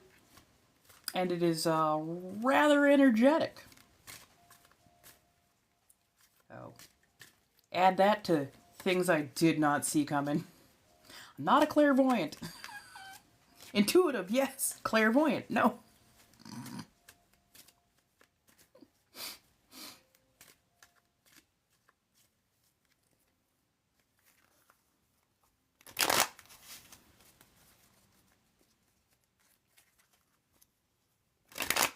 Yep, ooh, nice. nice. I like that. Thank you. If you go to the Blinks in Lio, it's $5 per card. Just hit it up there. Oh, me? Hell no. Never had any kids to begin with. Very solidly, very happily child-free. I was never meant to reproduce. Fuck that noise. I have a lot of very famous rants about, no, absolutely. 30 seconds of somebody else enjoying themselves, and then I gotta carry that around for like 9-10 months with raging hormones, and then it's gonna rip its way like reverse chest burster out of my happy place? Fuck that noise. No, I would not have. No. Trust me, this is a lot of work. That I've done on myself. Had I had children, oh God, no. A 20/30-year-old me would not have been a good parent to anyone, and I well knew that. And probably since I was about 15, never wanted kids. Not for one goddamn second did I ever want kids. I like trying to make them. But there is a reason I was given a low gag reflex and the ability to swallow damn near anything.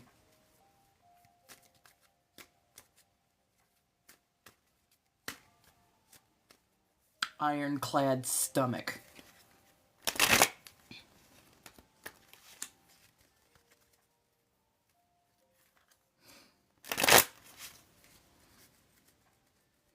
And then of course, this went, yeah, you know what, you're not needed, and we're not needed, we're gonna go, thanks, gone.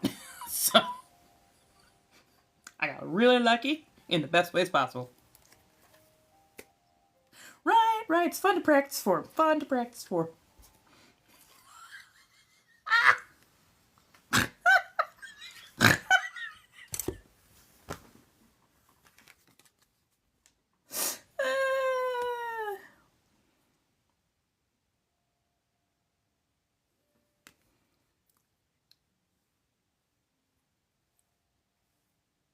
I'm just saying.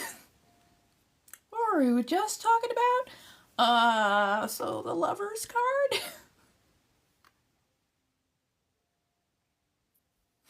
Oh no.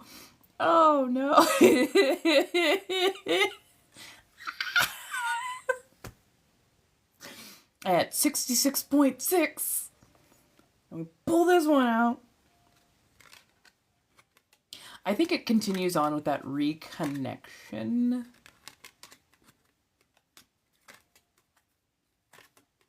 When you start falling back in love with yourself, it will be so much easier for others to be attracted to that energy, including people who are good for that energy.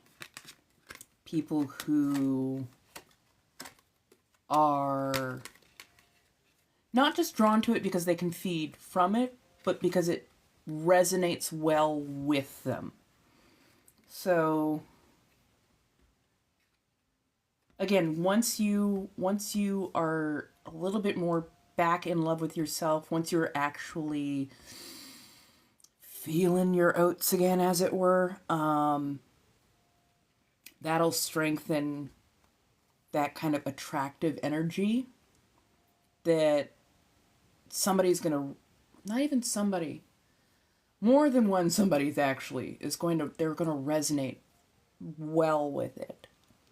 And it is absolutely okay to see who resonates the best. You don't throw all in. Like, oh, that one, we gotta just only no. Like see who you resonate well with, see who gives to as well as from. Like, where's the comfort? Where's the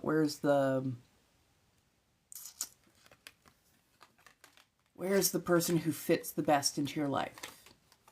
So yeah, if you got a field of like 3 to 6, do not feel any shame or anything over, like, going out on, like, 6 first dates. Go, do, have. Some of those dates are going to be fantastic. Some of them are going to be like, eh. But yeah, like, find who resonates with you. Not just for a quick second, but like somebody who has sustained rhythmic energy that works with who you are as a person. So, yeah. But find that love or at least find a little bit more comfort with yourself first before you go into it. Don't look for it from somebody else. Find it with yourself first. That will attract them towards you rather than you having to go out and get in touch with them, as it were. Hey, Grabby. Hello, hello. Ah, hello. How you doing, Alex?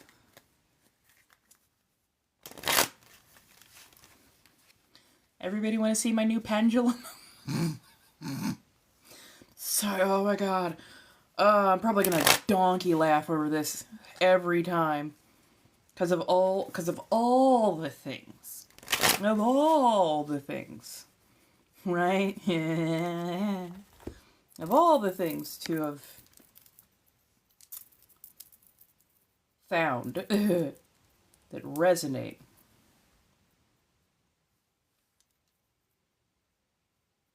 Apparently the rosary. Aw, thank you so much, Alex. So we are she-her. Yeah, we are definitely feeling the she-her, and apparently I had been looking for a pendulum. I thought I already had one. I was like, oh, maybe I'll have to make it, and I went through a bunch of my stones and whatnot, and then for some reason started fidgeting. Thank you. Started fidgeting with a rosary that I've had for quite some time for some reason, and accidentally found out that it works excitedly well as a pendulum. It was by accident.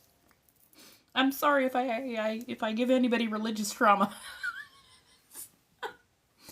I am laughing because I am ex-evangelical Christian, and yeah, to me it's a little bit wild that this thing has decided to pair with me, but I'm honestly not mad.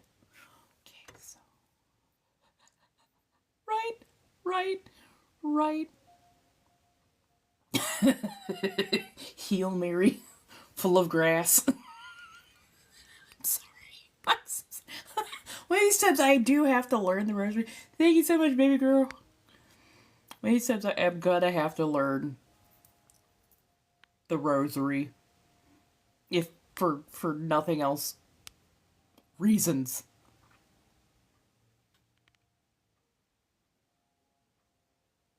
Aw, thank you. I saw that little bow.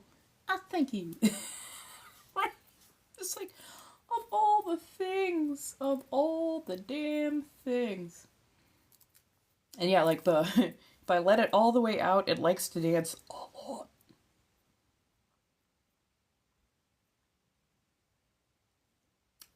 Thank you. But yeah, I didn't expect that to happen. But here we are. Anybody have some like yes, no, maybe questions? We can have fun with this for a while.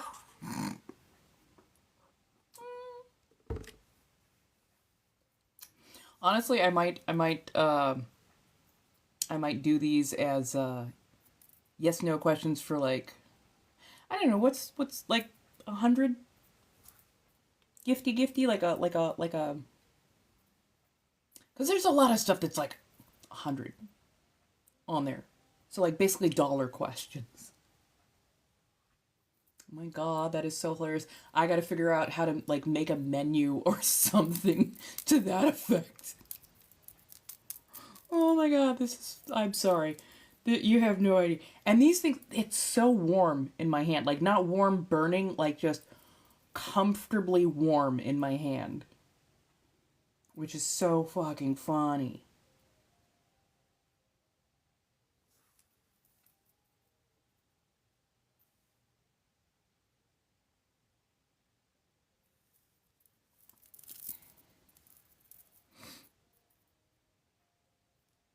Oh, I did. Did I just send you a message request? Interesting. I want to say that says Italy on the back.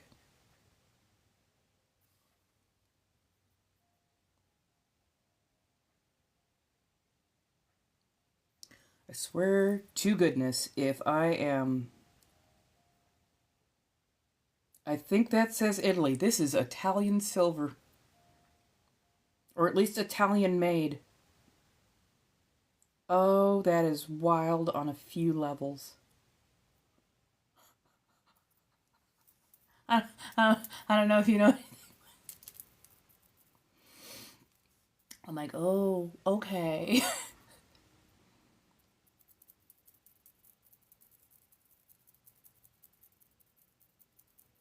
What is their at? Let everybody know what their at is. That way, people can, block them as they need to. But yeah, if they're going to be untoward and like that, let's go ahead and we'll shout out their at. That way, everybody knows who they are and they can protect themselves accordingly.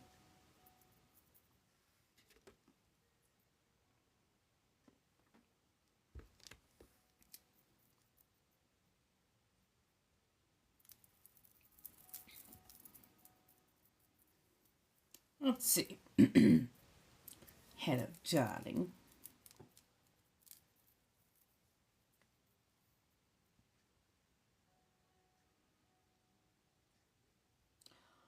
Are people pretending to be me?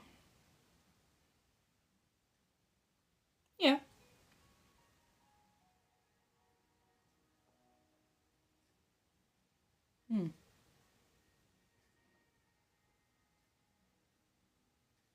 Tony Anna? Is Tony Anna garnering bad karma against themselves?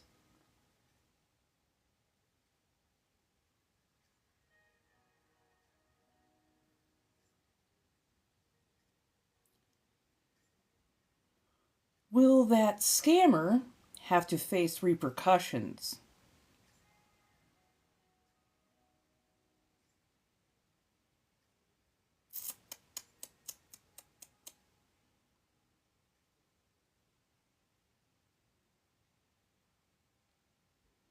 Will those repercussions be in this lifetime?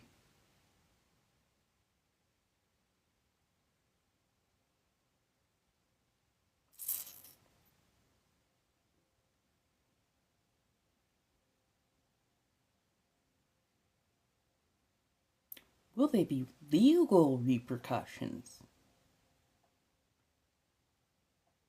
Oh. That doesn't look good for them.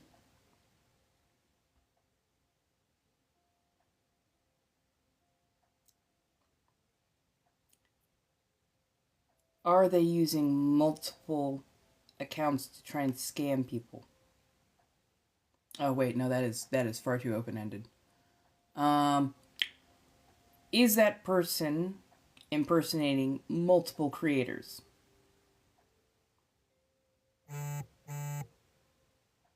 Oh. Apparently they got sock accounts. Thank you, darling. Well, apparently. Well, of course they do. Of course they rarely do anything on this app about that stuff. And it's so annoying. Like on so many levels. I get that they want to be as awesome as me, but in order to be as awesome as me, you actually have to show up as yourself. Good God. Like, Always block those, especially if they're just, sliding in. Like, always block those, mostly because no actual card reader is gonna do that. My father must be proud? I don't care if my father's fucking proud. You apparently don't know my relationship with my father. He can fucking kick rocks. No. Unmute. They want to get froggy? Let them get froggy. Come on. By all means, bring it. Unmute. Let them. Let them talk. I do not, for 1 second, shrink from that. Come on, gang. Come on. You want to get froggy? Let's get spicy. Come on. I got time.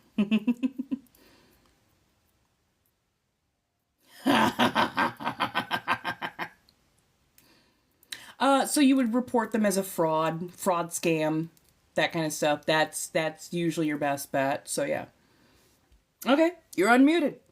Come on. Why do you think my father is going to be proud or not proud of me? By all means. Let's get some context. Let's get some nuance in there. Bring it.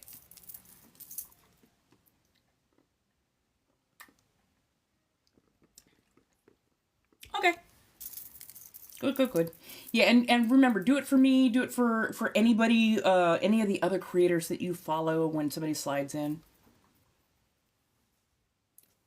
Why? Why must they be proud? And why must my worth hang on their pride? Come on, give some nuance. These are softballs, dude. These are like barbs, low barbs at that. Like, Come on. Give detail.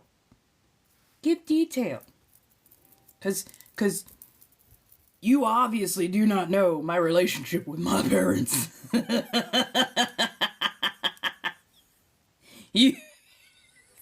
So come on, bring in some nuance. Come on. We're giving you the floor. How are you shrinking? Come on, can't be that small. You got the floor. Come on. Let's hear it. Hey, Robbie, how you doing? Come on. You're so quiet. Come on. Are you thinking? Are you thinking hard?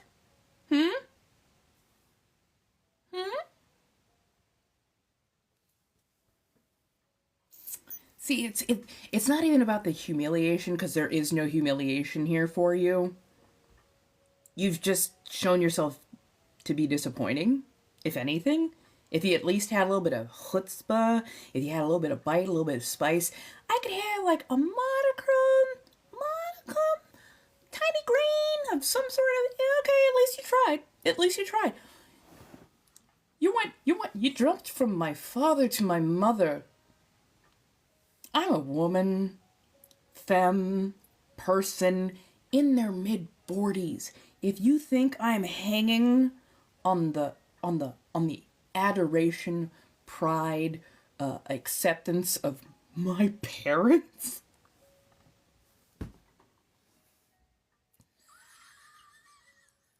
no. Okay, well, if you ain't got nothing more to say, we're gonna go ahead and just block you. Because that was a sad attempt at best, and mostly, as probably with the rest of your life and your partners, just a disappointment. So yeah, any of the mods, go ahead, go back, block them, because, failed attempt at that. If you're gonna try, you gotta try a lot harder. If you're gonna come in and try and diss, like, have something lyrical. If you're gonna throw a barb, it better be a good one. Like, at least try.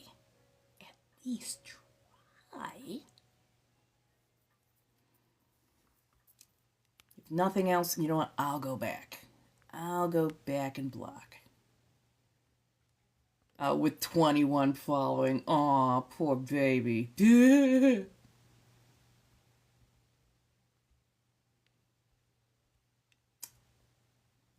Eh, they got nothing. I'm like, come on. I didn't know. I know I'm instigating a fight. But are there no, like, good trolls out there anymore? Like, are there no people who actually's got some, some spice to it? Some chutzpah, some good wordplay, something. Like, come on. Especially if you're gonna come at somebody like me. Bitch.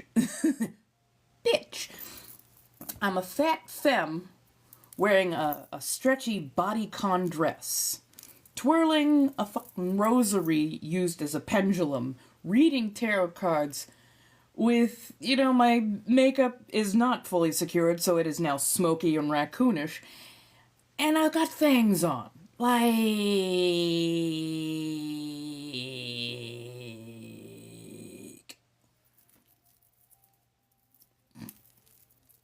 Well, honestly, if that's a troll, he's got to have the world's smallest bridge. Cause that Billy Goat gruff bluff was, weak tea at best. Like, your father. I'm like, oh, you mistook me for a child or a young person who's desperate to conform instead of seeing me as the extreme nonconformist in so many varieties. Like, come on, dude. Come on. Oh, okay. Give me a second. I'm just gonna go take a quick bio break. Everybody stretch, get up, do your thing. If more trolls come in, unless it's like severely offensive, go ahead and leave it up till I come back and, maybe I'll have some fun with that.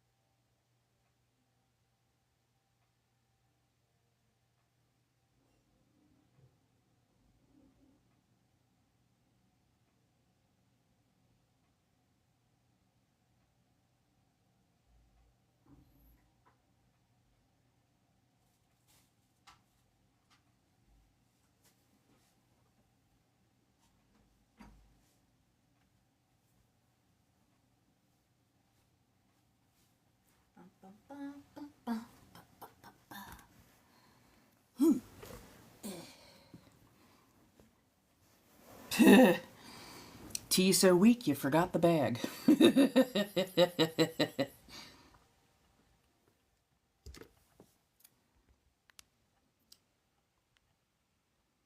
Like sometimes I just find it wild that they would even try, especially with like these kind of lines are so old and so tired that I've literally been dealing with him for like the last 40 years. like like some of the barbs, some of the insults, I'm like, wow, I used to get that insult when I was literally in grade school. Like, you're recycling material from like fucking how like decades ago. Like, at least come up with something artful. At least come up with something more. Come on. Oh, thank you. How you doing, Playful? How's everybody doing? Oh, don't panic. Don't panic. I knew that you were going through a lot, so I took that role off so you wouldn't feel the need to constantly be modding while you were recovering and everything, so don't worry, that is not a slight against you. That is absolutely just I took a few people off for a couple of different reasons, because some people were only supposed to be temporary, and other people I noticed that they were really, really busy, so I didn't want them to also have the stress of, oh my god, I'm supposed to be a mod every time I walk in. No, you can decompress, you can chill, there's literally no malice to it. It is all just giving you time and space to actually recover. So don't worry, you're good. You're good. Oh yeah, no, you're fine. You're fine. You're fine. You are fine. You are fine. You are fine. I did not want you to feel stressed, especially with everything that's been going on. I did not want you to feel stressed out in every time you came in, like, oh god, I have to be. No, you don't. Just recover. Oh yeah, I've got time for a 5 card. Yeah. Yep, we can do that. Blinks and Lio. Feel free to have that. Let me make sure that I...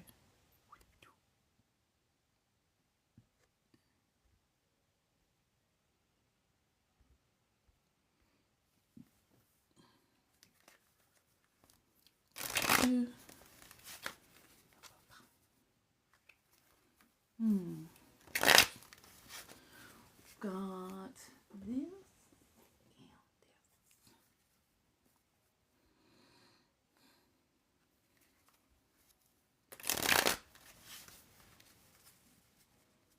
Hello. How's everybody doing? Come on in.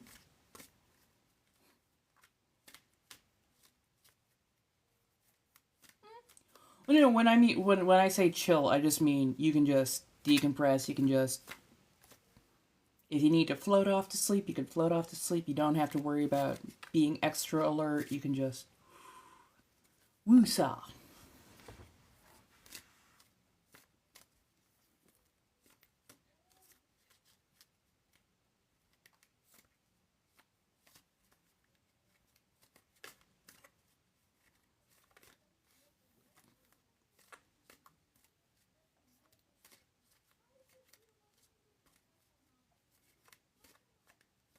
Sorry, landlord apparently talking on their phone. I can hear it. I don't think you guys can hear that, but playing Baldur's Gate with me in the background. Fuck yeah. So who are you playing through currently on Baldur's Gate? Got it. Also, I swear, if I ever find somebody like Halson, girl.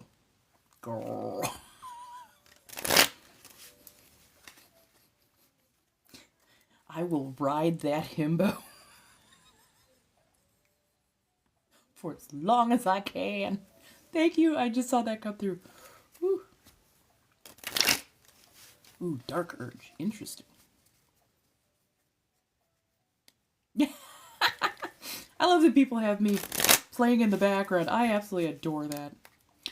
Right. He's so earnest and so forthright. Not to mention he does have Riz. Oh my god, does he have Riz. It is wild. Sometimes I'm like, that wouldn't work with okay, that might work with me. Shit. I have found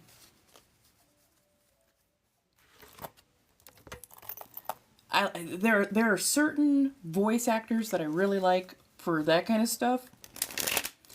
I have found that I have a very almost a reaction to anything like degrading or aggressive.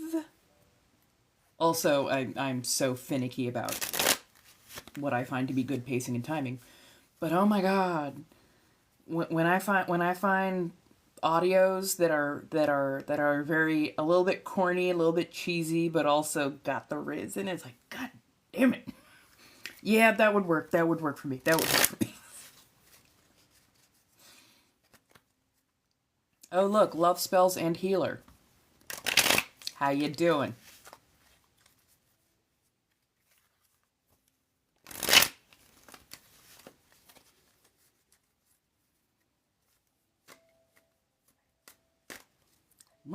we love we love that druid. We love that druid.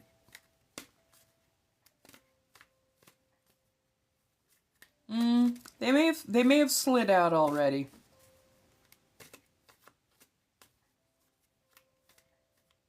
They've got a maroon PFP, and it looks like written letters in it, so right.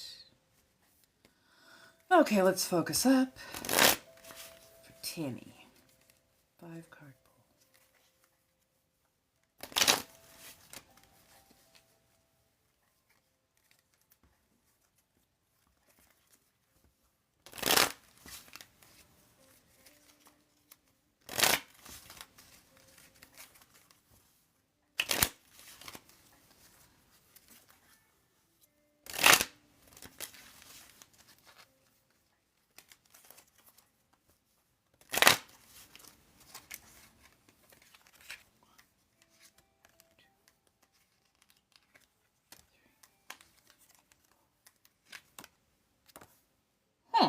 Interesting.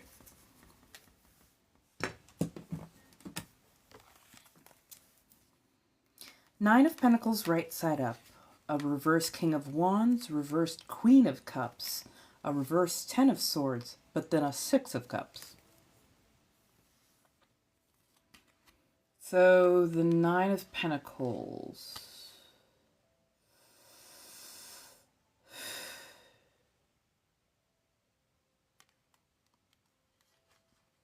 Everything's going well, everything's going very friendly, you're showing off, everything's kind of copacetic.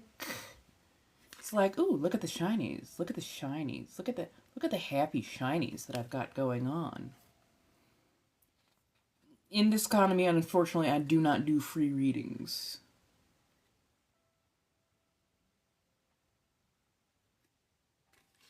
Everything is going well. Everything is going good. You're lining yourself up for something nice and big and lovely.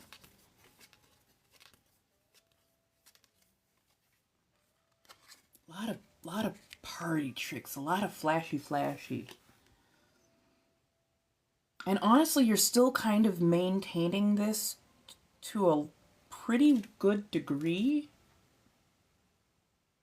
But you're definitely having a reverse King of Wands. Wands tends to be stability, celebration, a building of so many formative things.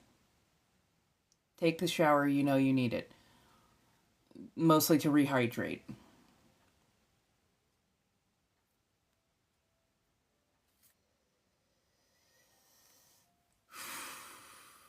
Feels almost like you're masking the reverse King of Wands.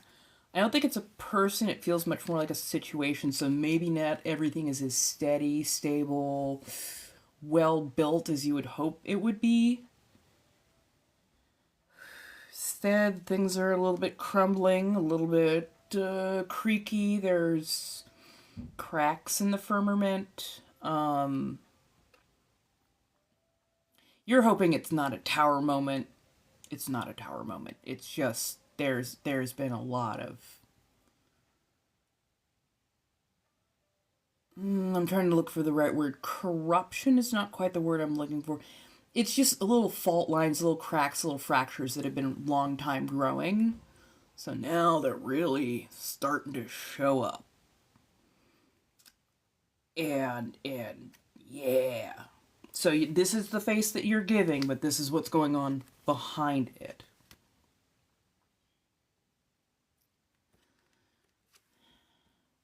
Queen of Cups in reverse moment is kind of what you're moving towards, because you haven't shored up those cracks, because you haven't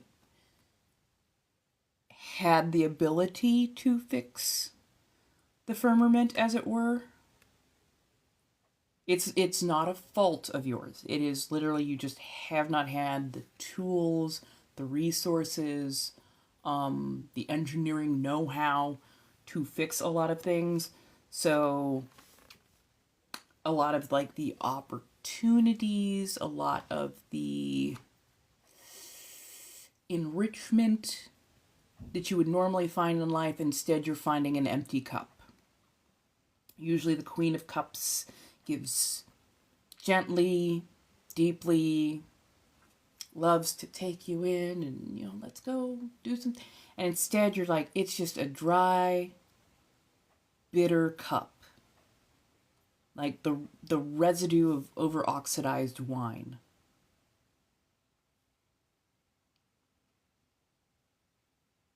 And you are desperate for a drink. Not like you're, oh my God, you're thirsty. No, it's you have thirst. You have a need to imbibe, coiffure, and not a drop to drink.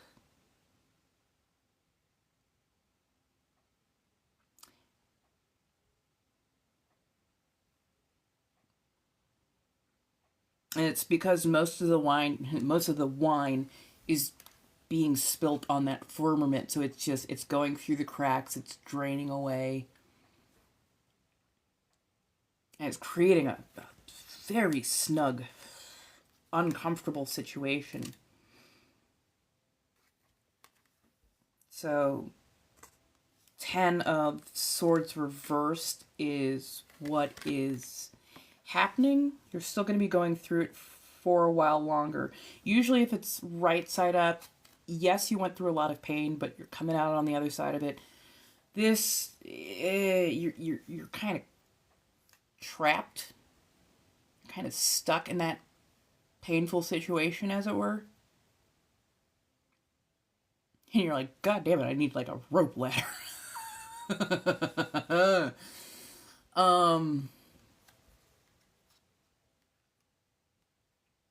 And again, it all leads back to that cracked foundation.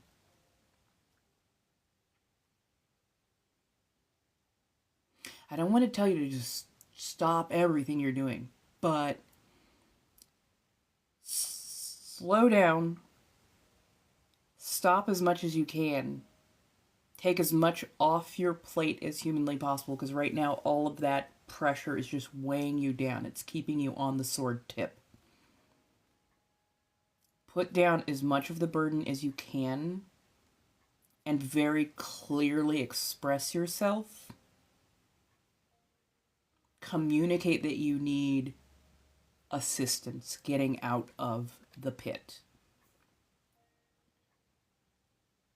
It's not like a 5 of Pentacles moment where you're like, oh, I'm out in the cold. You're like, no, I literally need a hand up here. Like, holy shit, somebody, anybody, please. Be very clear about what you need. Have details. Like, dude, I am like 3 months behind on rent. I just need somebody to babysit the kids while I go clear my head. I need not space. I need help. People, somebody, anybody who is better suited than myself to maybe handle this problem or give insight to this problem. I need an outside opinion, because right now I'm stuck, and because I am stuck, I cannot see a good way out. I can only see the stress, the pain, the strife, the everything right now. So, fuck, help. Like, clearly express that. Clearly express that. And not even just to close friends, but like, tell your friend, hey, these are the things I'm going through. If you know somebody who knows somebody, like, bring them in, because at this point I'm feeling buried.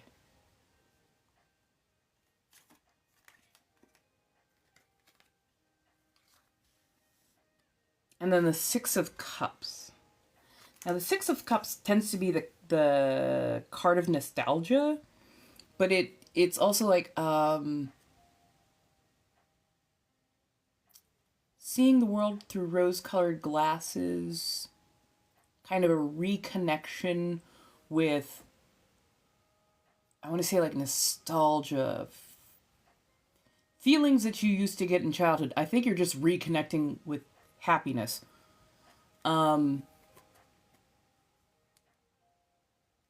Gentle friendships, or even people who just remind you of people from your past. So you may be meeting some new people who remind you of the good characters of people who were good friends with you in the past. You're like, oh, I remember this feeling. This was a good feeling. I think I can trust this person because they give me the same good feeling as these people who I have trusted well in the past as a kid, growing up and whatnot. But yeah, reconnect. Reconnect with that feeling of friends helping friends. Reconnect with the feeling of being able to put down a burden, being able to ask for help because you didn't know or because you just needed it. I think as adults, we are led to believe that we have to solve everything ourselves.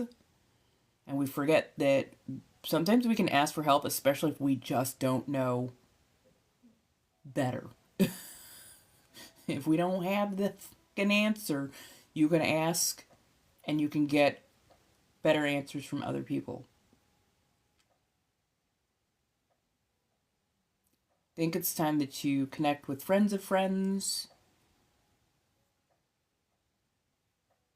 And honestly, I think those small acts of kindness to help get you up and functional again will lead towards friendships, or at least acquaintanceships that are going to last for quite some time.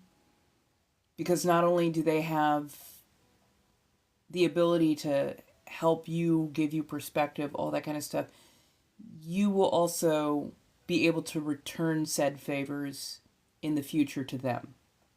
So, yeah. Yeah. Take your time. Definitely take your time. But yeah, unload as much as you can from yourself and ask for that help, especially from apparently friends of friends. Which I know if you're so used to putting on those airs, it's sometimes hard to like drop the guard and just ask. But yeah, do your best.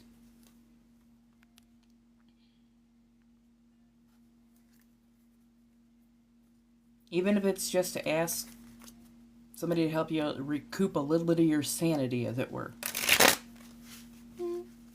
Oh, good. Good. Yeah, you're going through it. But there are ways. Ask for the help. That's the hard part, I know. Ask for the help. Oh my goodness. Okay, so it is 11 o'clock. I have a feeling I'm going to be up for a while longer in my own regard. But I am going to wander off. I will be back tomorrow, which is Thursday, I believe. I will be on by about 6 o'clock p.m. Pacific Standard Time. I think I'm scheduled to do Inna yet again. Or maybe I'll just be sanguine. Maybe I'll just be myself. But yeah, I will be on. I guess I'll be charging up the pendulum, as it were. I'll have the cards as well. We can definitely sit, talk, chat, do all those fun things. Bring your questions, by all means. And let's banter, let's talk, let's have some good fun together. Other than that, go get some rest. Have something to drink before you go to sleep. And I don't mean in vino veritas. I mean, actually have something that is a nutritive liquid. So, Gatorade, Powerade, water, Pedialyte. Go get hydrated. And, yeah, we'll reconvene tomorrow and, have a good time at it. But yeah. Thank you all so much, and thank you for that closing read, because, yeah. I think that has left my energy in a really nice place. So, yeah. Good night, my darlings. Have a lovely one. Be good to yourselves.